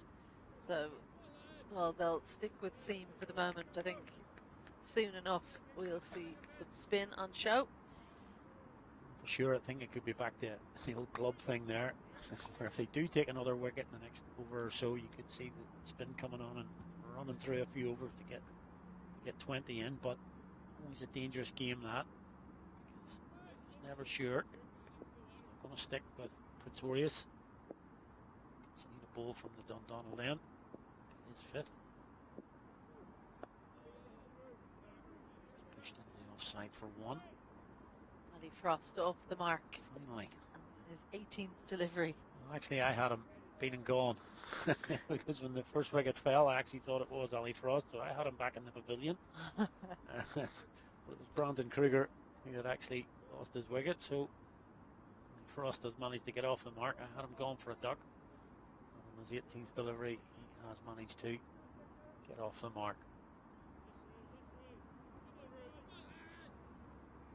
They'll need to improve that strike rate out of sight if Munster Reds are going to have a chance of chasing this target down.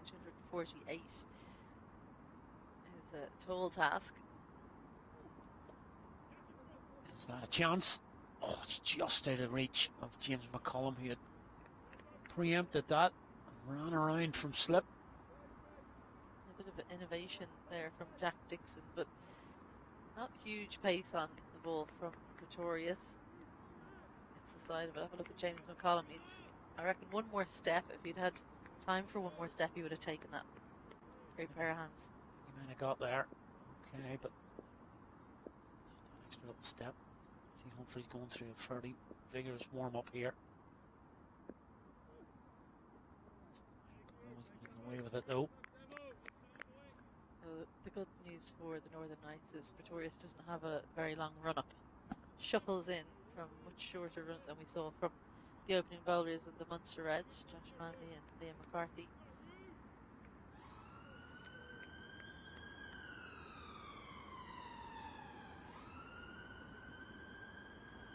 Talking about it, not a great overrate from the Munster Reds during their innings. Understatement of the century. I think so. There's a man out on the cover boundary. We will fill that. Definitely something to keep the pace of the game going. We have 22, 25 minutes over the cut-off point, and something that we definitely need to look at. Well, just speaking to the umpires, Aidan Seaver and Roddy Black, they felt that they had to add that time because of all the balls that went missing.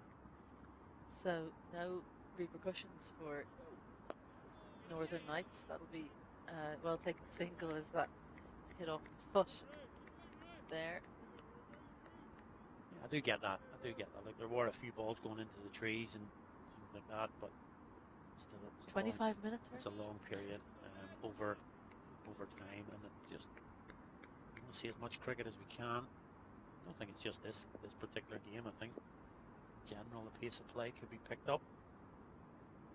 I think maybe some fencing or something in front of those bushes or trees would have saved a lot of heartache over there on that boundary. Into the leg side, but there will be a sweeper on the leg side this time. He's a difficult man to pull, Pretorius, because he skids it through. So just couldn't get underneath that, couldn't get good contact there, Addy Frost. 9 gone. 20 for 2, and despite his on screen now, his warm up, Matthew Humphries, number 10, isn't going to be in bowling from the city end. It's going to be Tom Mays instead of Matthew Foster. Foster with the 2 wickets that have fallen. Just nipping the ball back into the right-hander. Majority of his deliveries. No, I was sitting in the clubhouse, so I had the side-on view for those 2 dismissals, and the second one in particular, the first one seemed to thud into the knee pads. It didn't bounce much, but the second one was perfect. Just hitting the top of the stumps, which is what you're looking for as any type of bowler. Comes Mays. Frost just showing that greater intent now, possibly taking a step back to leg. T20. Trying to open up the offside. There's a man out at cover, but late. That's been the discussion during that rain break. Yeah, power play's done, so they can have more fielders outside the ring. Plenty of people warming up, looking to bowl the next over. It's into the trees again. That'll be another request for a new ball, I would think. Pretorius has gone into the bushes. Try and locate that one. Tough job. He's looking too hard, to be fair. A new ball required. There's Gareth Morrison on his way out. Short from Mays, and Frost all over that. And the angle in as well just made it that bit easier to pick it up and send it for 6. That handsome shot from Frost. The rain break may have been just what he needed. Not from 17 he was. In the next 6 deliveries he's added 9. So good strike rate since coming back out. He's definitely picked it up. 3 Northern Knights are appearing from the bushes. Look as if they've been successful there. White ball lost. It's going to 46 for 2 now. It's a good living to be made going into those trees and finding some of the kookaburras. Most definitely. You used to say at golf clubs, you hang around the water areas at golf clubs, you can pick up a fortune if you find a few golf balls and then resell them. Well, the cricket business. The thing about cricket is you have to find the balls pretty quickly, because if they're out there overnight, they It's done. get pretty soggy. Yeah. Business in it these days, Bob. It's disappearing on the ground quite regularly. It is Tom Mays respond now. Very well is the answer to that. Follows Eddie Frost, who gave himself room outside leg stump, but didn't really have a plan to back up what happened when he hit the 6. Didn't have a plan for Mays bowling at him. Sometimes you find the bowler will follow the batter, and it's actually, in fact, exactly what the batsman wants.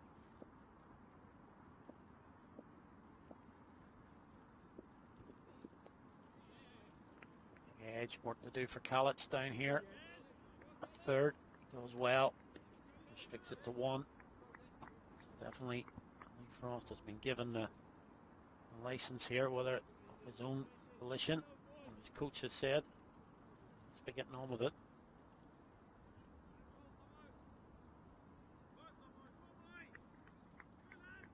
Well, it does take any question out, doesn't it, of hanging around that target. 248 from 34.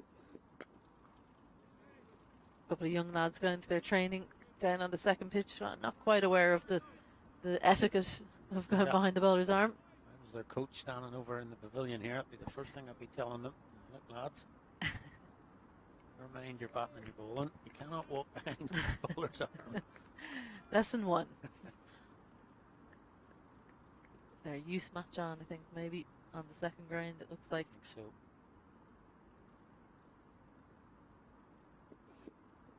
Oh, that wasn't the one to come down to. Good finish to that over. The blemish being the 6 that came on the second ball, 7 runs from the over. This was how he finished it up here, Tom Mays. Just a little bit of movement off the seam there. Just back inside. There's your Reds card. So far we have had the rain break. 43 over chase it was to start with. That's now down to 34, but it was Matthew Foster who made the breakthrough. Brandon Kruger caught LBW. And then an absolute beauty. Second ball. Only Metcalf. Really, just one of those sort of things that you look at Metcalf and just say there's not a great deal I could have done about that. He played defensively and it just beat him inside the bat and took the off stump. It was the picture perfect delivery from Matthew Foster. He's going to be Humphreys now bowling from the Dundonald end. Left arm spin.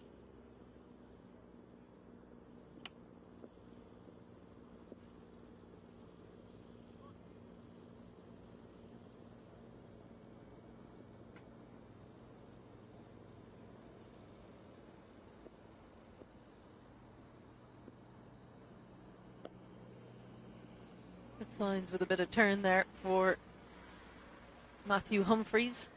Left arm spinner. We've seen plenty of left arm spin today. No less than 3 in the Munster Reds innings. 2 off spinners as well.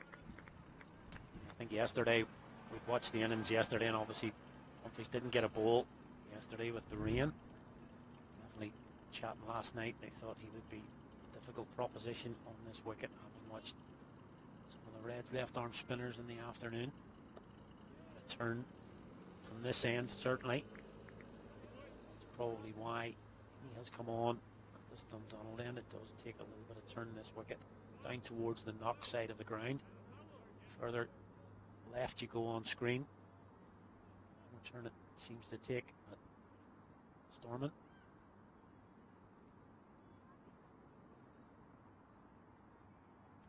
Cian Robertson warming up in the deep. Another left arm spinner. I think there's a factory maybe just churning out left arm spinners now. We didn't have one for a long time, and now it seems unless you go left arm spin, you don't get a trundle.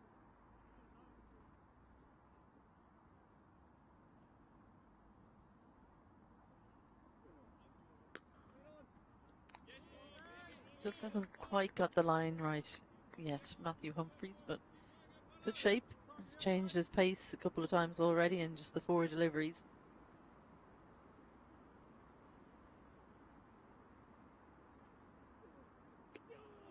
That was even quicker again. He tries to shape back into the right-hander. Just go on with the arm. Yeah, much quicker delivery this one from Humphreys. And pushes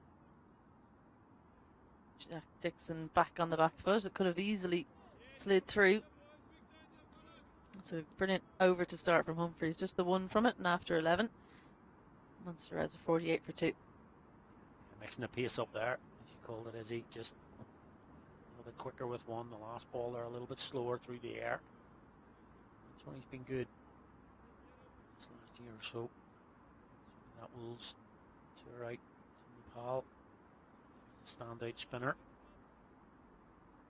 Yeah, we're going to see Robertson. I was mentioning to you, it wouldn't surprise me here if they, like, spin's not going to be easy anyway, but I think they want to knock through a few overs here as quickly as they can. Don't forget we need 20 overs for a full game. Yeah, it is darkening up a little bit in the distance, so the focus will be not so much on taking wickets or anything like that, not even too much about containing, just about getting the balls bowled so that it counts as a match, because they'll feel that 248 is too high a total for Munster Reds to chase down. So if I was the skipper, I'd be hurry up here. Current run rate 4.36, and they need almost double that every single over to win the match. Just to see Kane Robertson back in Knights colours. He was playing for the Northwest Warriors last season. And with the whole plethora of left-arm spinners we're talking about, they thought it would be best for him to go up to the Northwest. Swept and back. Just be one. So he got a season up with the Northwest Warriors and bowled really well for the Warriors. They were really impressed with him. Just his attitude when he came into a new team. Really enthusiastic and a lot of drive to try and make himself and the team better. The season's been taken to bring him back to the Knights now, though.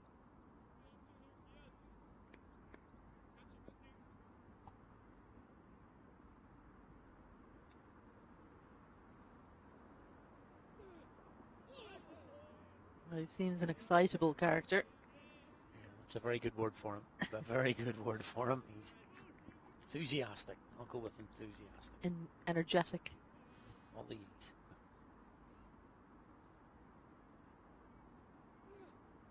Oh, that's bounced.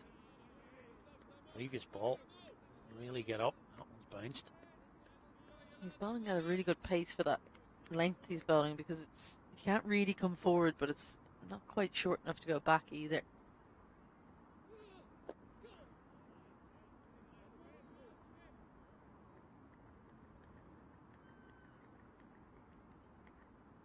Good strong shot down the ground there by Dixon. He's had to face a couple of dots before getting that one away. Just the two singles in the over so far from Robertson, so a good start to the spell from him. Bit of byplay there between Dixon and Robertson. They play at the same club. 50 up with that single. That's in front of square this time and hit well by Ali Frost. No chance for Tom Mays this time. Boundary off the last ball of the 12th. Yeah, great sweep shot this. Got the length he wanted. Gets the head right in line. And good acceleration through the ball. So after a bit of a struggle in the first half of the over, he finishes that one with a boundary.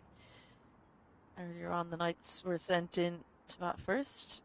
279 for 7 from their 43 in a reduced over match.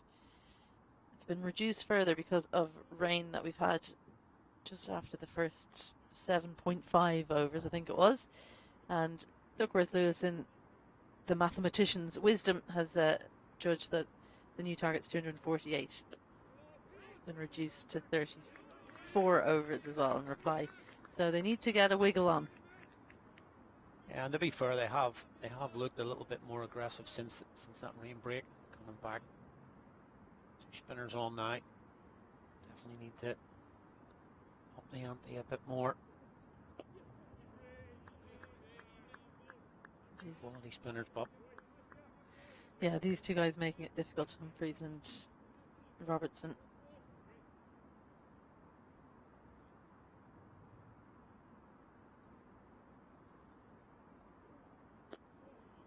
That run rate required just keeps climbing as well. And the thing about run rate required is it just depends how long you have to stay at that rate, how difficult it is. 9 runs and over for the remainder of this match is a tall order.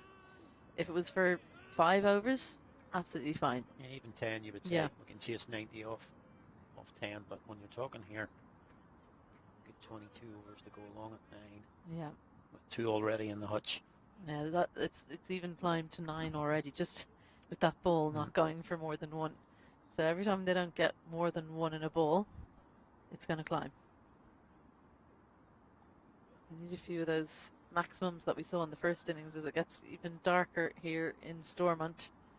Yeah, I think that's the biggest worry now for the Knights right now. I think it's the weather. I'm quite surprised at constant changes to the field here. Yeah, you just be getting the ball, throwing it back to the bowler. Okay? Keep going, keep going. Yeah, just keep going. Exactly that. But again, we see lots of field changes, field movement.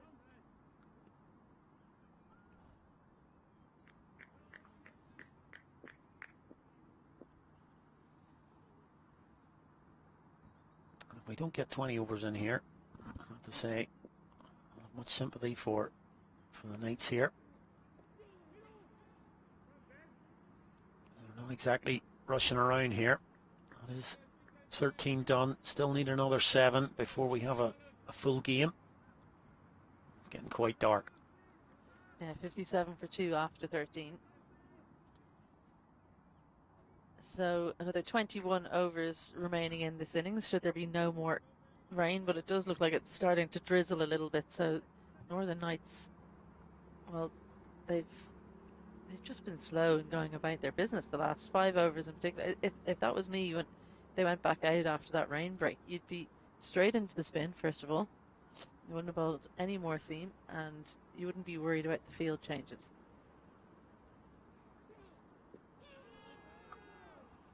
Just to give you an idea, they're 34 runs behind, 35 now on Duckworth Lewis. So, I mean, they're well behind in terms of where we're at. So, yes, you would worry if you get the 20 overs, you're going to be a close game. You might, 35 run difference. It'll just be a single. So, for me, I'd be rushing through the overs here. This is a big game. One of these sides can come out victorious. They'll go a couple of games clear at the top. Well, there's the pitter-patter of rain on the tent that we are sitting in to watch the match. It's just getting heavier. Another appeal in the over, but Aidan Seaver not moved. Addy Frost looking to continue with the sweep shot that was pretty effective in the last Cian Robertson over.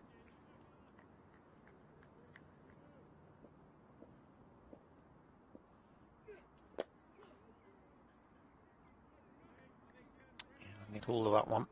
Frost trying to hit it down the ground. Mid on is up. Can't beat Tyrone Cohen.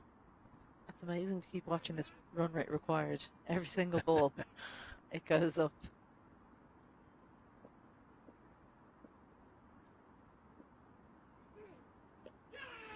Right through and castled. He goes one sweep too many.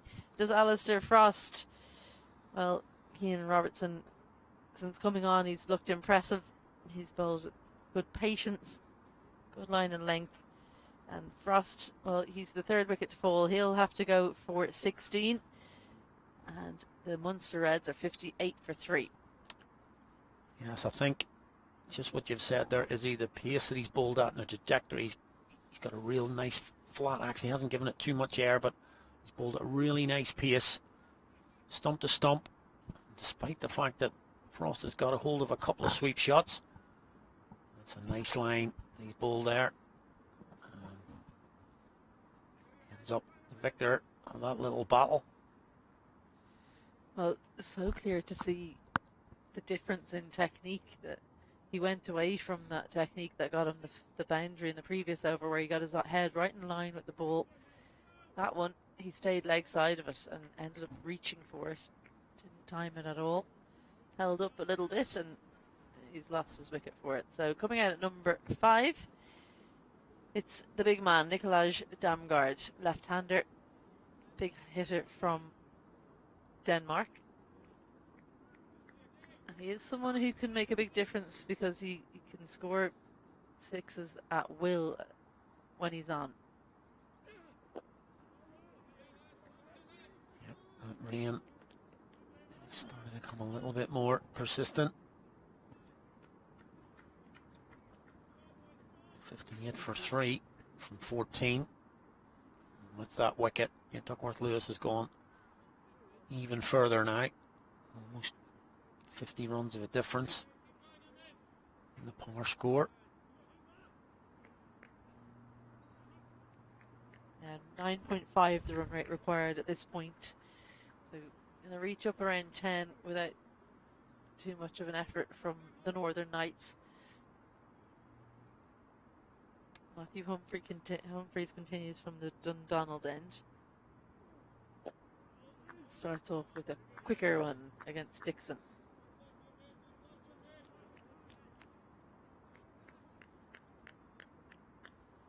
Morgan Topping's on trying duty. He's got the rag at cover.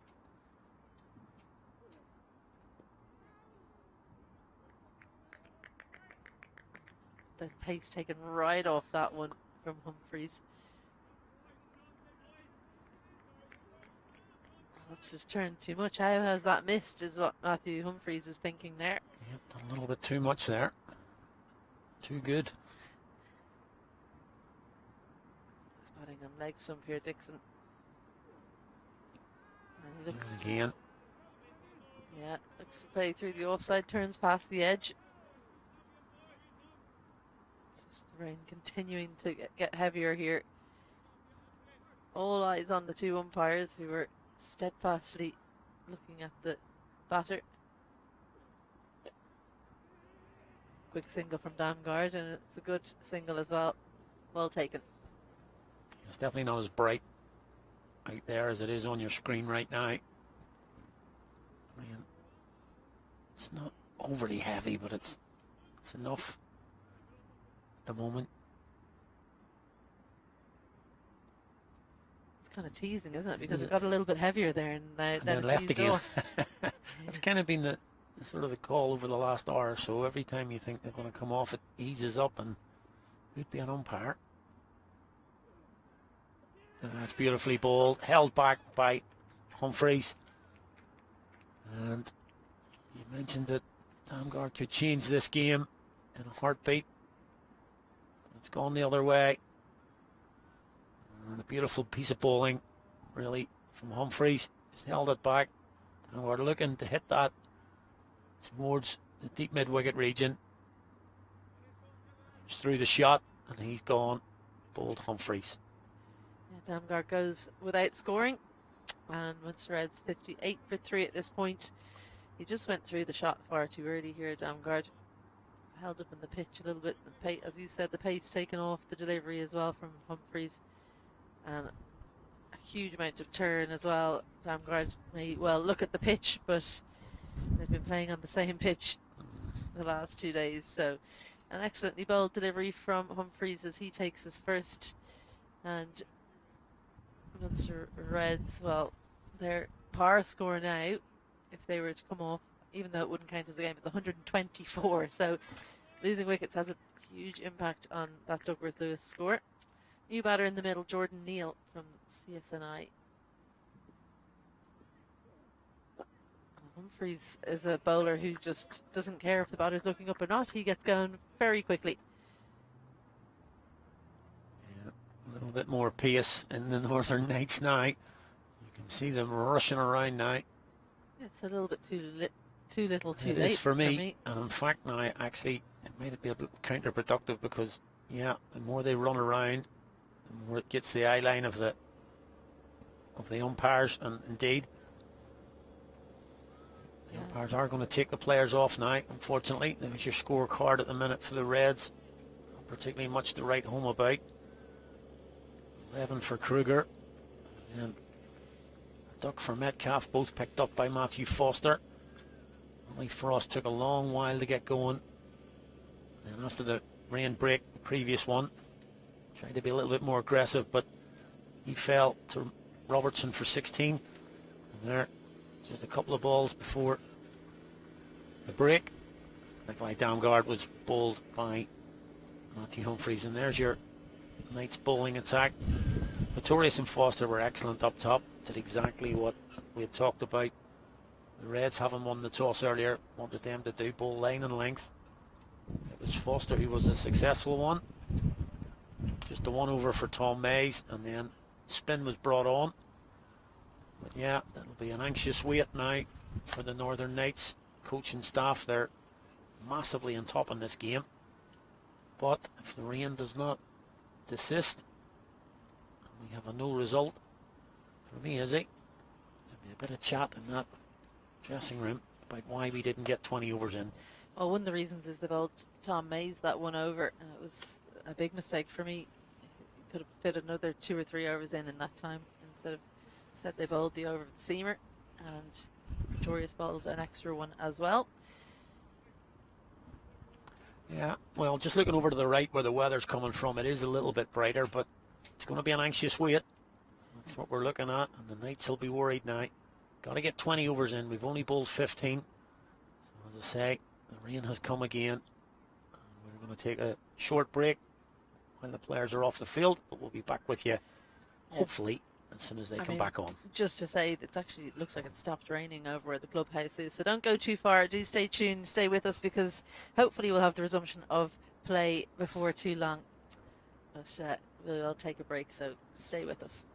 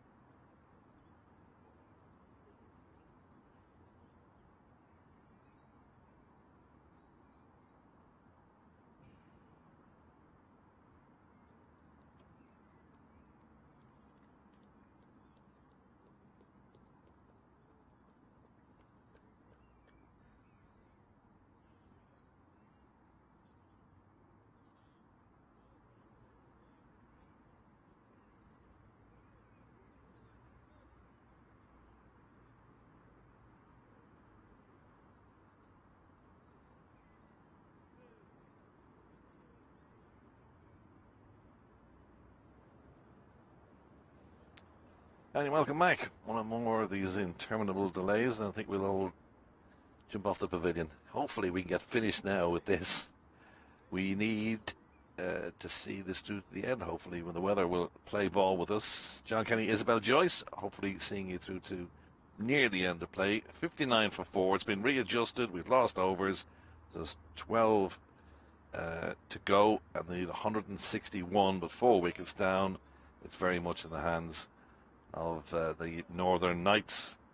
Yeah, just to make the point, they need 161 more runs in those 12 overs. So the target is 220. Yeah. Exactly, yeah. So should be an entertaining run to the finish here, because I think Munster Reds will just come out swinging. Well, no option really, have they? Nothing to lose. Humphreys finished his over just before we came off for that rain shower. The wind has died down here, so we're hopeful that no more clouds will be blown overhead. Don't hold your breath. I certainly won't. Anyway, there's only 12 overs to be bowled, so hopefully we get through. So Robertson now to continue from the city end. Jack Dixon is still there, 24 not out after dismissal of Damgard. Jordan Neal is his new partner. So 161 runs to get from 12 overs is a tall order. Absolutely. So attacking shot there, but fielders are out straight. Also cover on the boundary and square leg as well. Jordan Neal, the new man out, he's facing up. And I suppose it's an opportunity where you've got nothing to lose. You can just come out and see how you get on from ball one. Can you score some boundaries? Cian Robertson's been impressive, though, with ball in hand. 1 for 8 for him from 2.2. In the air, tries to catch it. There is somebody down there in front of the side screen. And that's been caught, has it? Nope. He parried it inside the... Yeah, I was wondering why they were applauding it. Actually, he's applauding the fielding rather than the catch. It's preventing the 6. Well, he knew that he was going to have to step outside the boundary rope here down in the deep. So have a look. He's running around.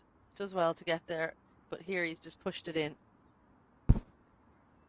So Aidan Seaver watching closely to see if that had gone over the boundary, which it didn't. So just the one run. Neal off the mark, and it's closely followed by a wide.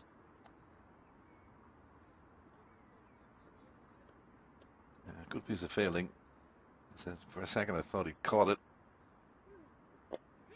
It's hammered down again to long on. Just a single this time. It's the kind of stark reality over there. Runs to win 158, balls remaining 69, 68 now. Just 6 wickets in hand. Singles is not enough. Yeah, 2.5 a ball. Launched into the deep. Fielder comes around and catch is dropped in the deep. So it seemed to be up in the air for an absolute age there. Tyrone Cohen just didn't get his hands up high enough.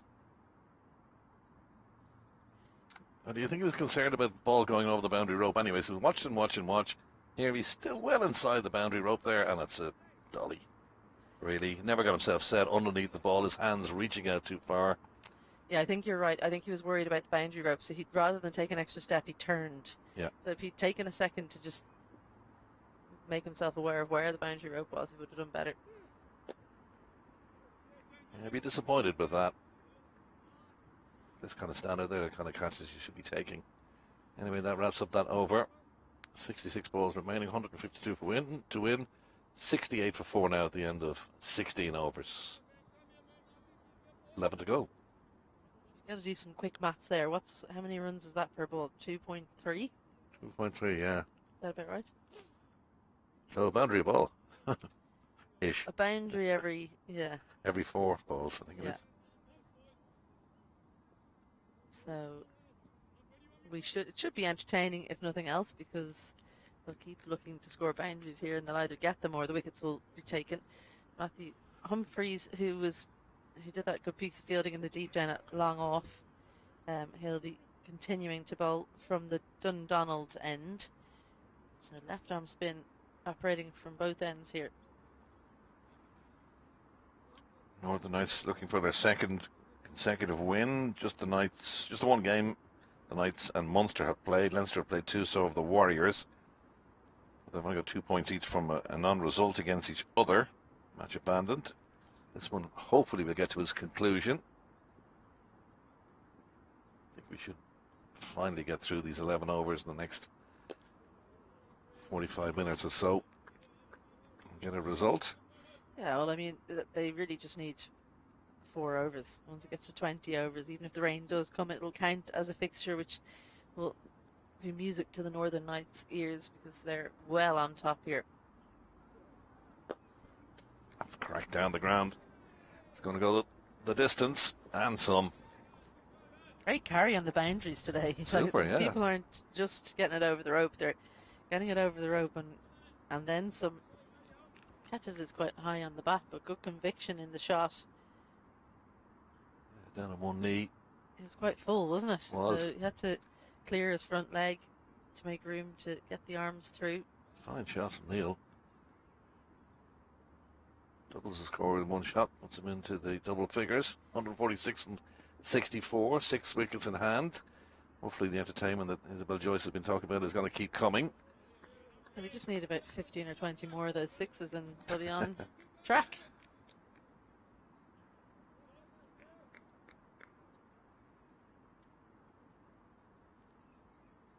It's not as dark as it was. A lot lighter, brighter. Swing and a miss, and calling for a stumping. And not given. No, well, he hasn't even moved there. Jordan Neal, and Aidan Seaver's response was just to look down at his clicker and tick one along. He had an almighty swoop at this shot and slowed up. He threw the shot far too early. Dixon did keep an eye on Aidan Seaver. He obviously didn't know exactly where his back foot was. He was hoping that the finger wouldn't be raised. Would you believe the sun is starting to peek through? Some bizarre fashion. Let's hope it stays there. Well, I had coat number 3 on there for a good few hours. It's come off, so it's warming up nicely. Still have 2 coats on and a scarf though. You came over with a coat about 4 sizes too big for you. Whose coat was that? Nicky Kenny. Nicky Kenny. He's a big lad. We're often mistaken for each other. In what universe? Assistant coach for the Munster Reds. He's been brought on there alongside Jeremy Bray. He's a big unit. He certainly is. 75 for 4. We're in the 17th.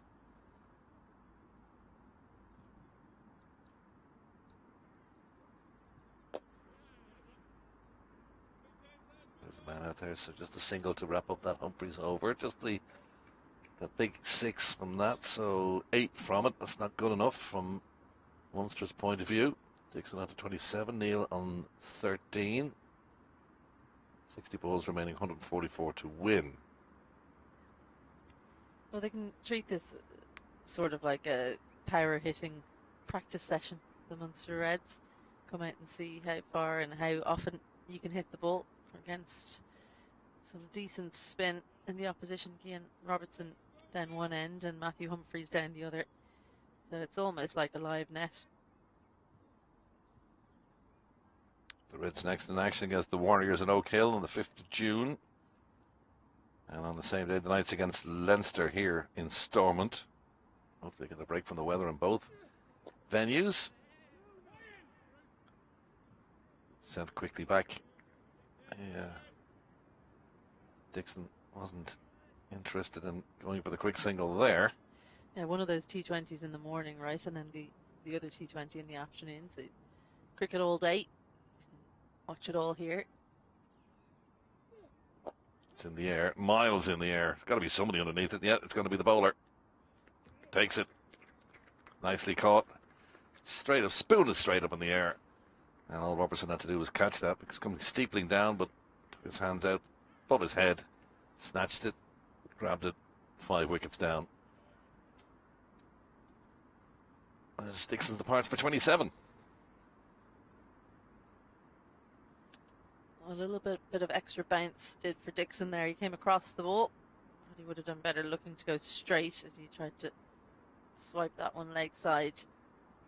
Top edge, Cian Robertson kept his eyes on it all the way. Got the hands up nice and early, and good technique means it's an easy catch in the end. So Munster had 76 for 5. McCarthy is the new batter in.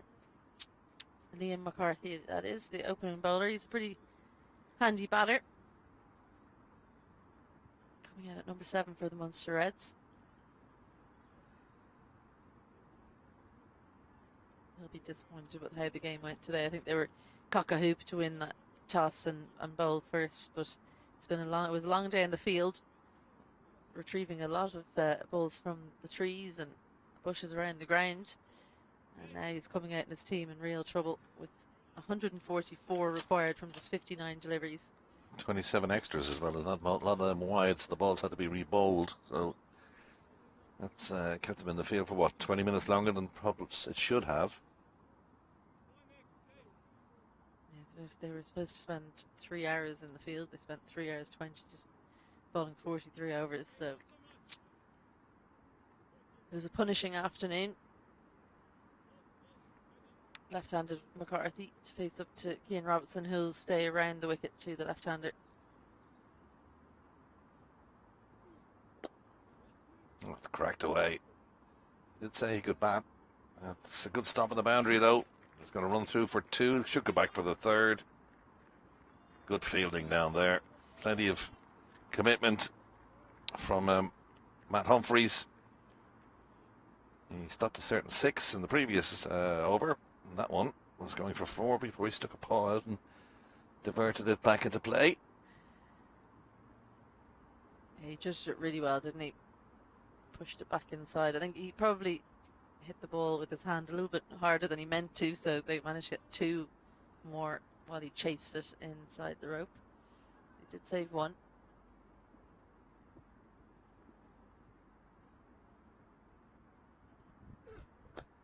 That's in the air as well. Backward point. Easy catch. Well, they're just slinging the bat at it now. And Cade Carmichael snatches the catch, and Robertson gets 2 in 3. And it's now 79 for 6. Neil goes for 13 there. 13 from 10 deliveries, so it was bright and breezy and quick, but he's on his way back to the clubhouse as Munster Reds lose their 6th. They're 79 for 6. This is why. Again, the sweep shot playing across the line. He looked to heave it into mid-wicket. Comes off the outside edge. And it was a case of searching for the ball. But Cade Carmichael knew exactly where it had gone. And you won't get many easier catches than that. 1-4 and 1-6 in that innings from Neil.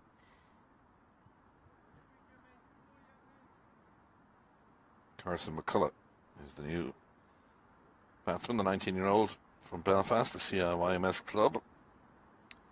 Member of the Irish Under-19 World Cup side, right-handed bat.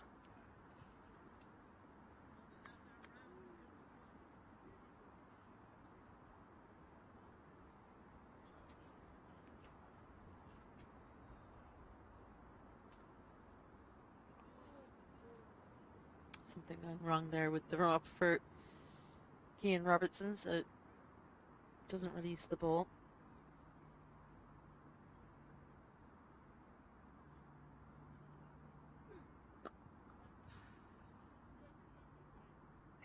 Off the mark.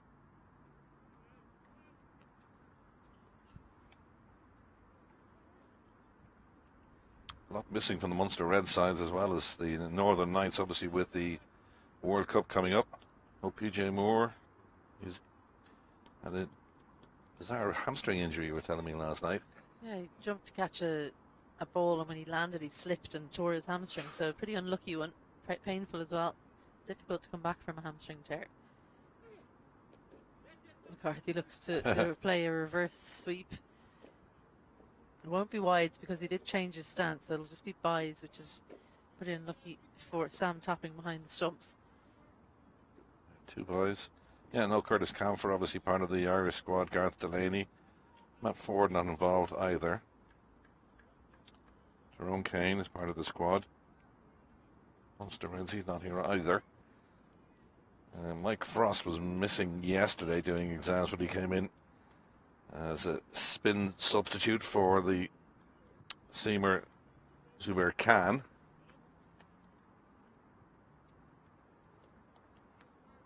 Mark Adair is the captain of the Northern Knights, but he too part of the Irish T20 World Cup squad along with the brother Ross.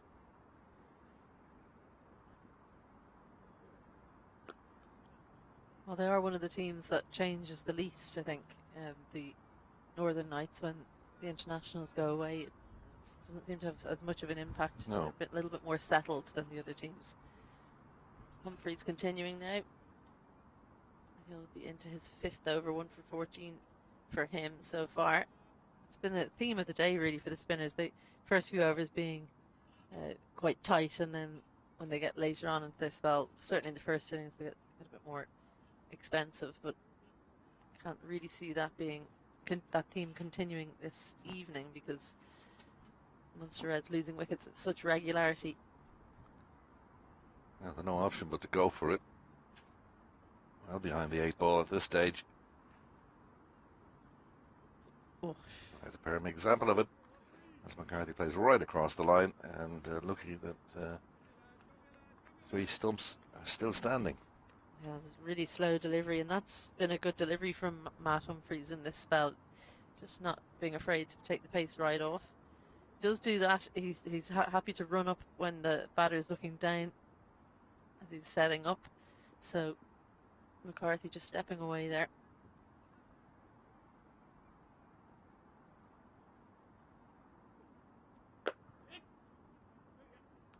Bat on ball, there's a man out there. They'll come back for the 2. Yeah, well directed. Good placement there from McCarthy. Lots of real estate out there in the deep for Cian Robertson to Marshall. Yes, the wider of the 2 boundaries out towards the pavilion. And there he goes down to the mid-wicket area and gets the 6. This is a chance, you said, for McCarthy to show his wear, and that was a terrific shot. Yeah, it was a very odd shot. It was a quicker one from Humphreys, and have a look how he's Whipped it, really, isn't he? Yeah, he's reached that from way outside off, and the bottom hand has whipped it around wide of long on. So not one that you get from the coaching manuals, but very effective. Yeah.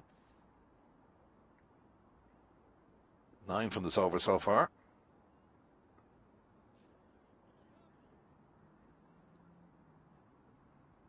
A good little cameo so far from McCarthy. Coming in at 7 would suggest that he can bat as well as bowl. And it's whipped to the mid-wicket region, and that's going to go for 4. Well, profitable over so far for McCarthy and for the Reds. Well, have a look now in this replay at his bottom wrist, his left hand, as he plays this shot. He steers it squarer. Look, he changes his grip just before the shot. That's to grip on tighter with his bottom hand because he knows he's going to swipe leg side, and it enables him to hit it squarer of that fielder in the deep as well. So opting to go for placement rather than power on that occasion. He doesn't even get a full swing of the bat. He's really focused on where he's trying to hit it rather than hitting it as hard as he can. Changing the field, the cover fielder comes up and the fielders will all go out in the leg side long off as well. Waited on that one. That's a lovely strike, that one. One of the 3 boundaries he's got in this over, including the 6th, that was the cleanest of them all. And that was an expensive over, that. Well, very unhappy Matthew Humphreys there, taking his jumper from Rowley Black. He's pulled the length back here, but it just sits up for McCarthy, who sets himself front foot and swings that around, bisecting the 2 fielders, closing out that over with a boundary. So 6-4-4 in the final 3 deliveries of the over. As he said, an expensive one. 17 from it after 19. Munster Reds 99 for 6. McCarthy quick down to 19 from 7 deliveries. One shy of three figures. Robertson going to continue now from the city end. It's just one of those days where when someone gets in, they make fools of everyone else by making it look easy, don't they?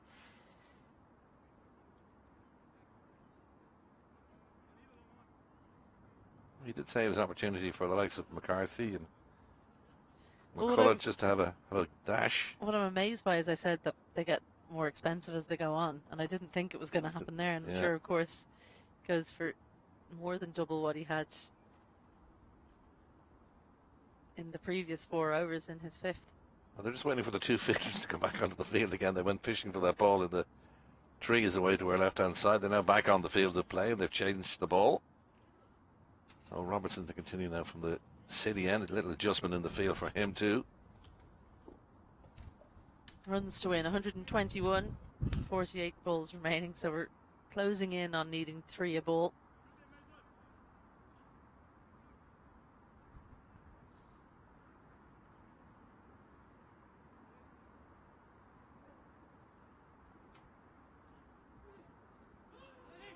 Cry for LBW went out. Tried the reverse, didn't work. McCullough gone for 2, another one gone, 99 for 7 now. And Robertson gets another one. This is 3rd wicket. I was convinced this took the glove on first viewing. I was right in front of the stumps, so that part, no problem. But it's just whether it caught the glove. McCullough goes for 2 from just 3 deliveries. Munster has 99 for 7 now. It'll be difficult to tell from this angle with the wicketkeeper in the way whether it caught glove or pad. You can pretty much see from there that it's adjacent in front of the stumps, but he's held his glove up. Yeah, from our angle, we're not right behind the stumps, so from our angle it looked out and out like it was the glove, but obviously it hit the back of the glove, so Aidan Seaver thought it was pad, and he might well be right. It was a better view than we have, I'll give him that. Yeah, correct, he's much closer. So 99 for 7 now. He just scored 2, but he was there for a partnership of 20. New batter Josh Manley, the captain, joining his partner in crime, the other opening bowler, Liam McCarthy.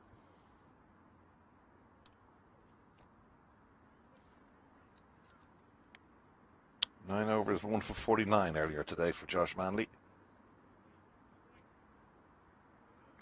McCarthy's running out of partners now.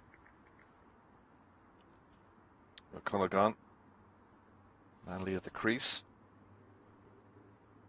Just 3 more wickets needed now for the Northern Knights to make it 2 out of 2. Yeah, and even more importantly, as Josh Manley gets off strike, just 4 deliveries before you reach that 20 over mark. That's the magic number. 100 up for the Munster Reds with that shot. 120 runs now required from 46. 100 for 7 in the 20th.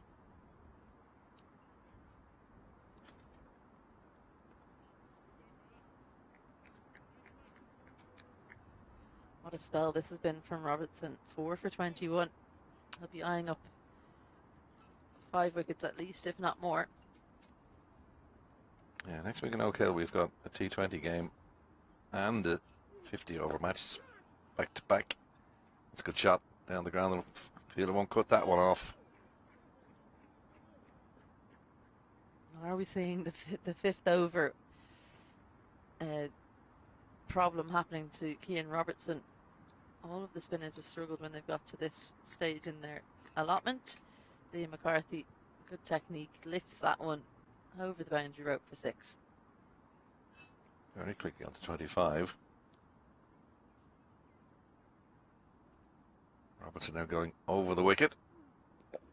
The reverse pays dividends too. Now, this is good stuff. Nice cameo from McCarthy. Moves to 29 from just 9 deliveries. A little tap of the bat between himself and Mandy. That's a fine shot.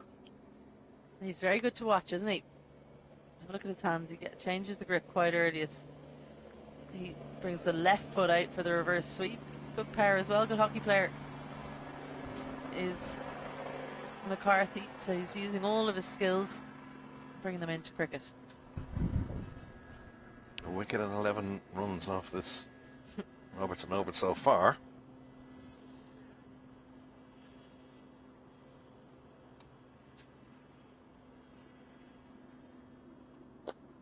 Down the ground he goes.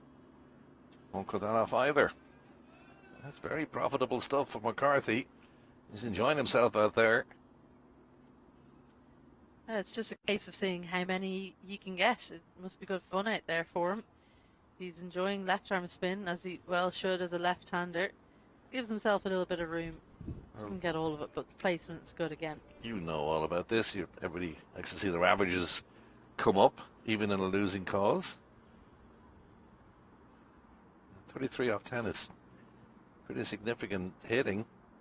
I would wager you pay more attention to your stats than I do, JK. What stats? I don't.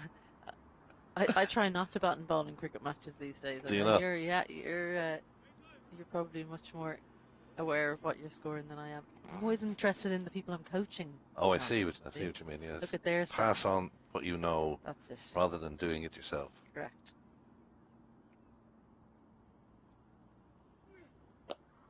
Wow.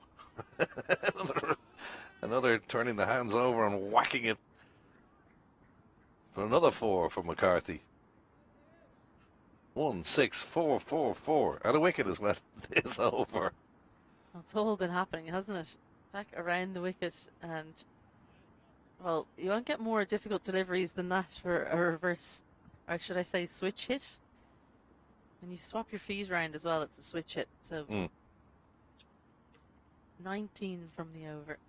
The box of balls coming out again. We need to dispatch everyone, every man, woman and child in that clubhouse needs to head over to the trees and start looking for Kookaburra balls, because we're definitely going to run out if this continues. Well, actually, between the innings, the Northern Knights, about 6 of them, left their hutch over on the right-hand side under the pavilion and headed to the trees looking for those balls. Was that what they were doing? Yeah, that's what they were doing, yeah. Good. Why are they not still over there? I don't know. Put the tents over there. That would stop a few balls going in there. Also true. A bit further away from the facilities, that's the only problem. Yeah. We are very far over on the square here, so that's not helping matters. Mays is switching end now from the city end to the Dundonald end.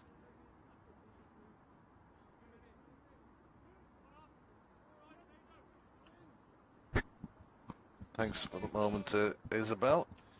Just to wrap things up, myself and Ali. 118 for 7. Full toss. Got away with that. I think he's quite happy to get to the other end and pass the strike on to the man who's seeing it like a big beach ball out there. 37 off 11 deliveries. Ali, you've been standing outside enjoying this, I would presume. Well, I'll tell you what, he's had a clean ball. Liam McCarthy all around the ground. Played a few innovative shots, but generally he's hit it pretty clean. Something to bank, huh? Well, he's shown this in Munster League cricket already this year. Slightly slower delivery from Mays. Swing and a miss. And a rare dot ball. Has been over the past 4 overs. McCarthy just cracking around, as you say, John. But yeah, it's been a long old day at the crease, JK.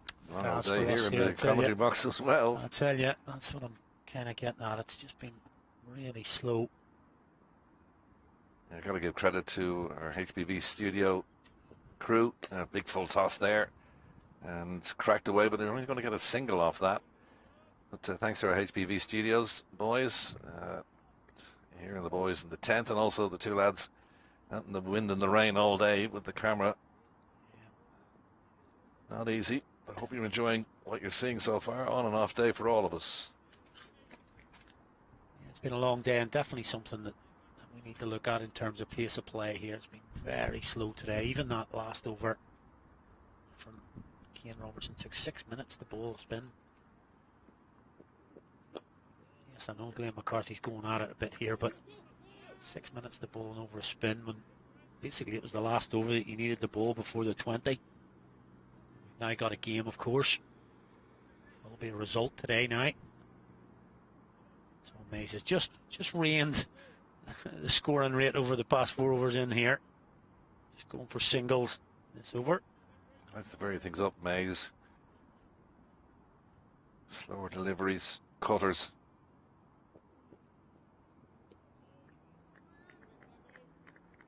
Yeah, the runs to win under 100 now. Maybe a bit fanciful. That's just a 6. Think you're clutching the straws there. A little bit, the 6 and a bit just left. It's been pretty comprehensive from the Knights, to be fair, since Pretorius and Collett came together. Since then it's been pretty much one-way traffic, but McCarthy just throwing a few counter punches here. There's another crack through the covers for 4. Terrific innings here from McCarthy. It's going to be an illusion cause, most likely, but he's on 42 from 15. He really pounced on that, didn't he? That was a fine shot. Carac to the covers for 4. Despairing dives from 2 of the fielders. Oh, he's cutting that off. The break in the clouds above us. We might get some sunshine for the last, 6 overs, which would be nice. That would be nice. After today, it's been really frustrating from early on this morning. 10:45 start was due. We didn't get underway until 12:30. A couple more breaks. Reduced overs to start with as well to 43. Now we're down to 27. It's been difficult, let's say. It's been a difficult day. Looks like we're going to get to a finish here. Tyrone Cohen, come on now. As we sort of mentioned, spin had been brought on to try and get through the overs, but didn't really get through them too quickly. And at one stage, it looked as if the Knights might fall foul of the weather here. An abandoned game, but got back out. 20 overs have now been bowled to 21 now, so we've, as I say, we've got a definitive result coming one way or the other. Going in here. Full toss. Just a single from it. They'll move on to 10 points from their 2 games played. Munster will stay on 5 from their 2. Leinster on 2. The Warriors on 2. I mentioned next week there's a T20 game in both venues, Oak Hill and back here in Stormont. Reds and the Warriors, who will also play in Oak Hill on the 5th of June next Wednesday in a 50-over match. The Knights and Leinster playing back-to-back T20s and the 50-over game next week, Tuesday and Wednesday. Then there's a break in the interprovincials until August the 8th. It's quite a big break, that, actually. But Ireland are in the World Cup on the 5th of June.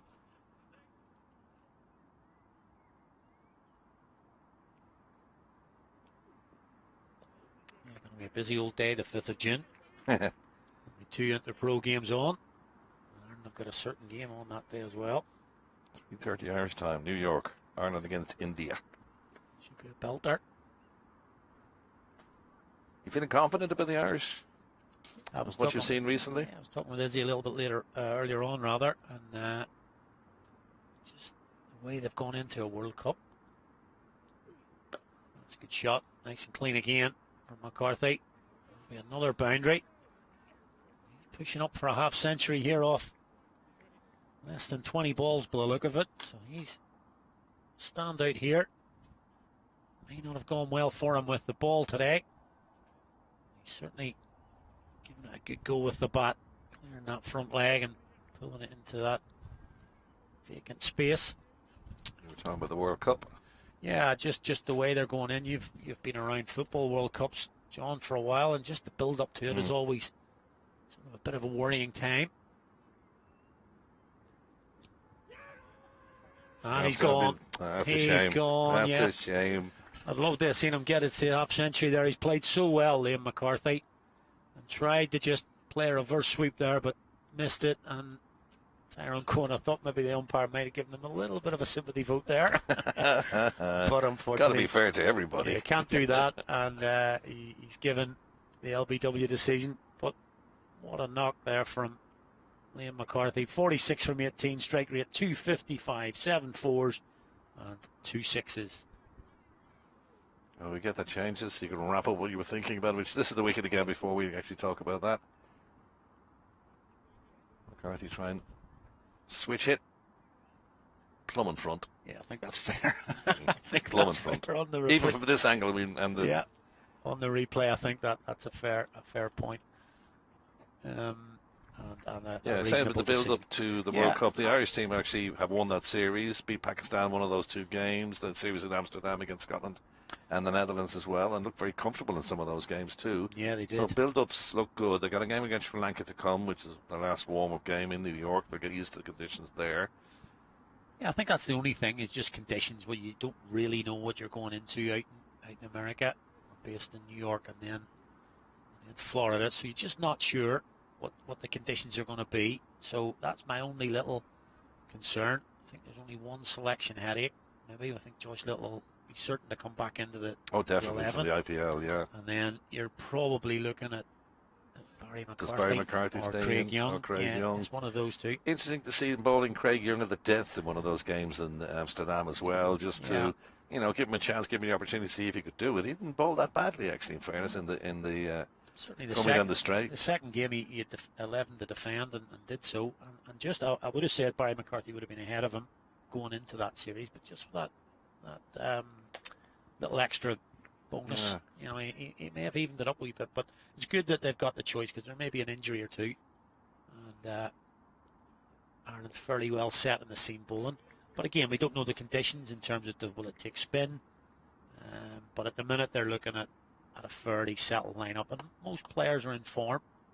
So yeah, going into And a deep batting lineup too, which is very it's- important.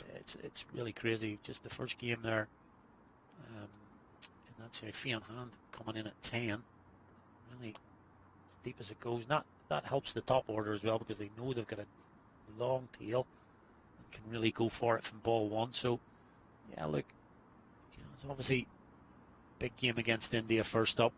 Tough start, but probably a good time to play them first up.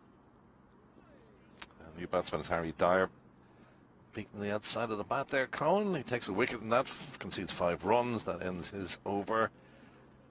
1 for 5 from Cohen's first over. Manley on 4. Dyer yet to score. Man out recently. 46 off 18. Terrific knock from Liam McCarthy. Gave us a bit of entertainment before LBW to Cohen. Just a pity he didn't get the 50. That's the Reds card. Yeah, that's standout innings there from Liam McCarthy. People say he had a bit of a license there. The game was drifting away, so he had a bit of a license to go out there, but you still have to perform. And he's done 46 from 18 there. Jack Dixon worked hard for his 27, but really in the middle period there, Cian Robertson came on and just tied it up with his left arm spin. Thought he bowled really well with the conditions, and he really took the game away in the middle order there for the Reds. It's all Mays to continue. Yeah, but I'm really looking forward to the tournament. I haven't really looked forward to a cricket tournament as much. I was talking In a to long James time. earlier on about the fact that this actually feels like a World Cup, Very not a much so. restricted 10-nation. Yeah, very much so. It's got all the ingredients of 1 or 2 upsets. Uganda in there, USA coming good these days. Canada cannot be underestimated.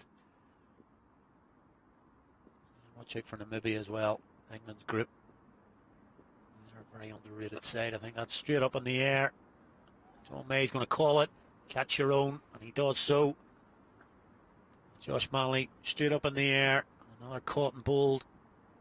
Tom Mays gets on the mark. His first wicket of the day. Coming to a close here. The 9th wicket now falls for the Reds. It's 130 for 9. Yeah, Manley gone for 4. Cotton Bowl Mays. There's been a lot of cotton bowls today, actually. And indeed, yesterday in the T20 International, here it is again. The wicketkeeper and Mays descending upon it. Mays gives the shout. The wicketkeeper just steps away. And that's a sensible thing to do. And Mays was very much in control with that.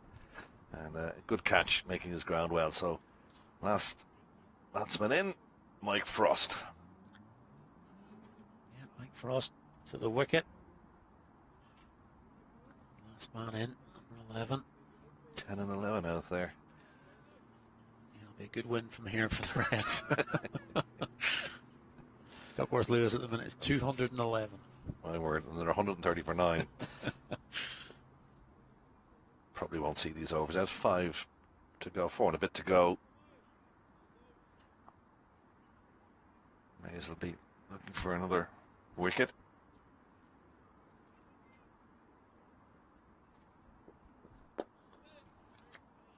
Yeah, nice shot. Number 11. He's driven down the ground. Gets him off the mark. 2 wickets for Mays so far. Got Ali Frost at the top. Can he make it a Frost double? That's the thing. Already got rid of Josh Manley as well in this over. Looking to wrap up what would be a comprehensive win. And as you mentioned earlier, John, it's a big win. It takes them, in effect, 2 wins clear. At the top of that, no result for the Lightning and the Warriors last week.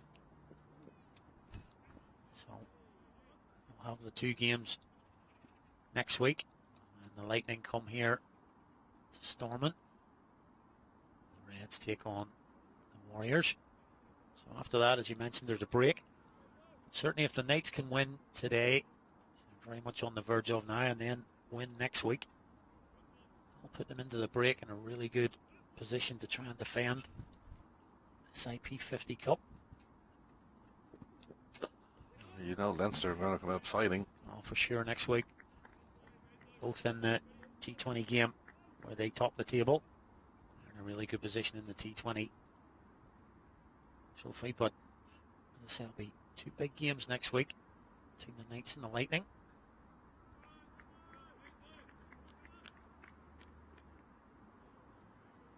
Late evening sunshine, isn't it nice? Just trying to squint through here. I can't believe it.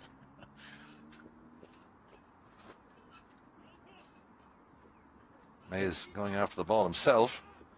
They're going to run through for 2. Gets Harry Dyer off the mark. He's trying to get a little bit finer than that, but worked out in the end. And because of the field placing back on the boundary, he's able to get back for 2. 3 from that, and that wicket of Josh Manley. He's now 3 overs, 1 for 17, and the score 133 for 9.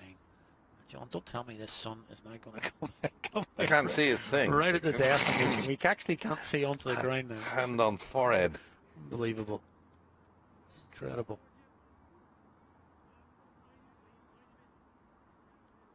So is this to be the last over? There's 3 to be bowled.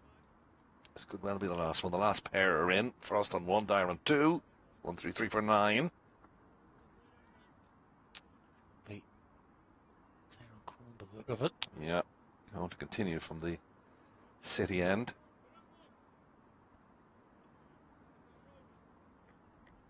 Surely going to be targeting the stumps here. Pulling around the wicket. Left-hander. Frost facing on bowling. In the air. And that's a nice shot too. From a number 11. It's a great shot. Lovely. I have to say. All the way to the boundary. Kept his balance really nicely. Didn't lose his shape. Had it clean over the cover region. See it again here. Just look at his balance here. Yeah, really nice from a number 11. A few above him might have been happy with that. Absolutely. Fine shot. License to thrill. Frost tries the ramp. That used to be known as the Dilshan, wasn't it? At one stage. It was the Dill Scoop, yep. Yeah. Tillicratney Dilshan was the. Not sure he was the first to play, but certainly in a World Cup and Yeah, and big then they event. kind of named it after him for a while, didn't they? They did, And then they did. now it's just called the ramp. It's just a common. Common or garden ramp. It is just a ramp now.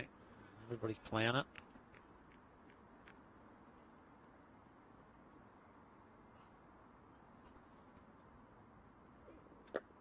That's in the end, just gonna fall short. James McCollum there. Set up Wesley. Mike Frost, he'll get 1.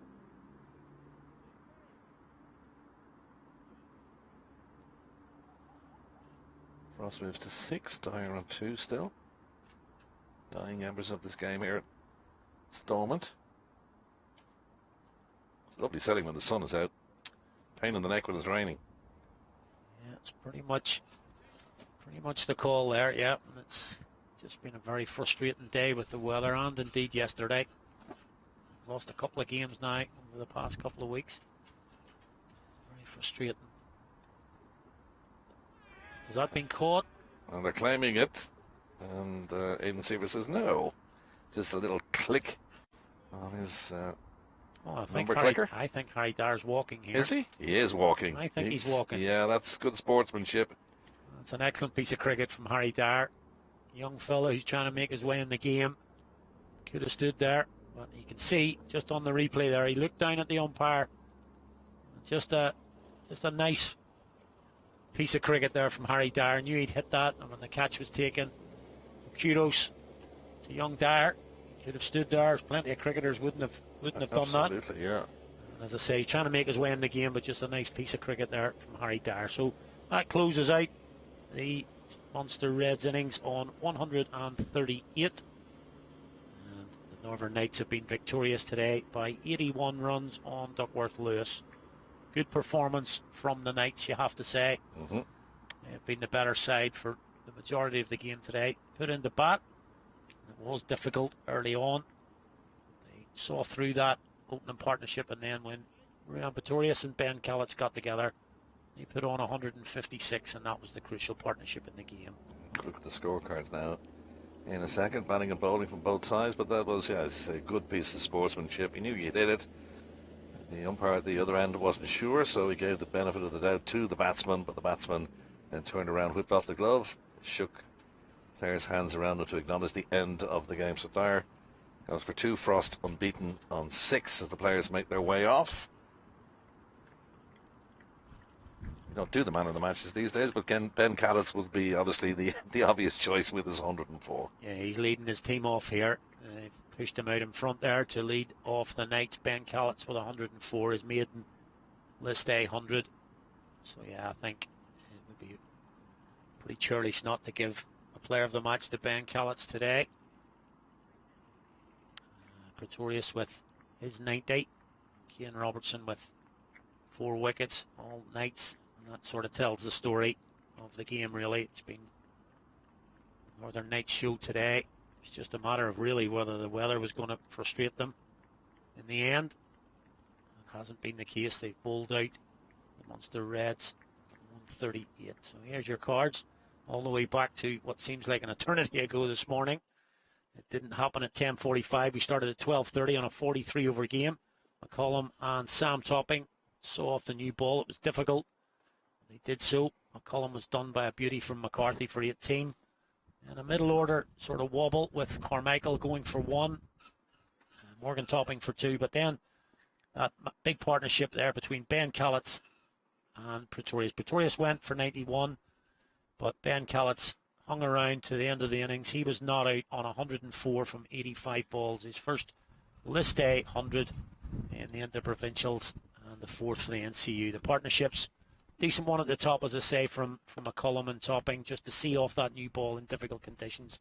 But really, it's the standout performance there from Callets and Pretorius. That's a record partnership of 156 for the 5th wicket for the Northern Knights. Here's the bowling. 3 for 29 for Kruger. Good display from him. 2 for Mikey Frost, returning to the side today. A little expensive, though. 65 from those 7 overs. And Neil got a real tap at the end there. 18 off his only over. And then the match was reduced, obviously, at the start to 43 overs. And reduced again. A lot of extras as well given away by the Reds. And McCarthy in particular. 2 extra overs with the amount of wides he had. He'll have better days. This is the batting lineup then for the Reds. Yeah, and not really much to write home about at the top of the order there. Again, it was tough with the new ball, but Foster and Pretorius did get it in the right areas a lot more than the Reds bowlers. And it was tough for Kruger, Frost, Metcalf and Damgard. And then the spin came on in the middle. And really it was only until Liam McCarthy decided to give us a bit of entertainment at the end with 46. It really pushed that total up above the 100 area. The partnerships, again, not really much to write home about. A little bit of a, after the rain break, Frost and Dixon give it a bit of a go with 46, but then a little bit of resistance at the end from Liam McCarthy with McCulloch and Manley, 20 and 31, those partnerships, but really nothing really of a note. Good display from Robertson. Got 4 for 39 off his 5 overs. Cohen wrapped it up. 2 for 10. 2 for Foster as well. But very much a dominant display from the Northern Knights on an on and off day. So that's the match summary then. The Knights win on Duckworth Lewis Stern method indeed, by 81 runs. They moved to the top of the table, stay at the top of the table. They moved up to 10 points.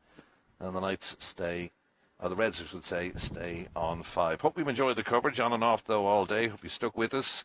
We did at least get a result. The next for us is the women's match between the Scorchers and the Dragons. That's at Oak Hill. That's this coming Sunday. Hope you've enjoyed our coverage. Thanks to James Cameron Dow for jumping in, and also to Ali and to Izzy as well for commentary. I'm John Kenny. Hope you enjoyed our coverage, as I said. Thanks to all in HBV Studios as well. And thanks to the rain gods for finally relenting and getting us to the conclusion of the match. Till the next time, from us all here in Stormont, bye for now.